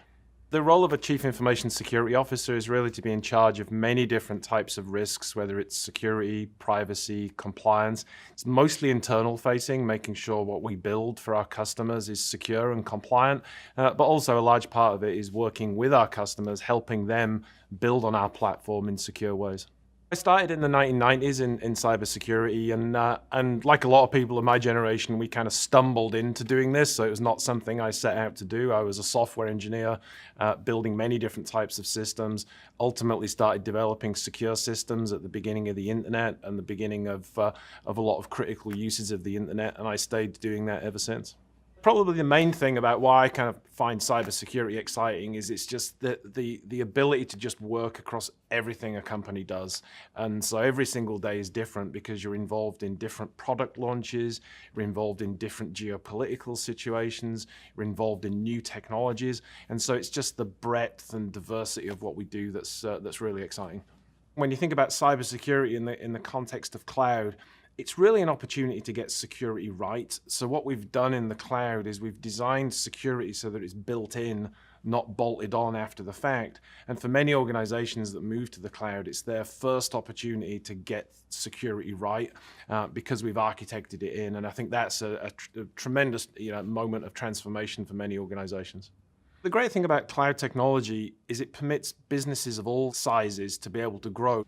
A small startup business can tap into the cloud and get the scale of capability that was previously only available to major corporations. And that's a tremendous competitive edge for those companies. So cloud's going to keep evolving. Again, every customer that comes onto cloud, every organization that comes onto cloud has new ideas about what they want cloud to be.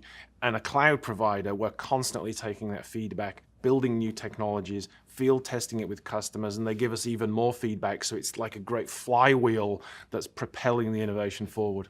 In cybersecurity, we really look for people who can collaborate in teams, maintain curiosity, and deliver on that mission of protecting our customers. If you want to get started in a career in cybersecurity, I would say the important and perhaps obvious thing is just to take that first step. So any of us that have been in this field a long time, at one point we knew nothing about it and we took that first step, watching that first YouTube video, taking that first certificate, taking that first class, downloading that first toolkit and playing around with things. The important thing is to just take the first step and then the next one and the next one, and don't get overwhelmed. Just take those things one step at a time. It's always better to prepare for a threat than to respond to one. Implementing security controls to reduce risk will be an important part of your role as a cloud security professional. Security controls are also a key part of both security and compliance. In this video, you'll learn how security controls can help you secure your organization's assets so you can meet compliance standards. A security control is a safeguard designed to reduce specific security risks. Security risk is the total of both the likelihood and the impact of threats on assets. As a cloud security professional, reducing the security risks in an organization means that you are trying to either reduce the impact from the threat or reduce the likelihood of that threat. For example, if you encrypt data, you reduce the impact of a breach because the attacker cannot see the data without the key. You might also use two-factor authentication in order to reduce the likelihood of a threat actor accessing a network or system should the threat actor steal a password and try to use it to impersonate a user. Next up, we'll explain how you can also use combinations of controls to reduce risk by addressing impact and likelihood of an attack. Cloud security controls are measures that safeguard cloud environments from threats and minimize the effects of harmful attacks. Security controls are a central element in any cloud computing strategy. CSP-offered cloud security control measures may be part of a shared responsibility or a shared fate agreement with the CSP and the organization using its services. The CSP automatically provides some controls for their customers, such as physical security, secure by design practices in software development, and strong security defaults on services. The CSP also makes some controls available as considerations for businesses' needs. An example of this is customer-managed encryption keys. Other controls the CSP offers can be those measures that are customer-inherited and customer-modifiable. These measures help ensure a consistent protection for data and workloads. To demonstrate compliance as a cloud security professional, you must prove that the required security controls are in place.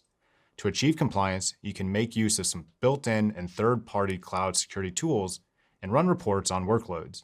Now that you know more about implementing security controls to protect assets and meet compliance standards, you can be better prepared for your role in security in the cloud. Imagine you're going rock climbing. Your plan is to have fun, but you also know there are risks involved. To keep yourself safe, you pack all the safety gear you can, like a harness, a helmet, ropes, and hooks. Just as in climbing, risk management also needs proper safety measures.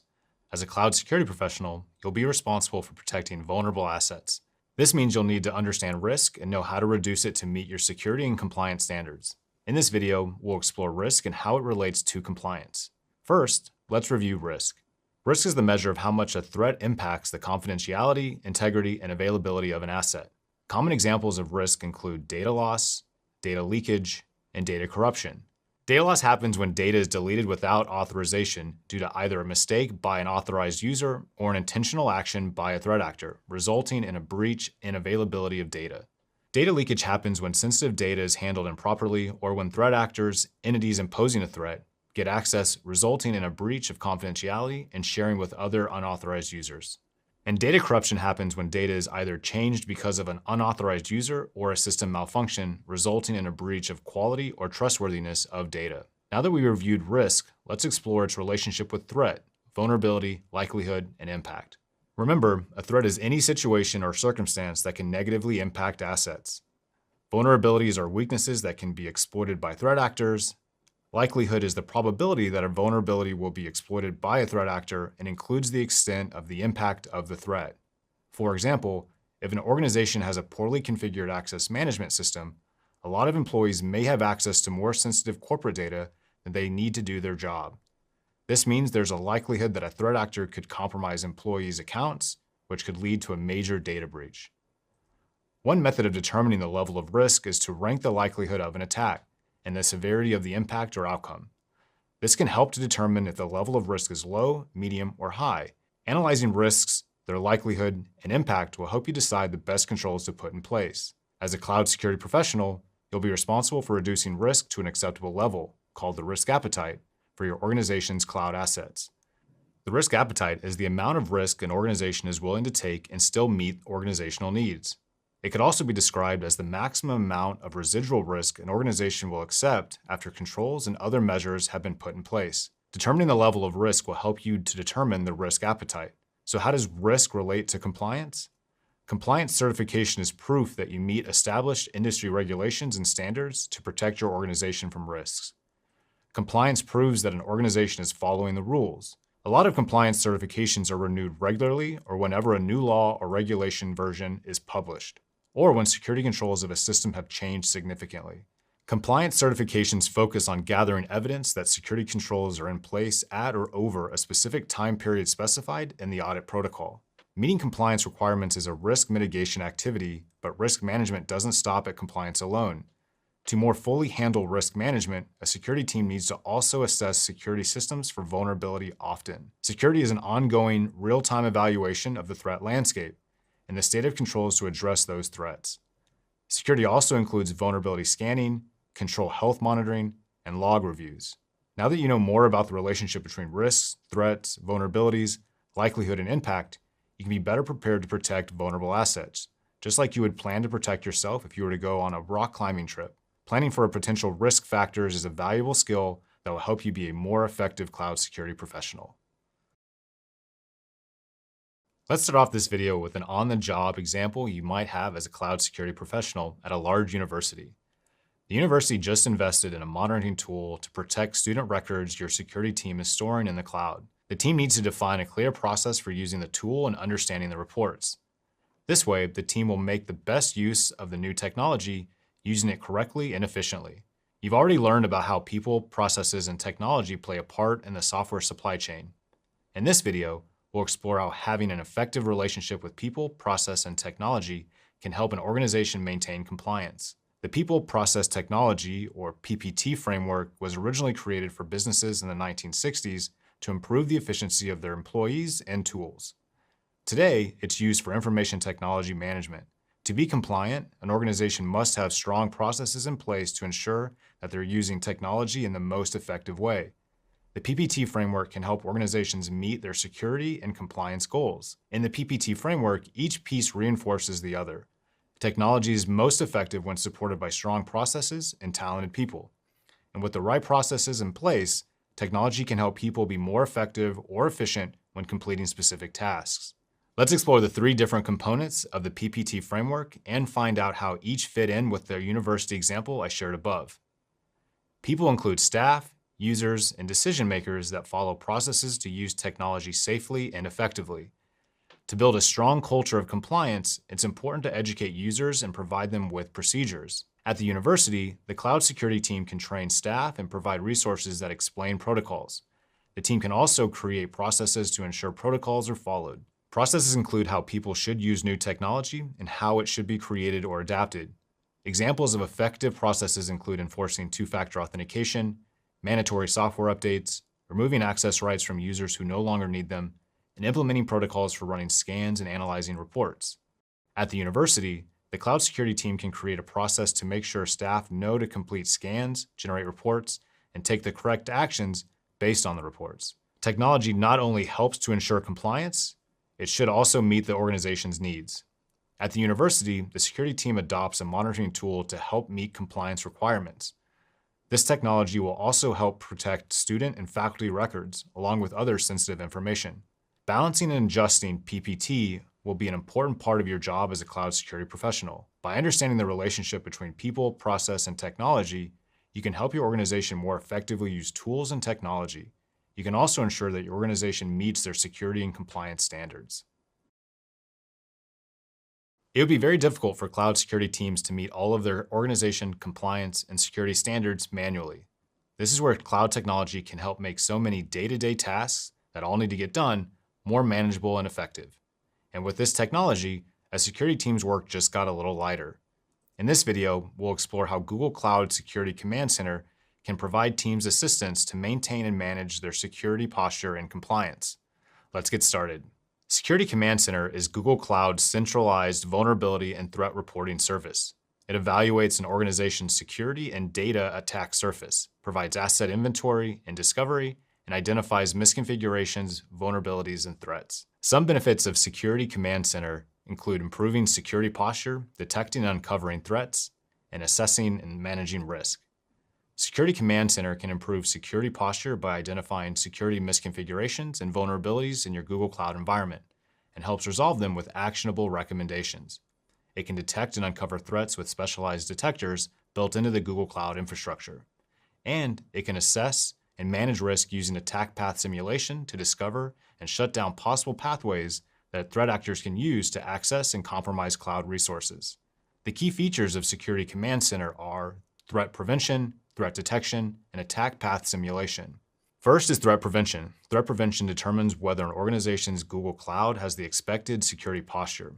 Threat prevention can also uncover misconfigurations and find common web application vulnerabilities to quickly resolve issues with best practices. Second is threat detection. Threat detection protects an organization's resources by detecting threats to cloud services like Google Compute Engine, Google Kubernetes Engine, BigQuery, Cloud SQL, and more. Third is attack path simulation. Attack path simulation helps pinpoint where and how an organization's Google Cloud environment could be attacked.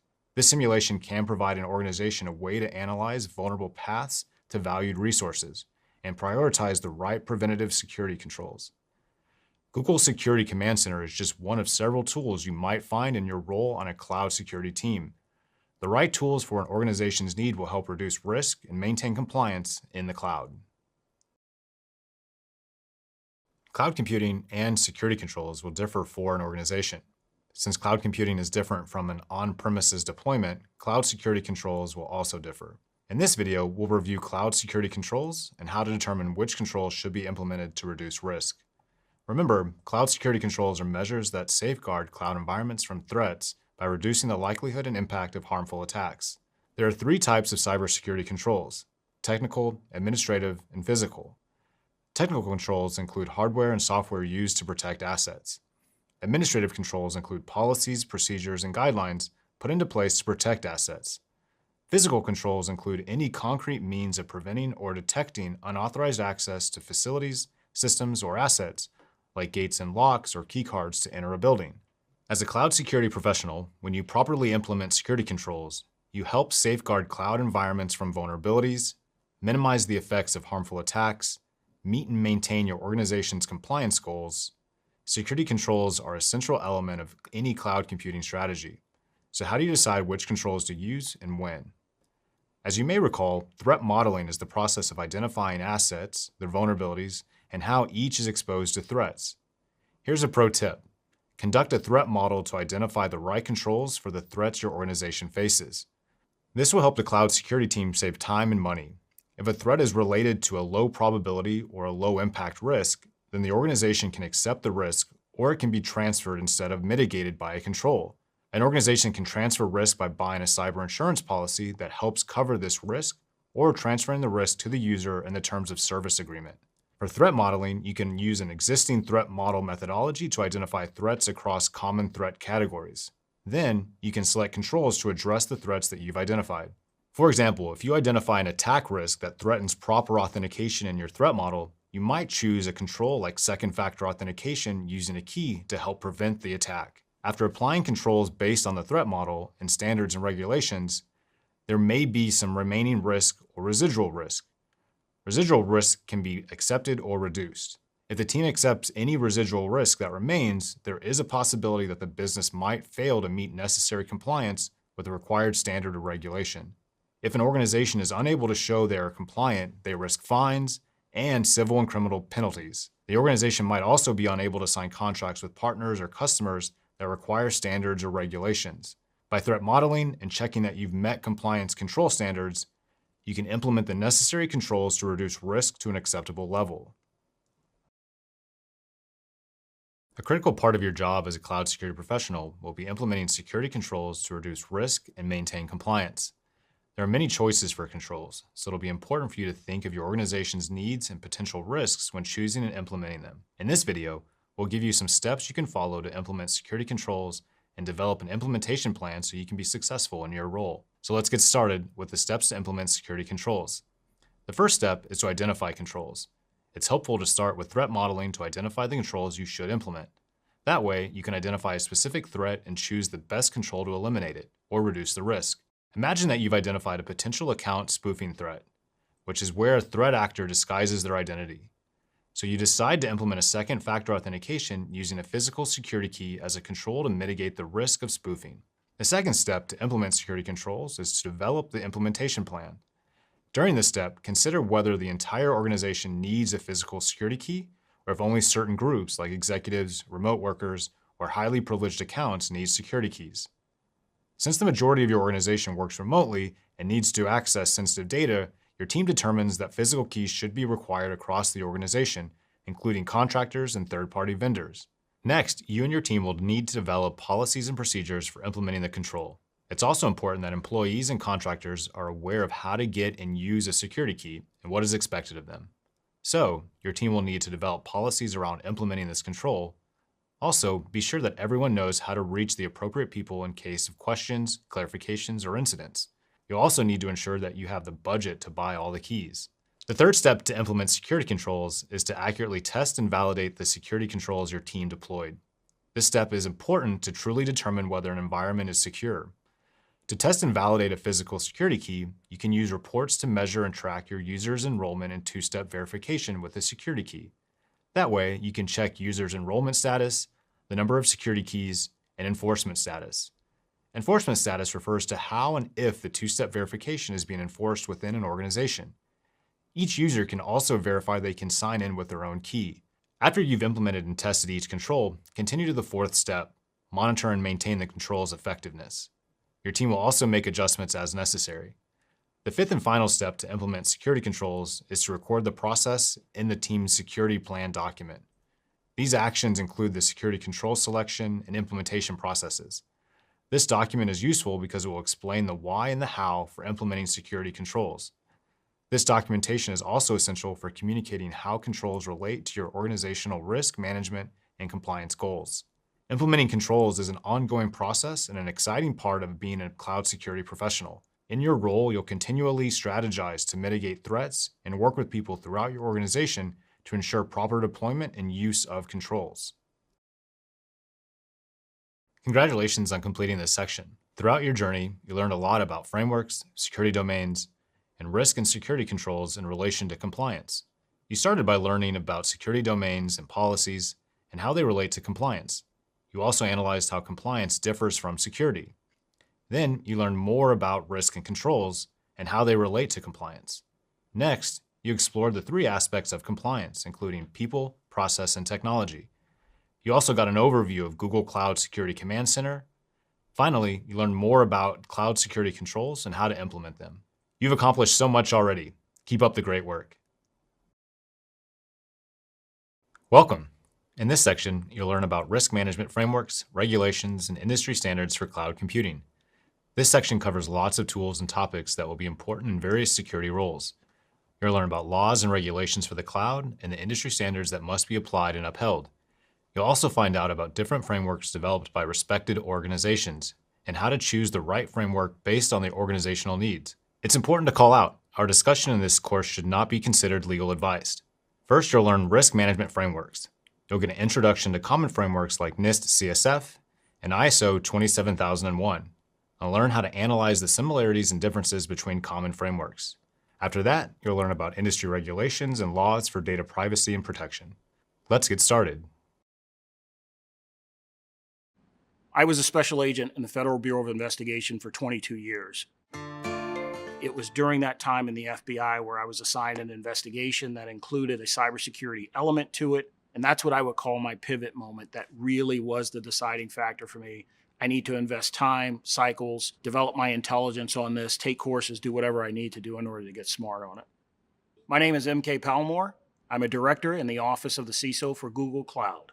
My team is responsible for helping customers onboard safely and securely into the cloud.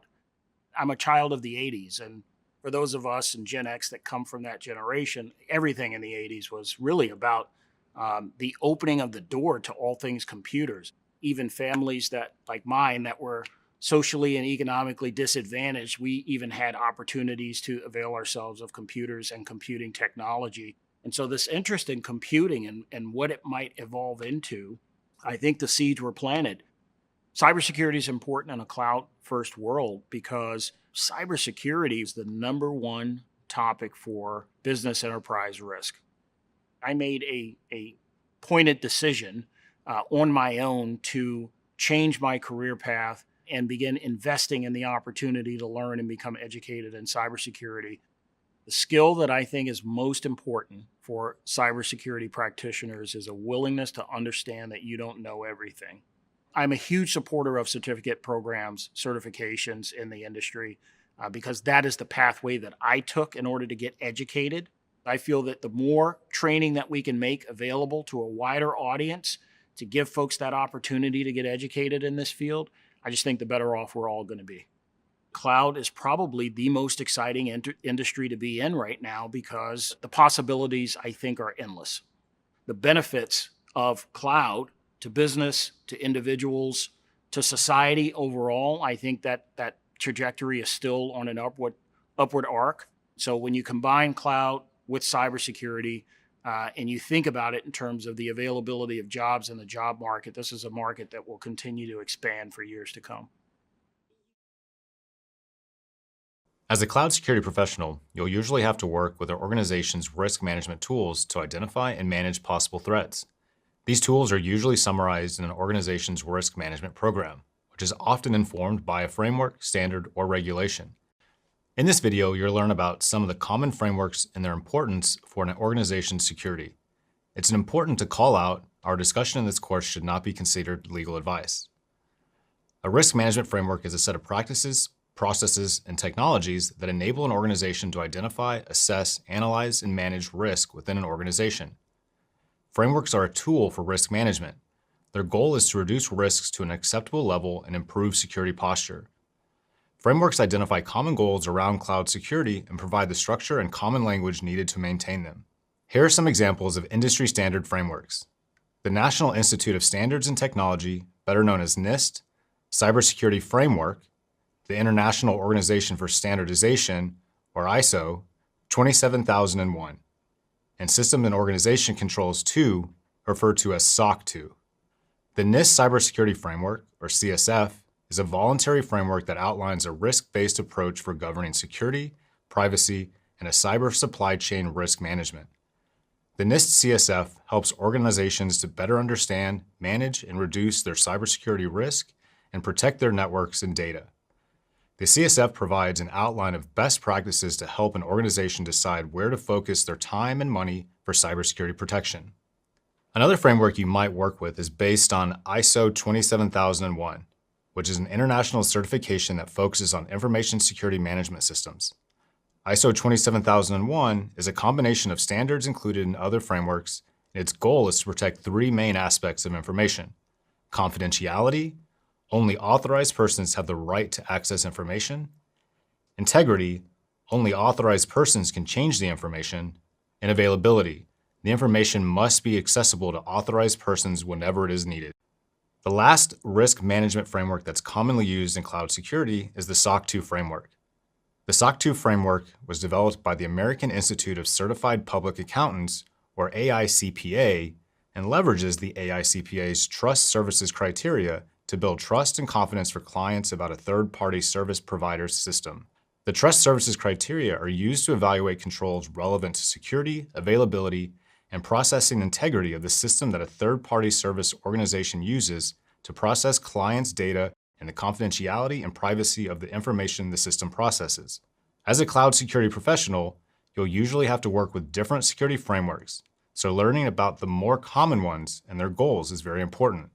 The more you know, the more you can safeguard a business network and data.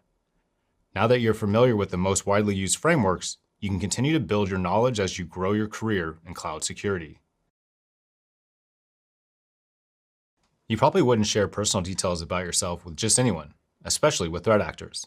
As a cloud security professional, part of your job is to protect personal information from being accessed by unauthorized users. In this video, we'll discuss data protection and privacy, and how to prevent data from being used in ways that can cause a security incident, like a data breach. It's important to call out, our discussion in this course should not be considered legal advice. Data privacy focuses on an individual's rights to be in control of how and when their data is accessed and used. It includes the rights to be accurately represented by the information, to be informed about its use, to refuse its use for secondary purposes, and to erase or remove information when they choose. Personal information includes things like one's name, location, contact information, or online or real-world behavior. Just like you may exclude people from a private conversation, a lot of online users want to control or prevent certain types of personal data collection and use. For example, imagine that you are using an app to make an appointment on your smartphone. If you did not disable location services on your smartphone, the app might ask for your location to suggest the closest office to schedule your appointment. You can choose to decline the app's access to your exact location. This is an example of data privacy. You can also decline to accept cookies when visiting a website, as another example. When you decline or turn off cookies, you're refusing to share personal information about how you interact with websites. There are laws and regulations that have been put into place to protect the privacy rights of users.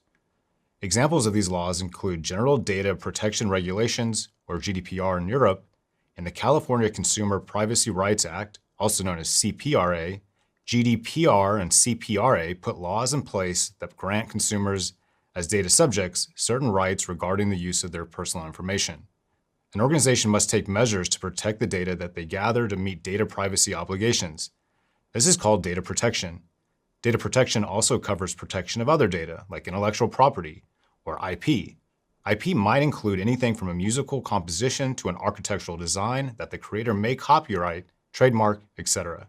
Data protection helps enforce policies and regulations, prevent unauthorized access, focus on keeping information safe from attackers, ensure that data is protected from unauthorized intervention and access, safeguard collected data, and is closely tied to security controls. An organization can protect data by putting controls in place that prevent unauthorized access and keep data and information safe from attackers. To protect data, an organization could ensure that they have good authorization and access control for the data and the systems that house the data, and then they could use encryption key to conceal data. They would also want to make sure that good key management policies are in place. In this video, you learn that data protection and privacy are important parts of risk management. You also learn that there are laws and regulations that ensure data protection and the right to data privacy. Staying up to date with data privacy and protection standards will help you and your organization to mitigate risk, meet compliance standards, and protect users. Remember, when a user's privacy is safe, they can safely go about their business. In this video, we're going to focus on a specific framework developed by the National Institute of Standards and Technology, or NIST, using a practical workplace scenario. It's important to call out, our discussion in this course should not be considered legal advice. First, it's important to know that the NIST privacy framework was developed to help improve privacy risk management for an organization's data. It is an international framework that strives to create a common language for international cooperation on privacy. The NIST privacy framework has three parts: core, profiles, and implementation tiers. First, the core is a set of privacy protection activities and desired outcomes that allows for communicating prioritized privacy protection activities and outcomes across the organization. Second, when using the framework, an organization has to develop one or more profiles for the privacy outcomes it wants to achieve. Profiles represent the privacy outcomes the organization aims to achieve. To develop a profile, an organization will review the functions, categories, and subcategories of the framework and decide which functions are the most important to focus on. This will help them achieve their desired privacy outcomes based on business needs. And third, implementation tiers provide context on how an organization views privacy risk, and indicates if the organization has adequate processes and resources in place to manage that risk. Now that you know the tiers of the framework, let's examine a workplace scenario that demonstrates why the NIST framework is an essential tool. In this scenario, a large retail organization is in the early stages of developing an application for their home appliances. They want to create an application that will allow consumers to register their devices for warranties and updates, access information about their usage history, and enable universal remote control use for multiple products. The organization requires stakeholder approvals before a product can be released to consumers. Plus, the organization must comply with domestic and international privacy laws and regulations. To help keep their information secure, the organization implements the NIST framework to develop their application. Security frameworks are also useful tools that can help organizations meet their privacy obligations with the right selection of security controls and data protection practices. The organization requires stakeholder approvals before a product can be released to consumers. Plus, the organization must comply with domestic and international privacy laws and regulations. To help keep their information secure, the organization implements the NIST framework to develop their application. Security frameworks are also useful tools that can help organizations meet their privacy obligations with the right selection of security controls and data protection practices. Since security frameworks might have different guidelines for what is considered a risk and how to manage it, your organization might use multiple guidelines and frameworks simultaneously to keep all their data secure. For example, there are overlaps in cybersecurity and privacy risks. Cybersecurity risks arise from an unauthorized activity related to the loss of confidentiality, integrity, or availability of a system or information asset. The NIST Cybersecurity Framework is a tool that a cloud security team can use for data protection. On the other hand, privacy risks arise from authorized activity. For example, a food delivery app may be gathering too much data on its users, which can present a privacy issue. A security team can use the NIST Cybersecurity Framework and the Privacy Framework together as a tool to achieve data security. They work together because the Privacy Framework allows the security team to ask questions about the purposes for data collection and the appropriate retention of the data. The security framework then helps pick the right controls for the protection of the data that the app collects and retains. Now that you know more about how to apply the NIST framework, you can start learning about different frameworks and practice applying them to different scenarios. Just like a real cloud in the sky, the cloud that stores data is all over the world. With the widespread use of cloud technology in almost every industry and sector, laws and regulations have been developed and updated to help ensure that data in the cloud is safe and that users are protected. In previous videos, we discussed how frameworks are tools that can help you follow the regulations or laws for your industry. In this video, we'll discuss some of these common laws and regulations like FedRAMP, HIPAA, GDPR, and CPRA. It's important to call out our discussion in this course should not be considered legal advice.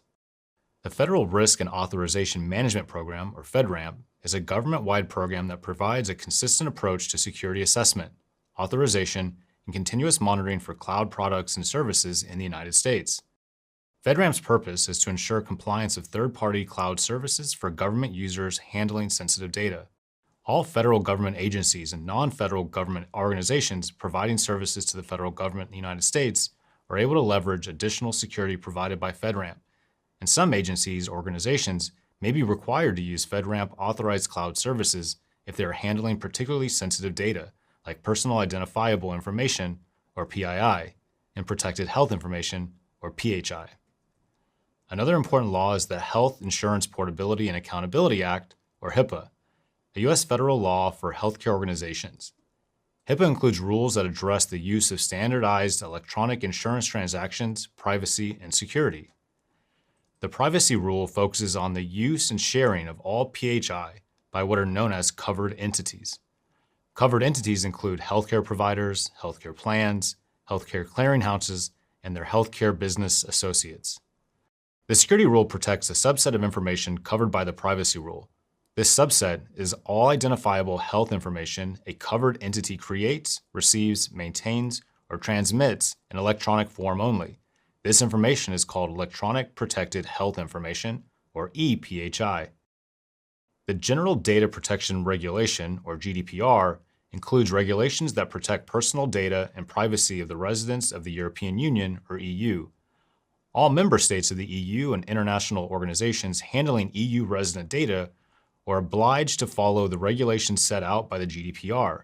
These regulations consist of a broad set of rules that require businesses to protect the personal data and privacy of EU residents for transactions that occur within EU member states.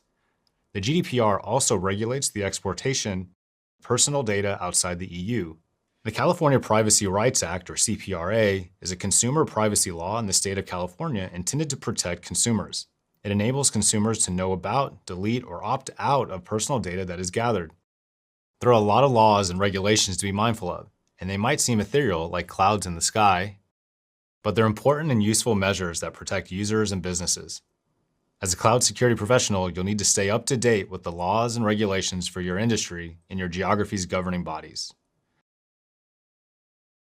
Everybody loves getting things done more efficiently and in less time. As a cloud security professional, you'll need to know how to apply industry-specific standards, rules, and requirements using tools and frameworks. It's important to call out, our discussion in this course should not be considered legal advice. Asking the right questions can help you choose the best risk management framework for your industry's compliance standards. Some important questions your security team should answer are, what standards, rules, and requirements apply to our industry? This is one of the largest factors that drives most regulatory coverage. What kind of data do we plan to work with?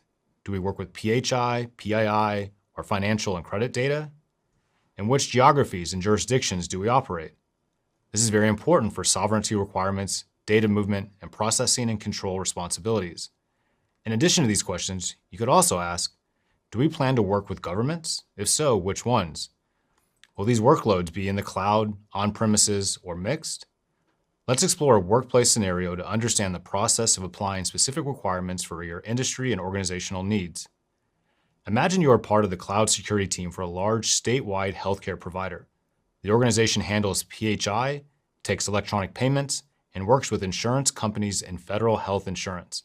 In this scenario, if your organization is determined to be a covered entity by HIPAA, your team will be obliged to follow all HIPAA laws for handling PHI. Some states create additional healthcare laws, so the team will also want to follow any statewide laws and regulations based on location. Your team can use a framework to map controls for those laws. Your team will also want to consider how payments are handled, like patient copays at the office. Critical thinking is not always listed as a qualification on a job listing, but it's a highly valuable skill to a lot of employers. When you know the specific regulations and standards associated with your industry, you can get answers to the right questions. These answers will help your team choose the right frameworks and controls. As a cloud security professional, you'll usually have to review assets and verify they meet the standards and frameworks. You'll also need to be able to describe what you notice in terms of your organization's compliance objectives. In this video, we'll explore the standards and frameworks and discuss how they can help you in your career as a cloud security professional. It's important to call out, our discussion in this course should not be considered legal advice.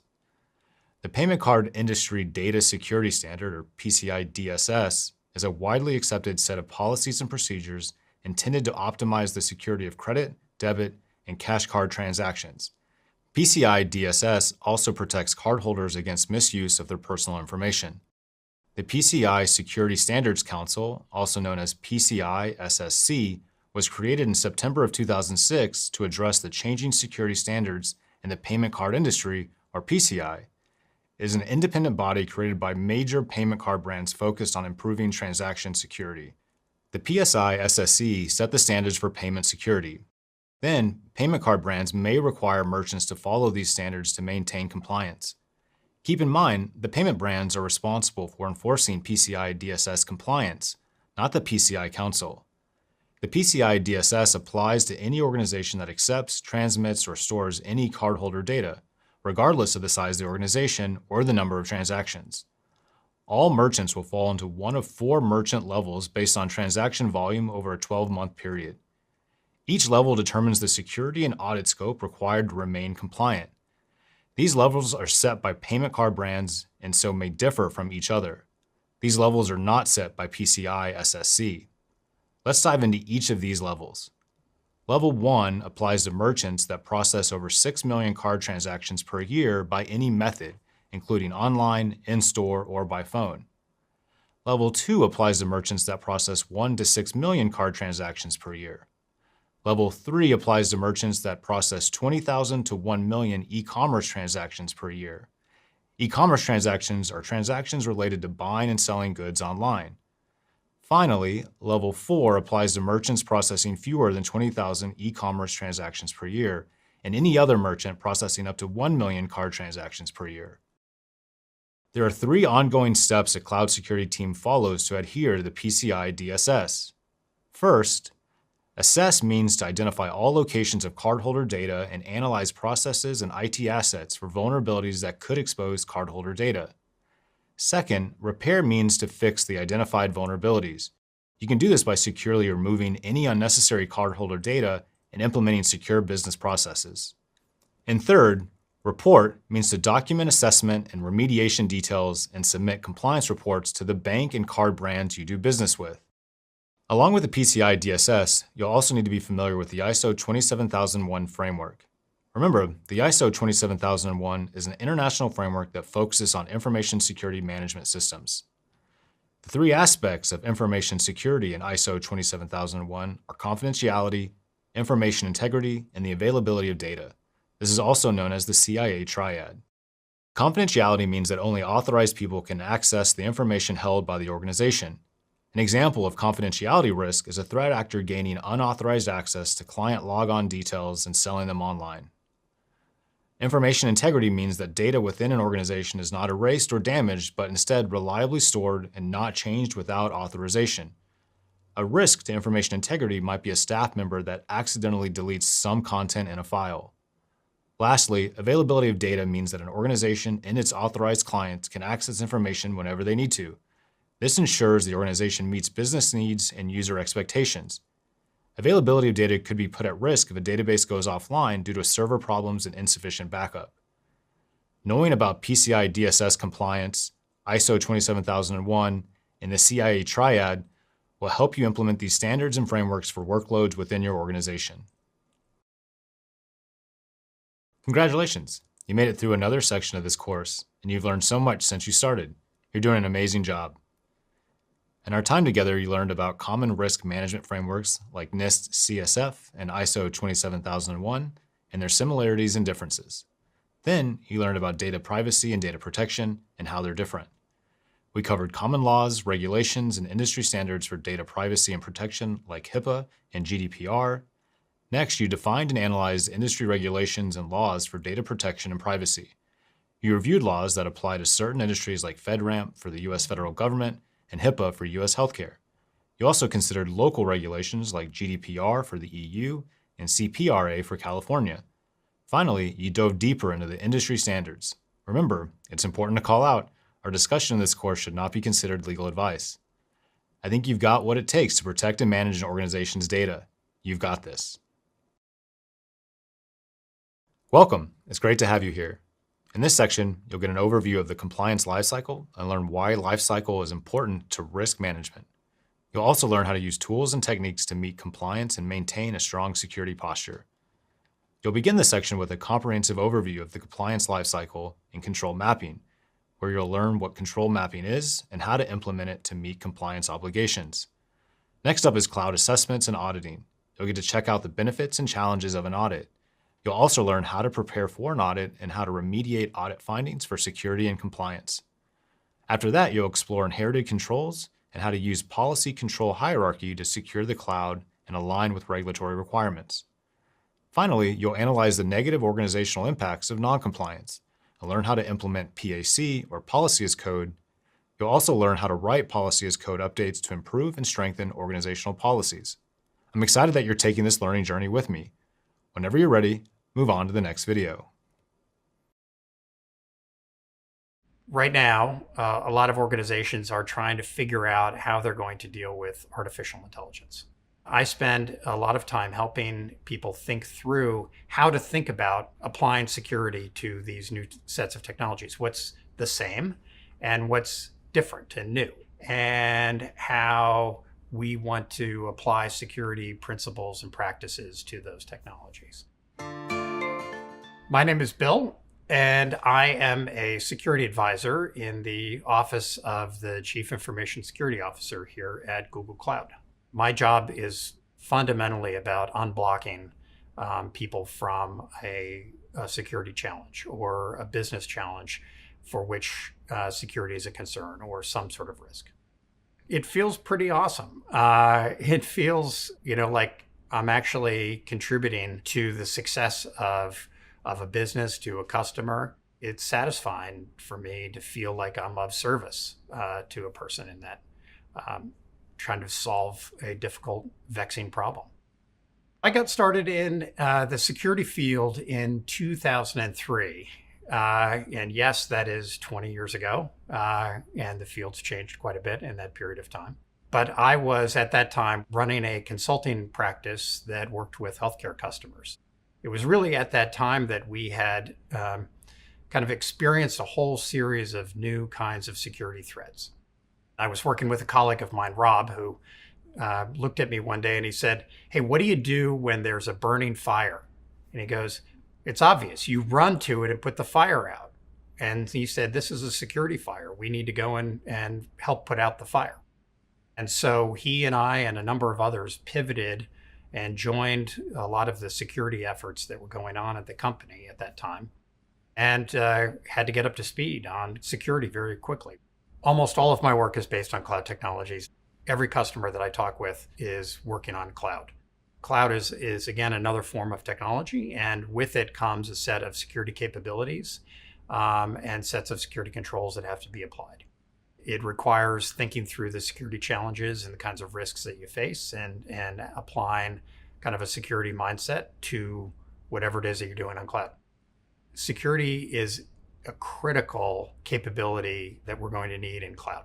We need people who can help manage security risk.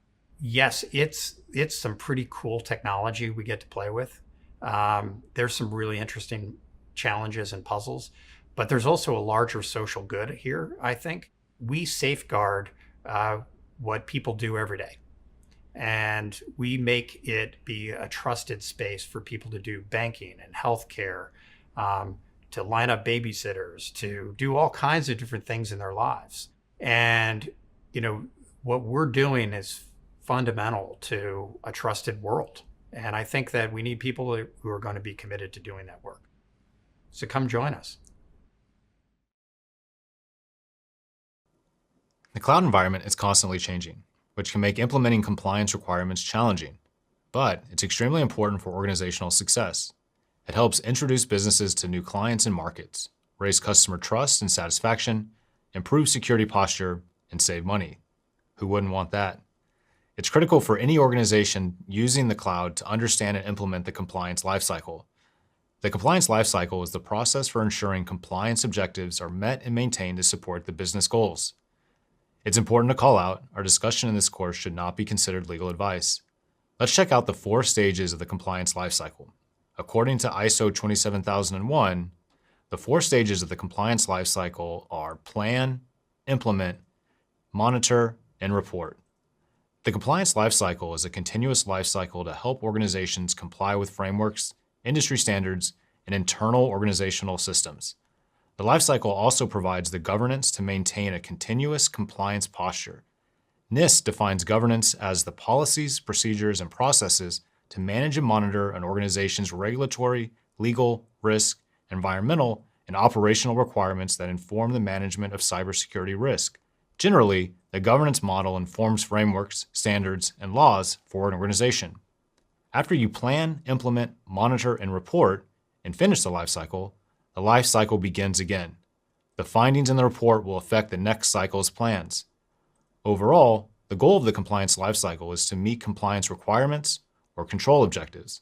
Once met, the organization needs to demonstrate and maintain compliance with these requirements and objectives. Let's examine the first stage of the lifecycle more closely. During the planning stage, you'll identify compliance obligations for your organization and assess how you will meet these obligations. The planning process might involve evaluating controls, assets, and processes that are already in place. This stage often involves a gap assessment. A gap assessment identifies the processes and controls that currently meet the organization's obligations and the areas that need to be addressed. The findings of the gap assessment will drive implementation actions. Monitor, the third stage, comes after implementation. It is important to monitor the system to evaluate the effectiveness of the controls that were put into place. The final stage is report. In this stage, your organization must measure compliance by running reports and control checks. These reports are evidence that security measures have been implemented and vulnerabilities have been remediated. Often, the resulting reports are submitted to auditors as proof of compliance. Now that you and your organization have done the hard work of regulatory and industry standard compliance, you must maintain a robust and compliant security posture. This is done by starting the lifecycle once again. Continually moving through the compliance lifecycle will help ensure that your organization maintains its compliance posture. The compliance lifecycle is never finished. It's a continuous effort that's required to keep the organization and its customers protected. As a cloud security professional, you'll work closely with different types of controls in your day-to-day tasks to keep your cloud environment secure. Let's explore common types of cloud security controls, including preventative, detective, and corrective controls. It's important to remember that there are different levels of security controls. Let's explore this more. Security controls used at the service level are applied to storage, computing, and networking. Security controls used at the workload level are applied to a collection of resources or code that delivers business value, like a customer-facing application. In a workload view, there is a set of services and a flow of data through a system to achieve an outcome. Security controls used at the platform level are applied to a common environment for running applications, like operating systems, programming languages, and runtime environments. Security control architecture and selection is driven by business needs. Although there are nearly unlimited cloud security controls, most cloud security controls fall into the following groups or domains: deterrent controls, which serve as a barrier to a potential attacker; preventative controls, which manage, strengthen, and protect assets; corrective controls, which reduce the after effects of an attack; and detective controls, which identify or detect an attack. A deterrent control makes the effort of an attack greater than the reward. For example, a passphrase, which is more complex than a traditional password, is difficult and time-consuming to crack.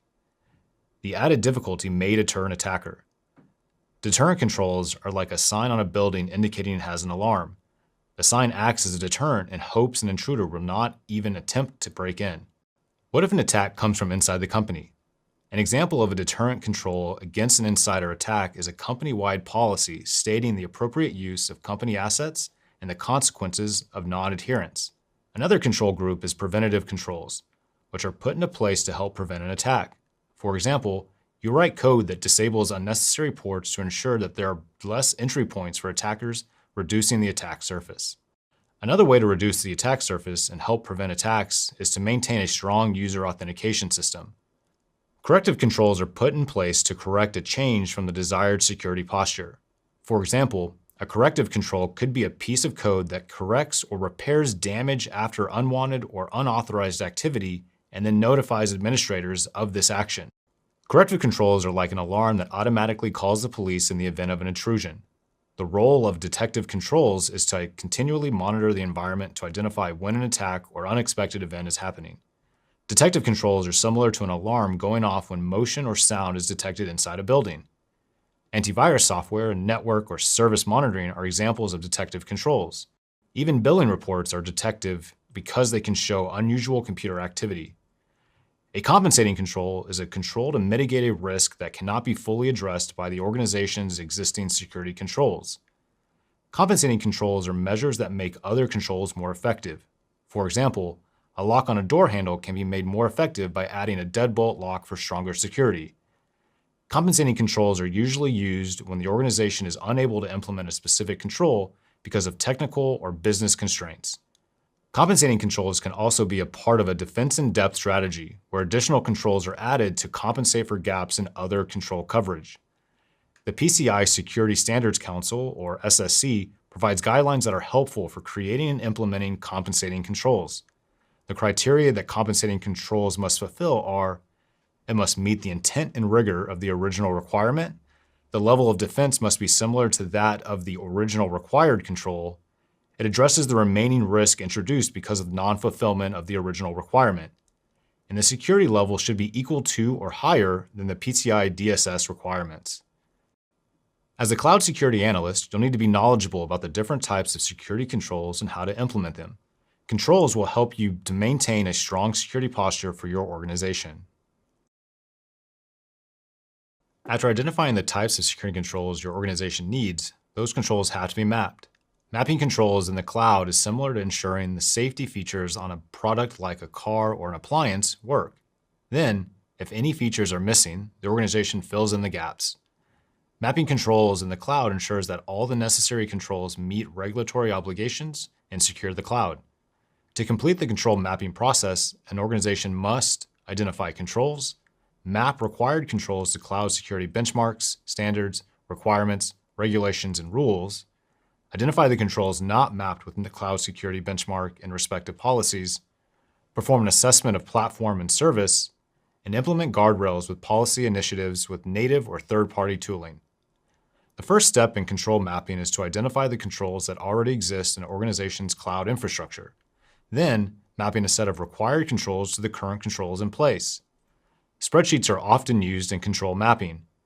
When using a spreadsheet to map controls, choose appropriate control titles, domain categories, and descriptions to identify related controls. Then, conduct an inventory of all assets, including hardware, software, and data, and then group controls by type of asset. Be sure to align the purpose of each control to the framework that you are using. Note any gaps in the spreadsheet. After mapping, identify the controls that aren't mapped and assess which ones need to be implemented. During this step, you can also map additional sets of compliance obligations that apply to your organization. Mapping these obligations allow you to determine if there are controls that can be inherited from the prior control mappings that were carried out by your team. Control mapping is a valuable exercise to ensure control coverage across various compliance obligations. Next, it's time to perform a platform and service level assessment. Once you confirm your controls are fully mapped, gather any needed supporting information. Keep in mind, your organization may have a checklist to complete before the assessment is performed. Once the documents are ready, the IT team or supporting organization will review all provided information in an official platform assessment. This assessment will determine if the set of currently implemented controls meet all security and compliance requirements set by industry regulators. If there are gaps identified, you may need to develop more controls to close gaps and mitigate risk. Finally, implement guardrails using policy initiatives, using built-in or third-party tooling. Security guardrails are broad rules that prevent an insecure or not policy-aligned action, but guardrails are not as narrow and directed as policy rules. For example, developers might be allowed to launch services that cannot be exposed to the public internet. The control that prevents that exposure is the guardrail. Depending on your control objectives, you might need to create custom policy and code to meet regulatory requirements. The control mapping process not only helps familiarize you and your team with the current controls, but also helps you understand how these controls line up with regulatory requirements. By mapping controls, you'll be able to identify any missing controls or gaps and then adjust as needed. This process will mitigate risk and help avoid breaches and non-compliance. To ensure the safety of passengers on a bus, you would check that the tires, brakes, and other safety functions have been properly inspected and the bus driver has a valid license. Similarly, if you're working with a business, you want to make sure that they're carrying out audits to ensure the proper security cloud controls are in place. An audit tests the cloud environment to ensure controls are in place to protect assets in the cloud. In this video, you'll take a deeper dive into what a cloud audit is and why they are important. A cloud audit is an assessment of the cloud environment that is usually conducted by a third party. It results in a set of findings that describe how well an organization is meeting the audit standards, and it also provides ideas for improvement. Audits generally take place every 6 to 12 months. Before the audit, auditors outline an audit plan. The audit plan includes the controls auditors will be evaluating for in the audit. During the audit, an auditor will gather evidence through inquiry, observation, reperformance, or analytics. The focus of a cloud audit is on the cloud security controls. Remember, security controls are safeguards designed to reduce specific security risks. The auditor will check for which security controls exist, whether these controls are implemented correctly, and whether they are working as required. The auditor will check for alignment with specific requirements based on regulations, industry standards, or security benchmarks. A key benefit of an audit is demonstrating appropriate protection or stewardship to earn and maintain customer trust. Another benefit is contractual compliance and insurability. An audit helps to build trust by establishing accountability for the implementation and operation of a set of intended controls. For example, An audit might require evidence of a third-party risk management process. The auditor will check that the system was designed and operates a program that includes that process. While audits have many advantages, they also come with some challenges. Two of the biggest challenges are time and resources. Audit preparation is time-consuming, so it's important to build processes that overlap with audit standards. Also, the third-party company that conducts the audit needs to be paid. Therefore, an organization needs to budget money for the audit process. When hiring an auditor, an organization must ensure the accreditation of the auditor. Without an accredited auditor, your organization will not be certified or receive an official SOC 2 letter. Additionally, an audit affects staffing, training, and causes an increased workload across the organization. This can cause slowdowns and business disruptions that can also cost the organization. The challenges can vary depending on the scale, scope, and complexity of the audit. Audits are essential parts of compliance. They secure integrity in data and assets and systems. Ultimately, when performed transparently, audits develop a deeper sense of trust between organizations and their customers. An audit is an important part of meeting compliance obligations and maintaining a strong and trustworthy security position. Imagine you're going to take a test. You probably want to know what's going to be covered and how to prepare, right? Being prepared will help you to learn the content and pass the test. The same is true for a cloud audit. Together, let's dive deeper into the specifics of what an audit usually covers, how it differs from an assessment, and audit best practices. To begin, let's identify what's commonly covered in a cloud audit: cloud security procedures and policies, access control, network segregation, data protection, logging and monitoring, and incident response are all included in a cloud audit. Please note that the audit approaches will vary based on the scale and complexity of the service being audited. Let's explore these steps in detail. The first step in a cloud audit is to inspect cloud security procedures and policies. The auditor will evaluate current cloud security policies. They will check that the organization knows how to assess risks in the cloud and has an effective way to manage those risks. The second step in the audit process is to assess access controls to ensure they are adequately implemented. Auditors will check access controls for strong password standards and policies, multi-factor authentication, privileged access management, and least privilege principle for all cloud assets. Third, auditors will check for proper network segregation. They search for evidence that networks are properly segregated in accordance with their expected standard as outlined in the audit plan. The fourth step is ensuring data protection. Auditors assess relevant security controls. They verify that data is encrypted at rest and in transit using effective cryptographic algorithms. Auditors also ensure that data loss prevention tools are in place. Fifth, auditors check logging and monitoring settings to verify that all required actions are logged. It's important to verify that the logs can't be changed, access to logs is limited, and that critical activities are monitored. Sixth and finally, auditors will verify that the organization is prepared to respond to incidents by reviewing the incident response processes. Auditors assess how an organization evaluates and improves security in response to completed incidents, known as postmortems.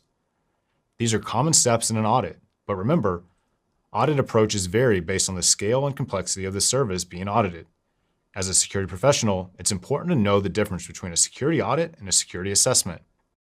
A security audit can be internal or external and includes an evaluation of various areas of control.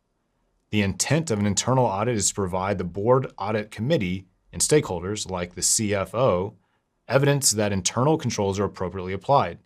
The purpose of an external audit may be to become certified in a standard, like ISO 27001. Another purpose could be to meet contractual or commercial obligations. Security assessments, however, are less complex. They only scan the company's technological systems and identify flaws. Security assessments usually consist of an automated scan to ensure that the controls are in place as intended. A security audit is a more objective and comprehensive evaluation than a security assessment. Now that you know what an auditor will be reviewing for, let's go over best practices to prepare for an audit. First, study the audit requirements and make a plan to pass the audit. Second, identify asset and control inventory, such as control mappings, components, connections, functionality, and the people accountable. Third, assess your cloud architecture. Cloud architecture can be public, private, hybrid, or multi-cloud. Fourth, be sure to identify points of contact to work with auditors and ensure their schedule has availability. Fifth, test run your own internal audit. This is where things get really interesting. The single best practice for audit preparation is to do an internal test audit using the exact testing criteria outlined in the audit plan. This will help you avoid control gaps critical to the audit or certification. Sixth, gather evidence and prepare reports on the existing security controls. The evidence and reports will be used by the auditors as one way to determine if standards have been met. Knowing what to expect during an audit will help you do everything you can to be prepared. Preparing for and taking part in the audit process will be a super important part of your job as a cloud security professional. It's another way you can protect users and organizational assets. Until around 2011, organizations using the cloud generally didn't know the security controls that cloud providers offered. Luckily, much has changed since then. Now, major cloud providers openly publish the controls they already have in place. These are called inherited controls. Because of this, it's important to understand how inherited cloud security controls relate to frameworks and compliance. It's important to call out, our discussion in this course should not be considered legal advice. Control inheritance is the process of using controls or compliance certifications and audits that are already provided by a cloud service provider. An organization can use inherited controls to meet their control requirements when using a cloud environment like Google Cloud. Because the controls are supplied by the cloud provider, they can be inherited or incorporated into the overall controls that an organization uses. The use of existing cloud service provider controls enables an organization to inherit them into their compliance process. Remember, organizations adhere to compliance standards. Compliance standards are typically established by their governing entities, both internal and external. If an organization cannot provide evidence of compliance, they may be held accountable. For example, an internal governing entity might be the board of directors or a company policy. Examples of external entities include regulators and customers that require compliance.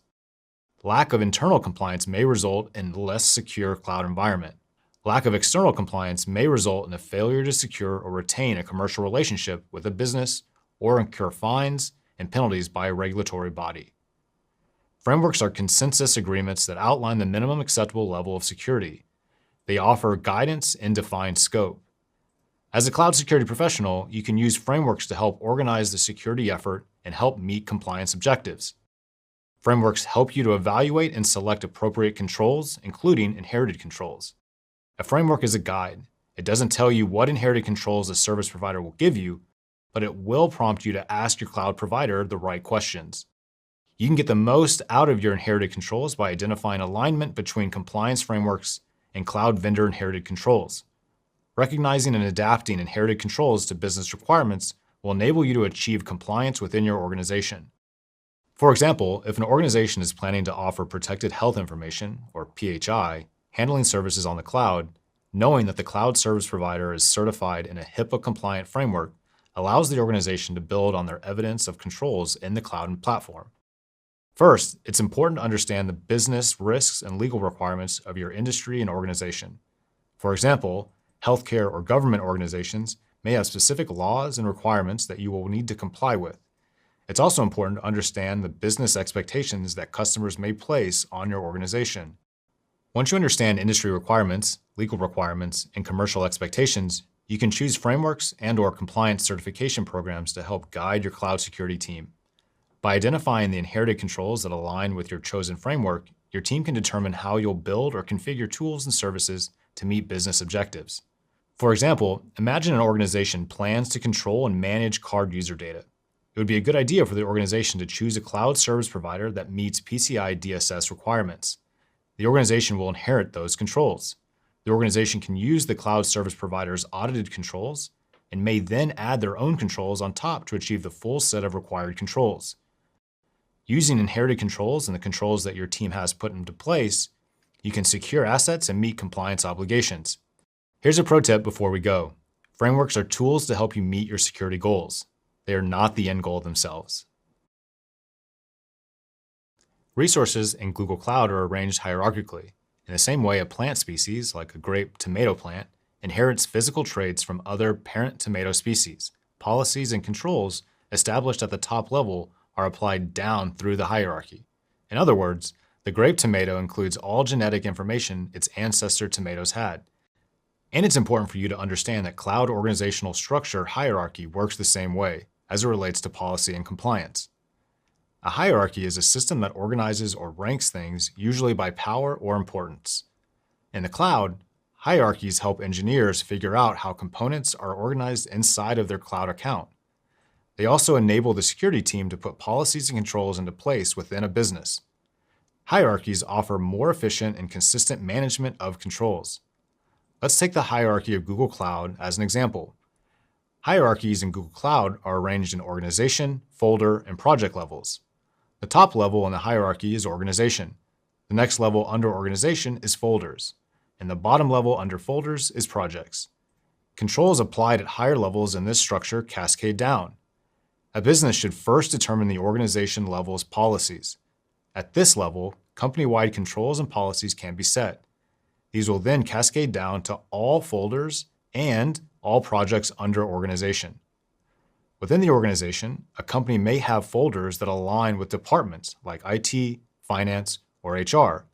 There might also be folders for other logical segments like global regions that apply to the business. Policies and controls can be set at folder level and apply to everything inside the folder.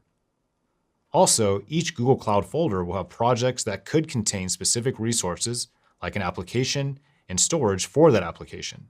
For example, there might be different projects assigned for development, testing, staging, and production. Each project can then have different rules, permissions, and controls. For example, there might be stricter rules on code deployment for staging and production projects. There's levels to understanding hierarchy in the cloud. Applying levels will help you create policies and controls at different levels to meet your control objectives. The hierarchy will also enable you to apply controls for different levels and different groups, making security faster and more efficient. Imagine a new driver is taking a road trip to visit a friend. A few miles into the trip, the driver forgot to stop at a stop sign. A police officer pulled the driver over and gave the driver a fine. Luckily, the driver didn't cause an accident, so wasn't sued for any liability. For organizations, fines and lawsuits are two common examples of the serious negative impacts of non-compliance in cloud security. Let's first review compliance. Compliance is the process of adhering to internal and external standards and government regulations. Simply put, compliance is following rules set by laws, regulations, policy, standards, or guidelines. If you set a rule, follow it, and demonstrate that you are following it. Then you're in compliance. But failure to follow standards and regulations results in non-compliance. Non-compliance is the failure to follow standards and regulations that are set by internal standards and policy or external laws and regulations. As a cloud security professional, you'll need to understand the importance of compliance and how to make sure the proper controls are in place to avoid negative impacts of non-compliance. Let's explore the most common organizational impacts of non-compliance. Negative organizational impacts include financial loss, legal risk, reputational loss, and talent loss. Let's first examine the financial risks of non-compliance. The cost of non-compliance can be significant. Regulators can fine or prevent organizations from conducting business. In addition to government fines and penalties, other financial impacts include lost business from failing to meet existing contract terms, not being able to win bids for new contracts, significant costs to remediate compliance audit findings, and delays in product releases and other business activities. An organization that is not in compliance may be subject to legal risks like imprisonment of its leaders, fines, and shareholder and customer lawsuits. Reputational risk can be equally harmful. Trust is key to business relations and growth. Losing trust from customers, shareholders, partners, and the general public can weaken or destroy a company's brand, and nobody wants that. Lastly, organizations that fail to comply with industry and regulatory standards will have a more difficult time keeping and recruiting new talent. Qualified people will seek out companies that are trustworthy. Without strong talent, the company risks falling behind on innovating and creating products. The risks we just explored affect the organization itself, but there are also negative impacts of non-compliance on customers, partners, and vendors. For example, in a healthcare organization, a compliance failure could cause a leak of protected health information, or PHI, to unauthorized parties.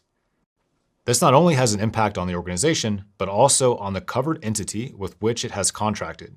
Covered entities include health plans, healthcare clearinghouses, and healthcare providers. Lastly, Noncompliance will affect the patients whose data was compromised. As you progress in your journey to become a cloud security professional, you'll continue to learn about many tools and techniques that'll help you comply with regulation and better protect assets in the cloud. Documentation is just as important as implementation. As a security professional, writing and updating policies that protect assets in the cloud will be an important part of your job. In this video, you'll learn how infrastructure and policy as code can help you mitigate risk and meet compliance obligations. In IT, a policy is any type of rule, condition, or instruction that governs operations or processes. A policy could be a rule that defines which conditions must be met for code to pass a security checkpoint and be deployed. It could also be a set of procedures that are executed automatically in response to a security event to limit damage and reestablish controls. Let's first review a related process, infrastructure as code. Infrastructure as code, or IAC, is the practice of automating and managing infrastructure using reusable scripts. There are many benefits to deploying IAC, like consistent configurations, decreased risk, application controls are clearly described in code, faster deployment, increased operational efficiency, and financial savings through less manual effort. When you apply IAC, you'll likely experience stronger security, faster incident recovery, and improved accountability. Let's discuss an important subset of IAC next. Policy as code, or PAC, is the use of code to define, manage, and automate policies, rules, and conditions using a high-level programming language. Using PAC is a straightforward way to automate policies across an organization.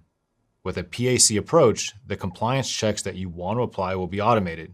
You'll be able to write out policies using a programming language like Python, YAML, Rego, or use tools like Terraform, Chef, Puppet, and Ansible. The specific programming language depends on which PAC management and enforcement tools that you're using. You can then apply this code to different groups in the cloud hierarchy. PAC allows you to write continuous assessment checks against the infrastructure to determine that it's secure and compliant, and remains that way. There are many benefits to using PAC for security and compliance. Efficiency: a security team can share policies and automatically enforce them rather than manually. Speed: security team operations are faster when the team automatically enforces policies. Visibility: it's easier for all stakeholders to understand what's happening in the system. They can check the code rather than asking engineers or making assumptions. Collaboration: PAC provides a clear and uniform way of managing policies and so simplifies collaboration, not only within the same team, but also between different departments or teams. Accuracy: when a security team automatically enforces policies, there's less risk in making a mistake. Version control: if your team keeps track of policy files as they change, PAC makes it easy to revert to an earlier configuration if you run into a problem with a new policy. Testing and validation: with PAC, it's easier for a security team to utilize automated auditing software to check that the code is valid and doesn't have any gaps or errors. Using PAC enables teams to efficiently set policies and controls that protect assets and meet compliance obligations. Understanding how and when to use PAC will improve efficiency, speed, accuracy, and more when it comes to securing assets in the cloud. Congratulations, you're doing great. You've learned a lot about the compliance lifecycle and how to maintain a strong and compliant cloud infrastructure. As you progressed through this section, you learned about the different aspects of the compliance lifecycle. You discovered how things like control mapping, audits, policy hierarchy, and policy as code can help organizations maintain a strong security posture and align with regulatory requirements, industry standards, and frameworks. First, you were provided with a comprehensive overview of the compliance lifecycle.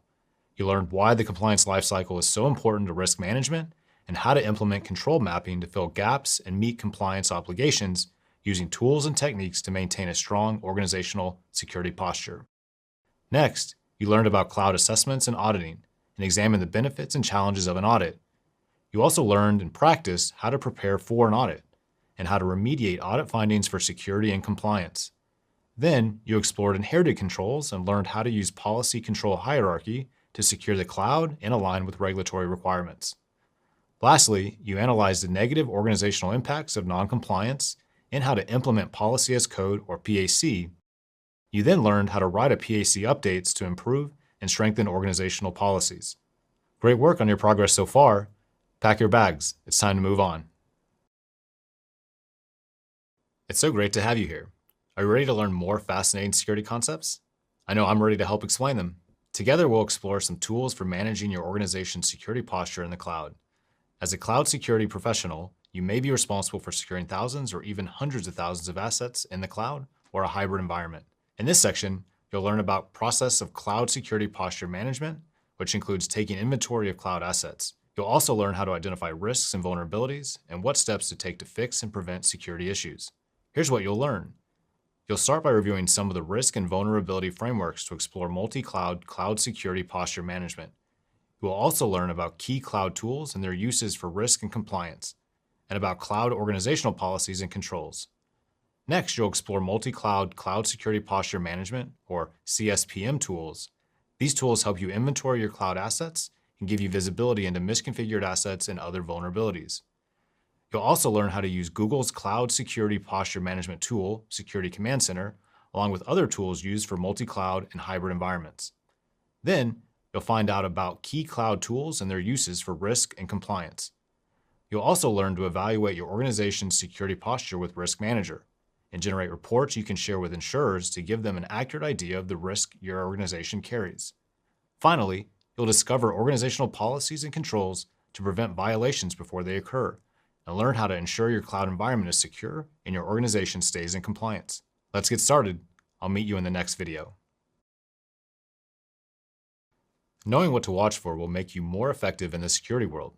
As a cloud security professional, you'll need to stay up to date on vulnerabilities and threats. In this video, you'll learn about the specific types of organizations that work to identify, research, and classify vulnerabilities, and how those organizations share the information with the public.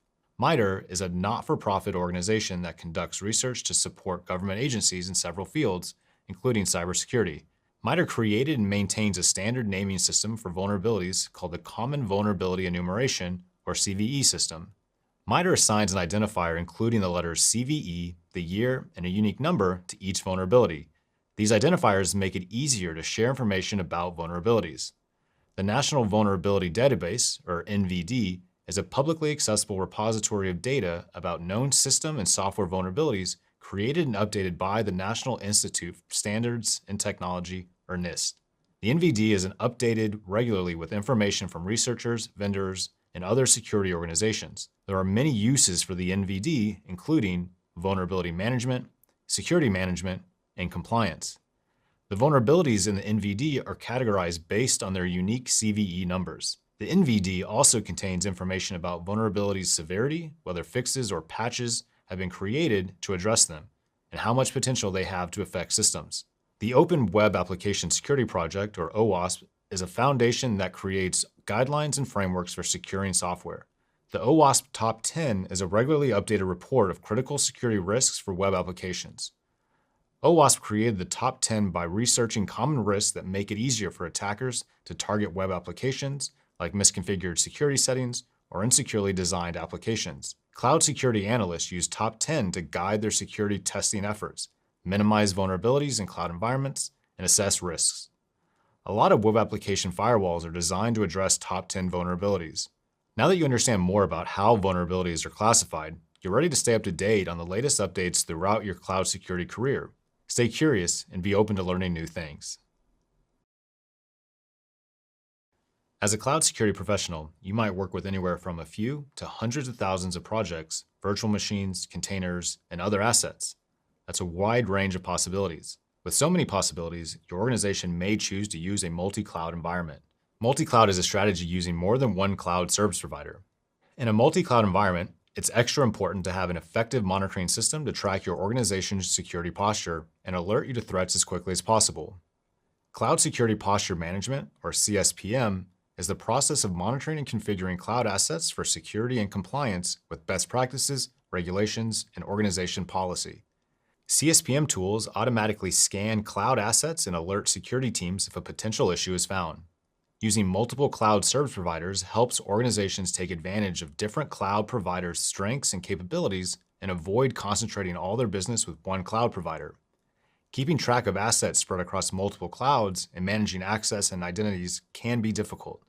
Luckily, there are strategies to mitigate these challenges. Multi-cloud security posture management, or CSPM, is the process of assessing the security of assets throughout a multi-cloud environment. CSPM provides a centralized place to ensure the right policy actions and controls are in effect and alert you to events within the multi-cloud environment. They also help keep the whole environment secure and in line with compliance standards. For example, CSPM tools can also automate threat response by automatically isolating assets that may have been compromised until the security team has a chance to address them.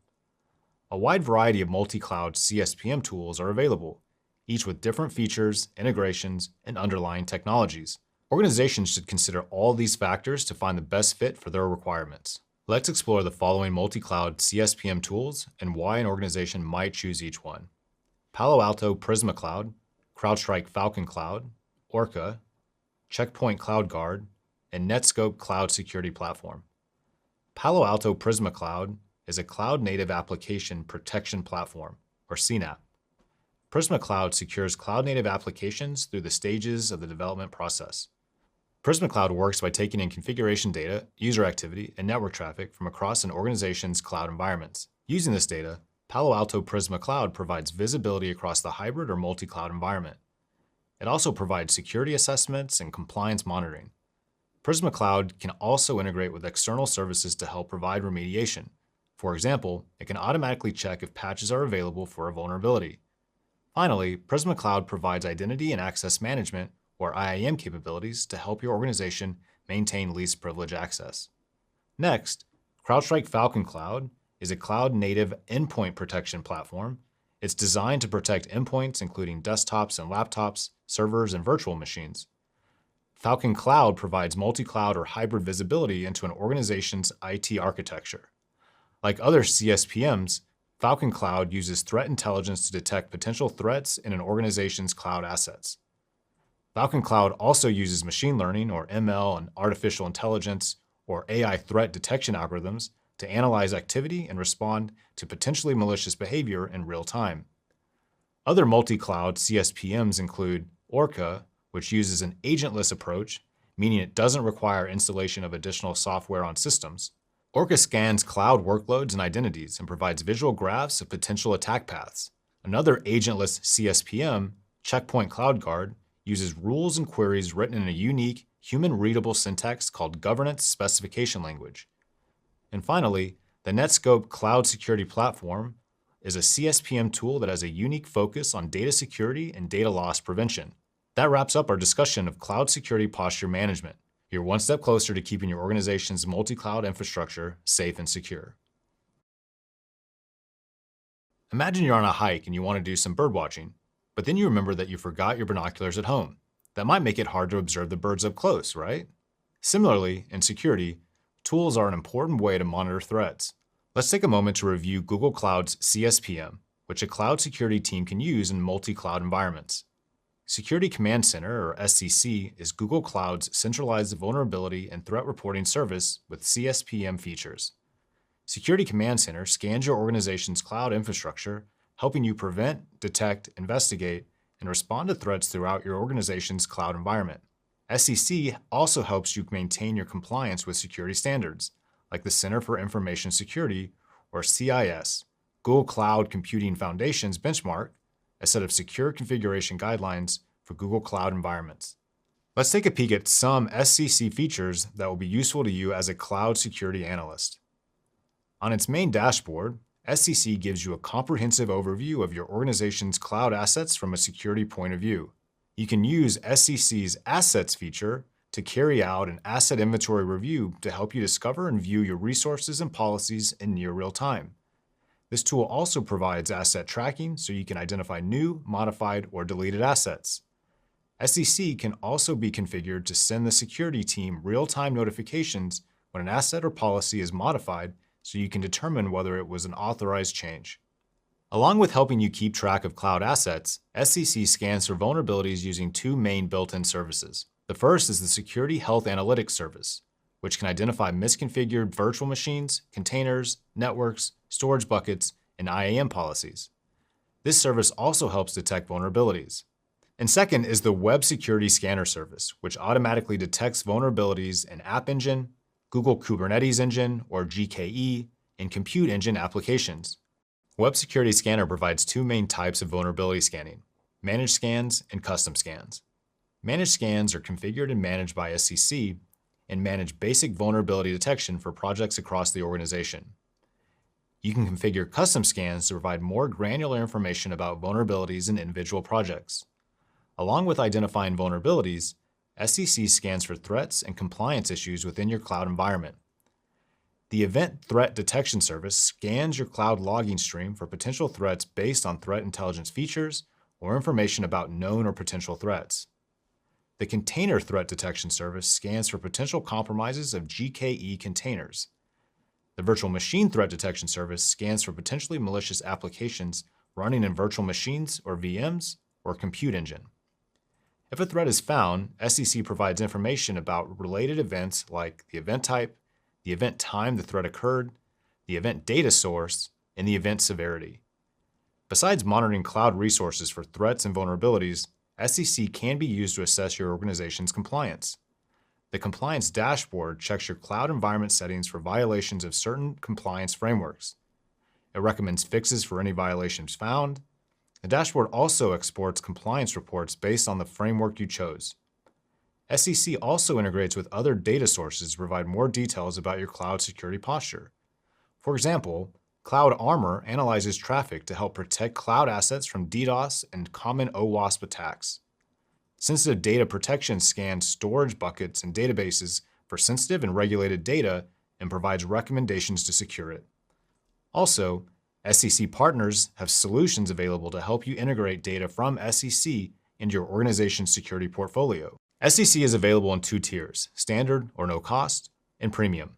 The standard tier provides security health analytics, including identifying high-severity threat detection. The premium tier builds on the functionality of the standard tier, including the Security Health Analytics service, with the addition of PCI and CIS benchmark reporting support. The premium tier also includes Web Security Scanner, along with Event Threat Detection, Container Threat Detection, and VM Threat Detection. Now that you understand more about Google SCC or your cloud data security binoculars, you're ready to secure your organization's cloud environment.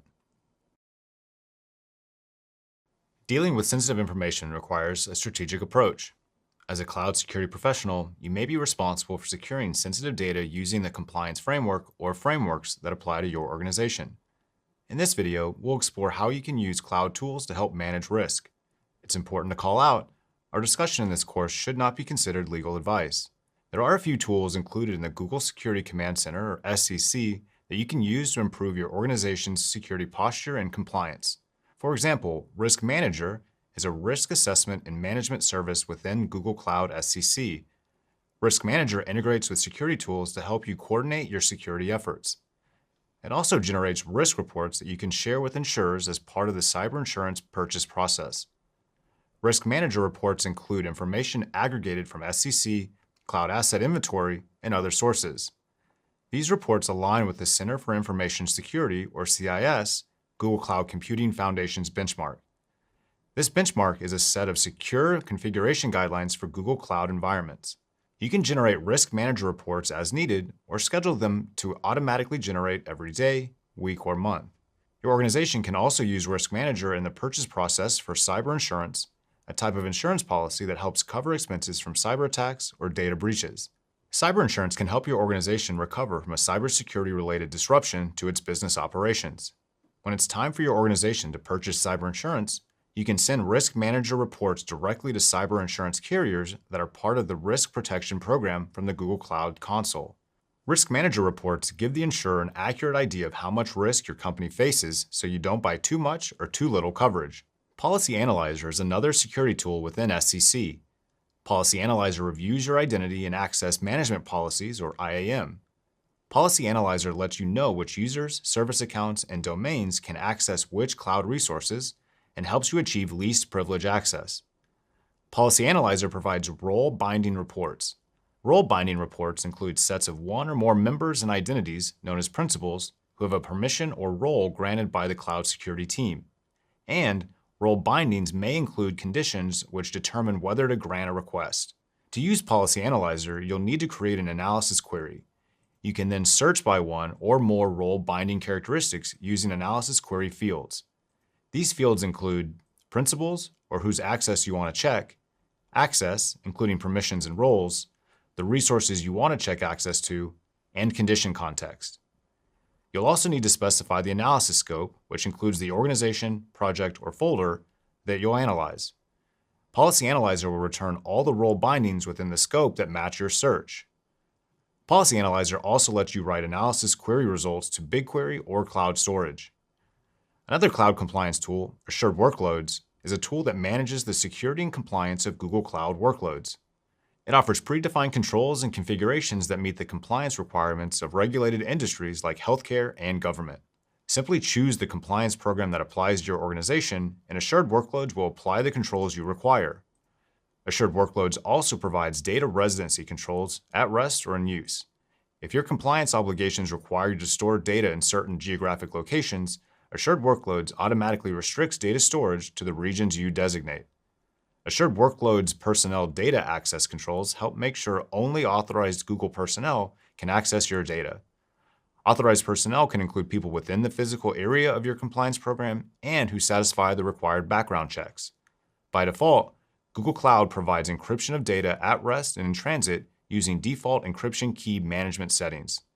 Pro tip, you can use customer-managed encryption keys if you need more control over the keys to encrypt data at rest. You can also use these keys if your compliance requirements don't allow you to take advantage of Google's default encryption of data. Assured Workloads also provides monitoring and alerts to organization policy changes that break compliance.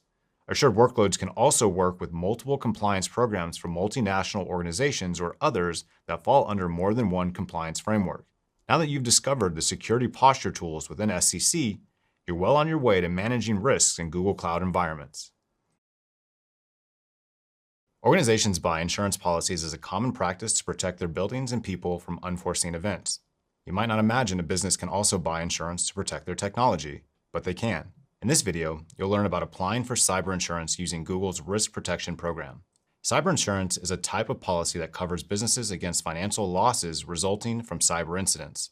Cyber insurance offers a number of benefits. For example, if an organization is hit with a cyber attack that keeps it from doing business for a few days, cyber insurance helps to cover the lost revenue.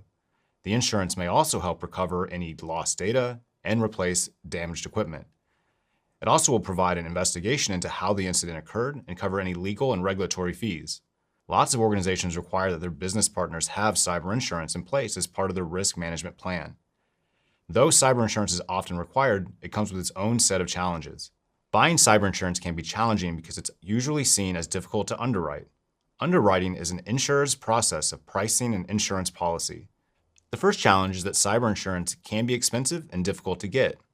Through the underwriting process, the insurance carrier decides on a fair price to charge the customer to cover a potential loss. Another challenge is that cyber insurance underwriting can be complicated, especially in cloud environments. There's not much information out there to help cyber insurance underwriters predict the likelihood of a breach or other incidents.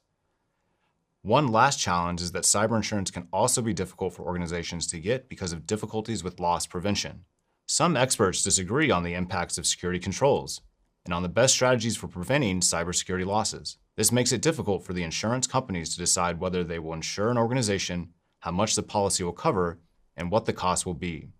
To help make this process easier, Google developed the Risk Protection Program, a solution that provides insurance carriers with information about an organization's level of risk. The Risk Protection Program sends data from Risk Manager directly to Google's insurance carrier partners to help make underwriting cyber insurance easier and more accurate. Here are the Risk Protection Program steps an organization follows to join the Risk Protection Program. First, the organization must generate a Risk Manager report. A Risk Manager report provides centralized recommendations an organization can use to minimize risk. After an organization's management approves the Risk Manager report, the organization then sends it to the insurance carrier. Next, the insurance carrier sends a specialized security questionnaire to the organization to fill in any details about the organization's security posture. The Risk Manager report and questionnaire lets the insurance company know that the organization has security controls in place to reduce their risk of a security event or lessen the loss if one does happen. The insurance carrier then uses this information to complete the underwriting process. Then, they send a quote back to the organization through a broker based on the amount of risk the organization carries. Cloud Protection Plus is a specialized insurance policy developed by Google in collaboration with insurance carriers and is available through the Risk Protection Plan. Cloud Protection Plus helps cover losses to the insured organization's computer systems or the critical IT systems of third-party IT providers. The policy is based on underwriting that recognizes the security posture and investments of both the insured and Google. Just like a business getting insurance for its building and employees, purchasing cyber insurance is an important part of an organization's risk management strategy. By learning the Risk Protection Program steps, you now know even more about keeping data in the cloud safe. Honeybees are known for their collaboration skills. Their success at ensuring the overall health of the hive relies on each bee doing their specific job. Similarly, as a cloud security professional, you, your teammates, and even external organizations sometimes rely on each other. Your success and their success depends on everyone doing their job. In this video, we'll explore shared fate, a model of how cloud service providers and their customers depend on each other to keep cloud assets secure. With on-premises computing, the responsibility for keeping assets safe is clear.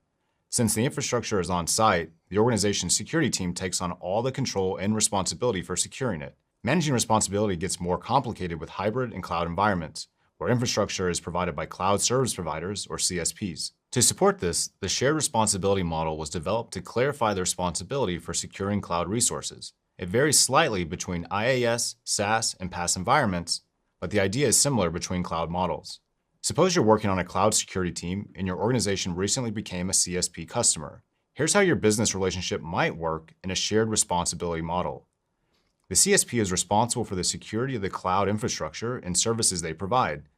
This usually includes the security of physical servers and operating systems.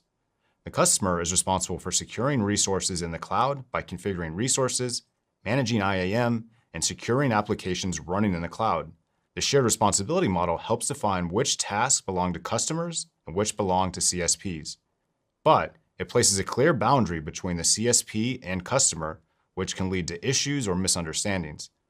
Under the shared responsibility model, users and CSPs may be unsure about who is responsible for certain tasks. Now back to your organization's new CSP contract, your team is ready to begin storing sensitive data with the CSP. Under the shared responsibility model, you, as the customer, may assume that no matter how you configure the service's settings, the CSP will keep your organization's data secure.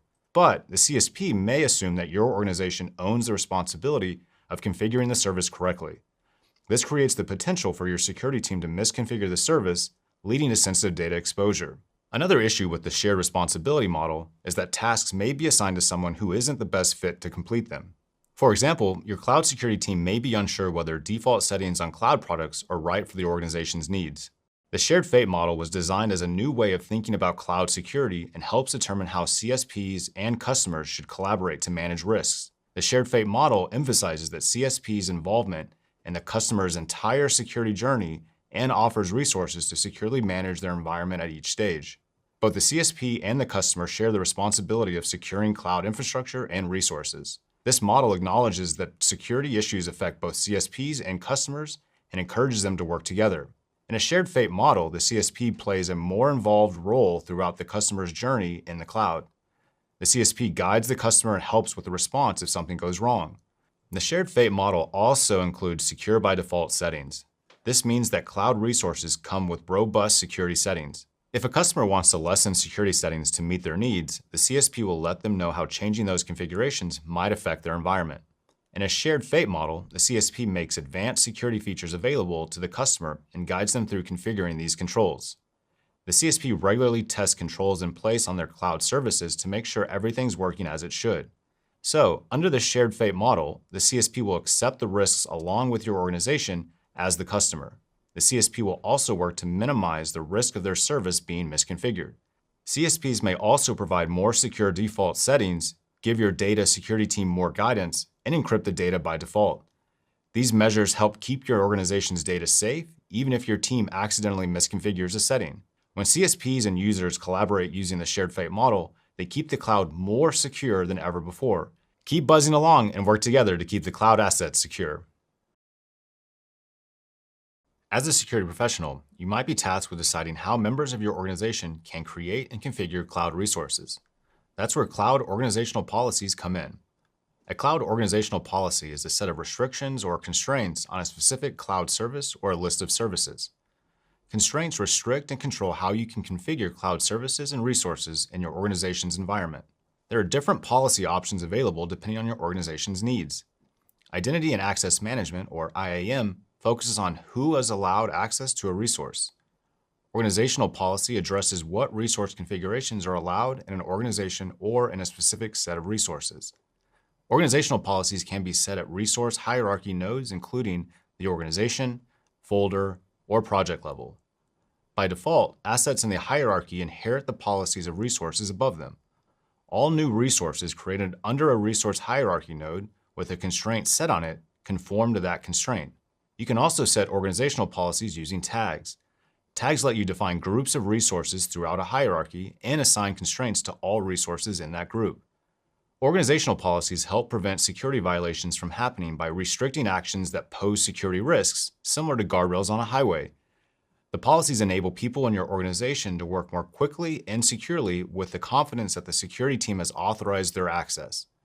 If a restricted action is attempted, it's recorded in an audit log and sent to the Security Command Center so that administrators can track restricted actions and follow up on any issues. Organizational policies let administrators enforce compliance at a higher level than IAM policies. Even in large-scale cloud environments with thousands of resources created every day, organizational policies can help achieve compliance by restricting resource actions that do not fit within standards. A well-designed organizational policy can also prove to your auditors that your organization is complying with applicable standards. And since organizational policies can prevent unnecessary resources from being created, they can be used to control costs. As I mentioned earlier, cloud organizational policy is a set of restrictions or constraints on a specific cloud service or a list of services. Now, let's dive in a little deeper and discuss two constraint types: list and Boolean. List constraints are rules that allow or disallow a set of values and are useful when you need to specify the characteristics of resources created within your environment.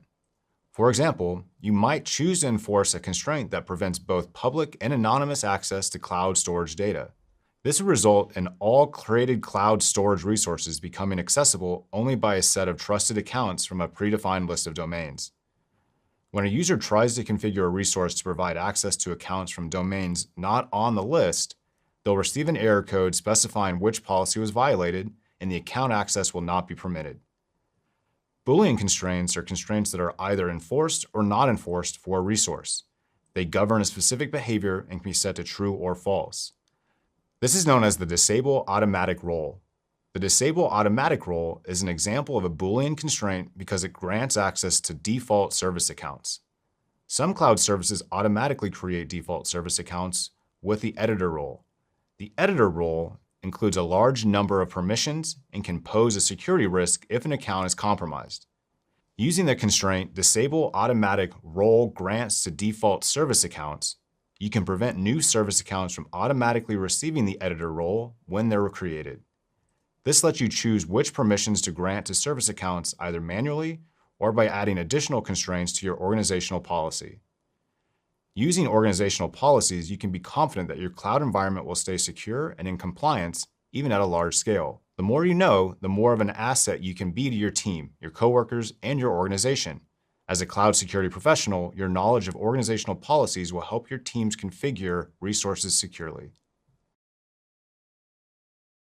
A person famously coined the phrase, "a stitch in time saves 9." The meaning of this phrase is when you deal with the situation right away, it saves you time later. In this video, we'll explore Organization Policy Service, Google Cloud's tool for managing organization policies. As a cloud security professional, Organization Policy Service gives you centralized control over organization policies throughout your resource hierarchy, and it lets you choose resource configurations to allow and enforce in your cloud environment. When organizational policies are well defined, teams can work with confidence knowing they're in compliance with laws, best practices, and the organization's information security policy. Organizational policies apply to newly created organization, project, and folder resource hierarchy nodes. So resources automatically contribute to your organization's scalability. Whether you create a few dozen or a few thousand new resources, they'll all follow the organizational policies in place. You can get all the permissions needed to set constraints using Organization Policy Service by asking your administrator to grant you the Organization Policy Administrator role. You may also be able to achieve the permissions you need using custom roles. Once you have the required permissions, you'll be able to create, modify, and delete constraints. A constraint is a restriction against a Google Cloud service or a list of services. You can think of a constraint as a blueprint that defines what behaviors are controlled. Once you apply a constraint to an organization, folder, or project, the Google Cloud service mapped to the constraint will enforce the restrictions you've configured. Let's explore some constraints you can configure using Organization Policy Service. The Domain Restricted Sharing constraint limits the set of identities that can be used in Identity and Access Management, or IAM, policies. You can use this constraint to limit resources sharing to a specific Google domain or set of domains. Several constraints can be used to limit the use of IAM service accounts in your cloud environment. You can use the Disable Automatic Role Grants to Default Service Accounts constraint to keep default service accounts from automatically receiving the editor role. Other constraints that can help keep service accounts secure include Disable Service Account or SA Key Creation, Disable SA Key Upload, or limit lifetime of service account keys. Making sure your organization policies surrounding service accounts are configured properly helps your organization follow the principle of least privilege by making sure accounts have only the access they need. You can use the Restrict Resource Locations constraint to set a list of physical locations where you will create new resources. Permitted resource locations can include multi-regions and zones. Multi-region locations examples are the USA and Europe, because they have more than one region, like specific cities or states. Regions contain zones, which are independent failure domains. For example, you may work in an organization that falls under data residency requirements. You can use a list constraint to specify the set of locations where cloud resources can be created and data can be stored. If someone in your organization attempts to create a resource in a location that isn't on the list, they'll get an error. The resource will not be created and the attempt will be logged. You can use Organization Policy Service to view all enforced policies and to edit policies after creating them. It's a good idea to review and evaluate your organization policies regularly and update them if needed, so they align with your organization's goals and structure. Organization Policy Service helps your organization address potential cloud security problems before they occur. Remember, putting the effort in now can help save you time later and keep your data secure. Who doesn't want that? Congratulations! You made it to the end of the risk management section. You learned so many new security skills, including what tools and policies you can use to secure your organization's cloud assets and maintain compliance. Let's review. You began by exploring some security and compliance frameworks you can use to guide cybersecurity efforts and ensure cloud resources are compliant with laws and regulations. Then, you learned about Cloud Security Posture Management, or CSPM, tools. You also learned how Google Cloud Security Command Center can give you visibility into your cloud environment and help you to identify and manage risks. You then explored the advantages and capabilities of some common multi-cloud CSPM tools. Next, you reviewed the shared fate model of security and discovered how to use Google's Risk Protection Program as part of your organization's cloud security approach. Finally, you explored using organizational policies and controls to prevent violations before they occur, and learned how to ensure your cloud environment is secure and your organization stays in compliance. Now that you've built a robust foundation in cloud security posture management, you can use it throughout your journey as a cloud security professional. Hi, I'm Patrick. And I'm Danielle. Let's step into an interview that's in progress. In this interview, questions will cover cloud cybersecurity topics related to cloud risk management frameworks. We hope this will help you as you prepare for your next interview.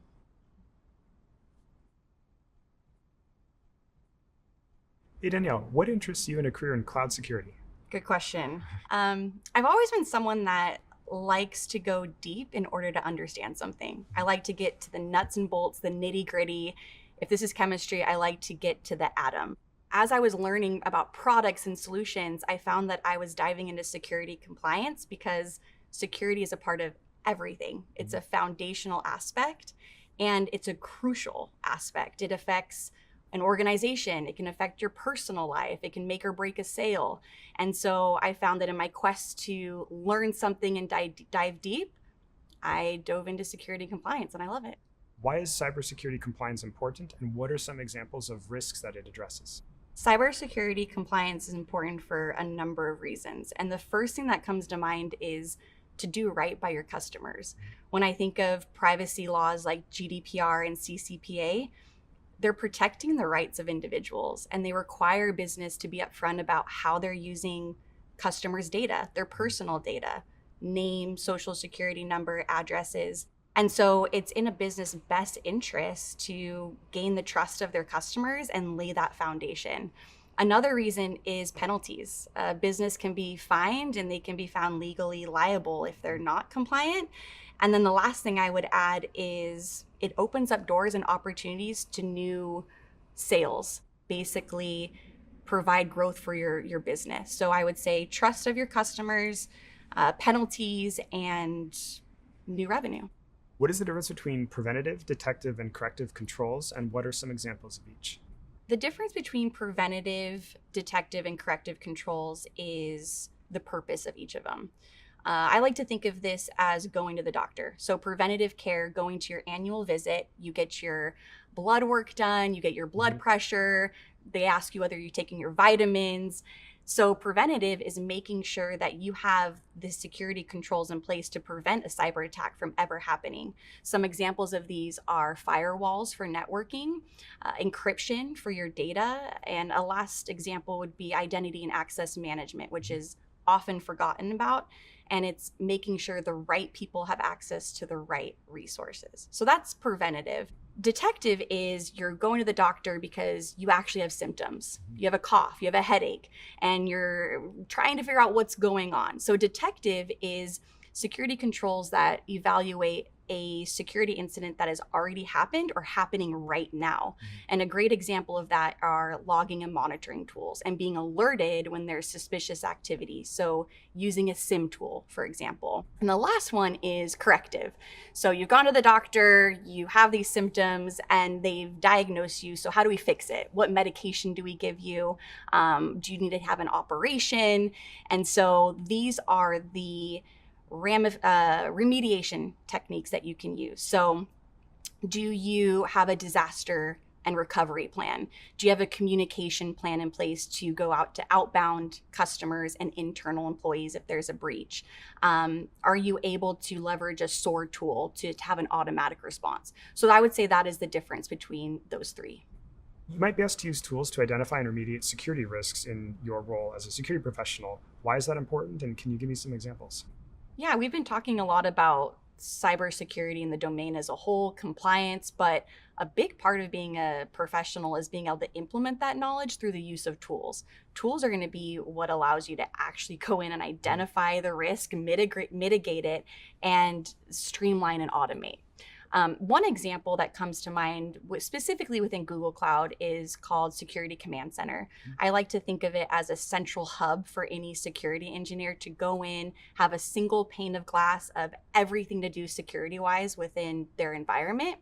Some of the things they can do are DLP, which is data loss prevention. So if there's sensitive data, they can mask it to make sure it doesn't get leaked. Another thing that you can leverage in Security Command Center is scanning for vulnerabilities within your web applications, and so much more. That's all the questions I have for today. Now it's your turn to ask me any questions you might have. Yeah, one question I would love to ask is, you're looking to find someone on your team that's a good fit. And I would love to know, when you think about your team for this year and you think about your priorities, what is a top priority for your team? Well, this year, one of our main goals is that we have a portfolio of products that we are trying to get FedRAMP High compliant. And it's a huge effort. Yeah, that's something I'd love to be a part of. In this interview, Danielle demonstrated how to provide examples when answering questions. During the interview, you too can differentiate yourself by providing specific examples that show what you know and how you've used those different skills in different situations. Watch for more interview tips later on in this certificate. Awesome work. You made it to the end of this course. I hope you've enjoyed learning about risk management strategies and frameworks in the cloud. My favorite part of working in the cloud security is learning about the new and novel ways attackers gain unauthorized access to resources and systems. Identifying these threat vectors and creating detections or solutions to mitigate the threat is what gets me out of bed in the morning.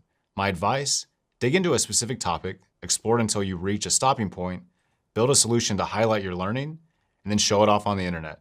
Maintaining a portfolio of simple to complex projects is a highly valuable tool in showcasing your individual journey. Let's think back on everything you learned in this course. You started by exploring a general overview of security domains, policies, controls, and compliance. You learned about risk, security, and compliance, and investigated the relationship between three areas of compliance: people, process, and technology. You also practiced implementing security controls based on scenarios. Next, you explored risk management frameworks, laws, regulations, and industry standards. You also compared and contrasted data privacy and data protection. Then, you got a comprehensive overview of the compliance lifecycle.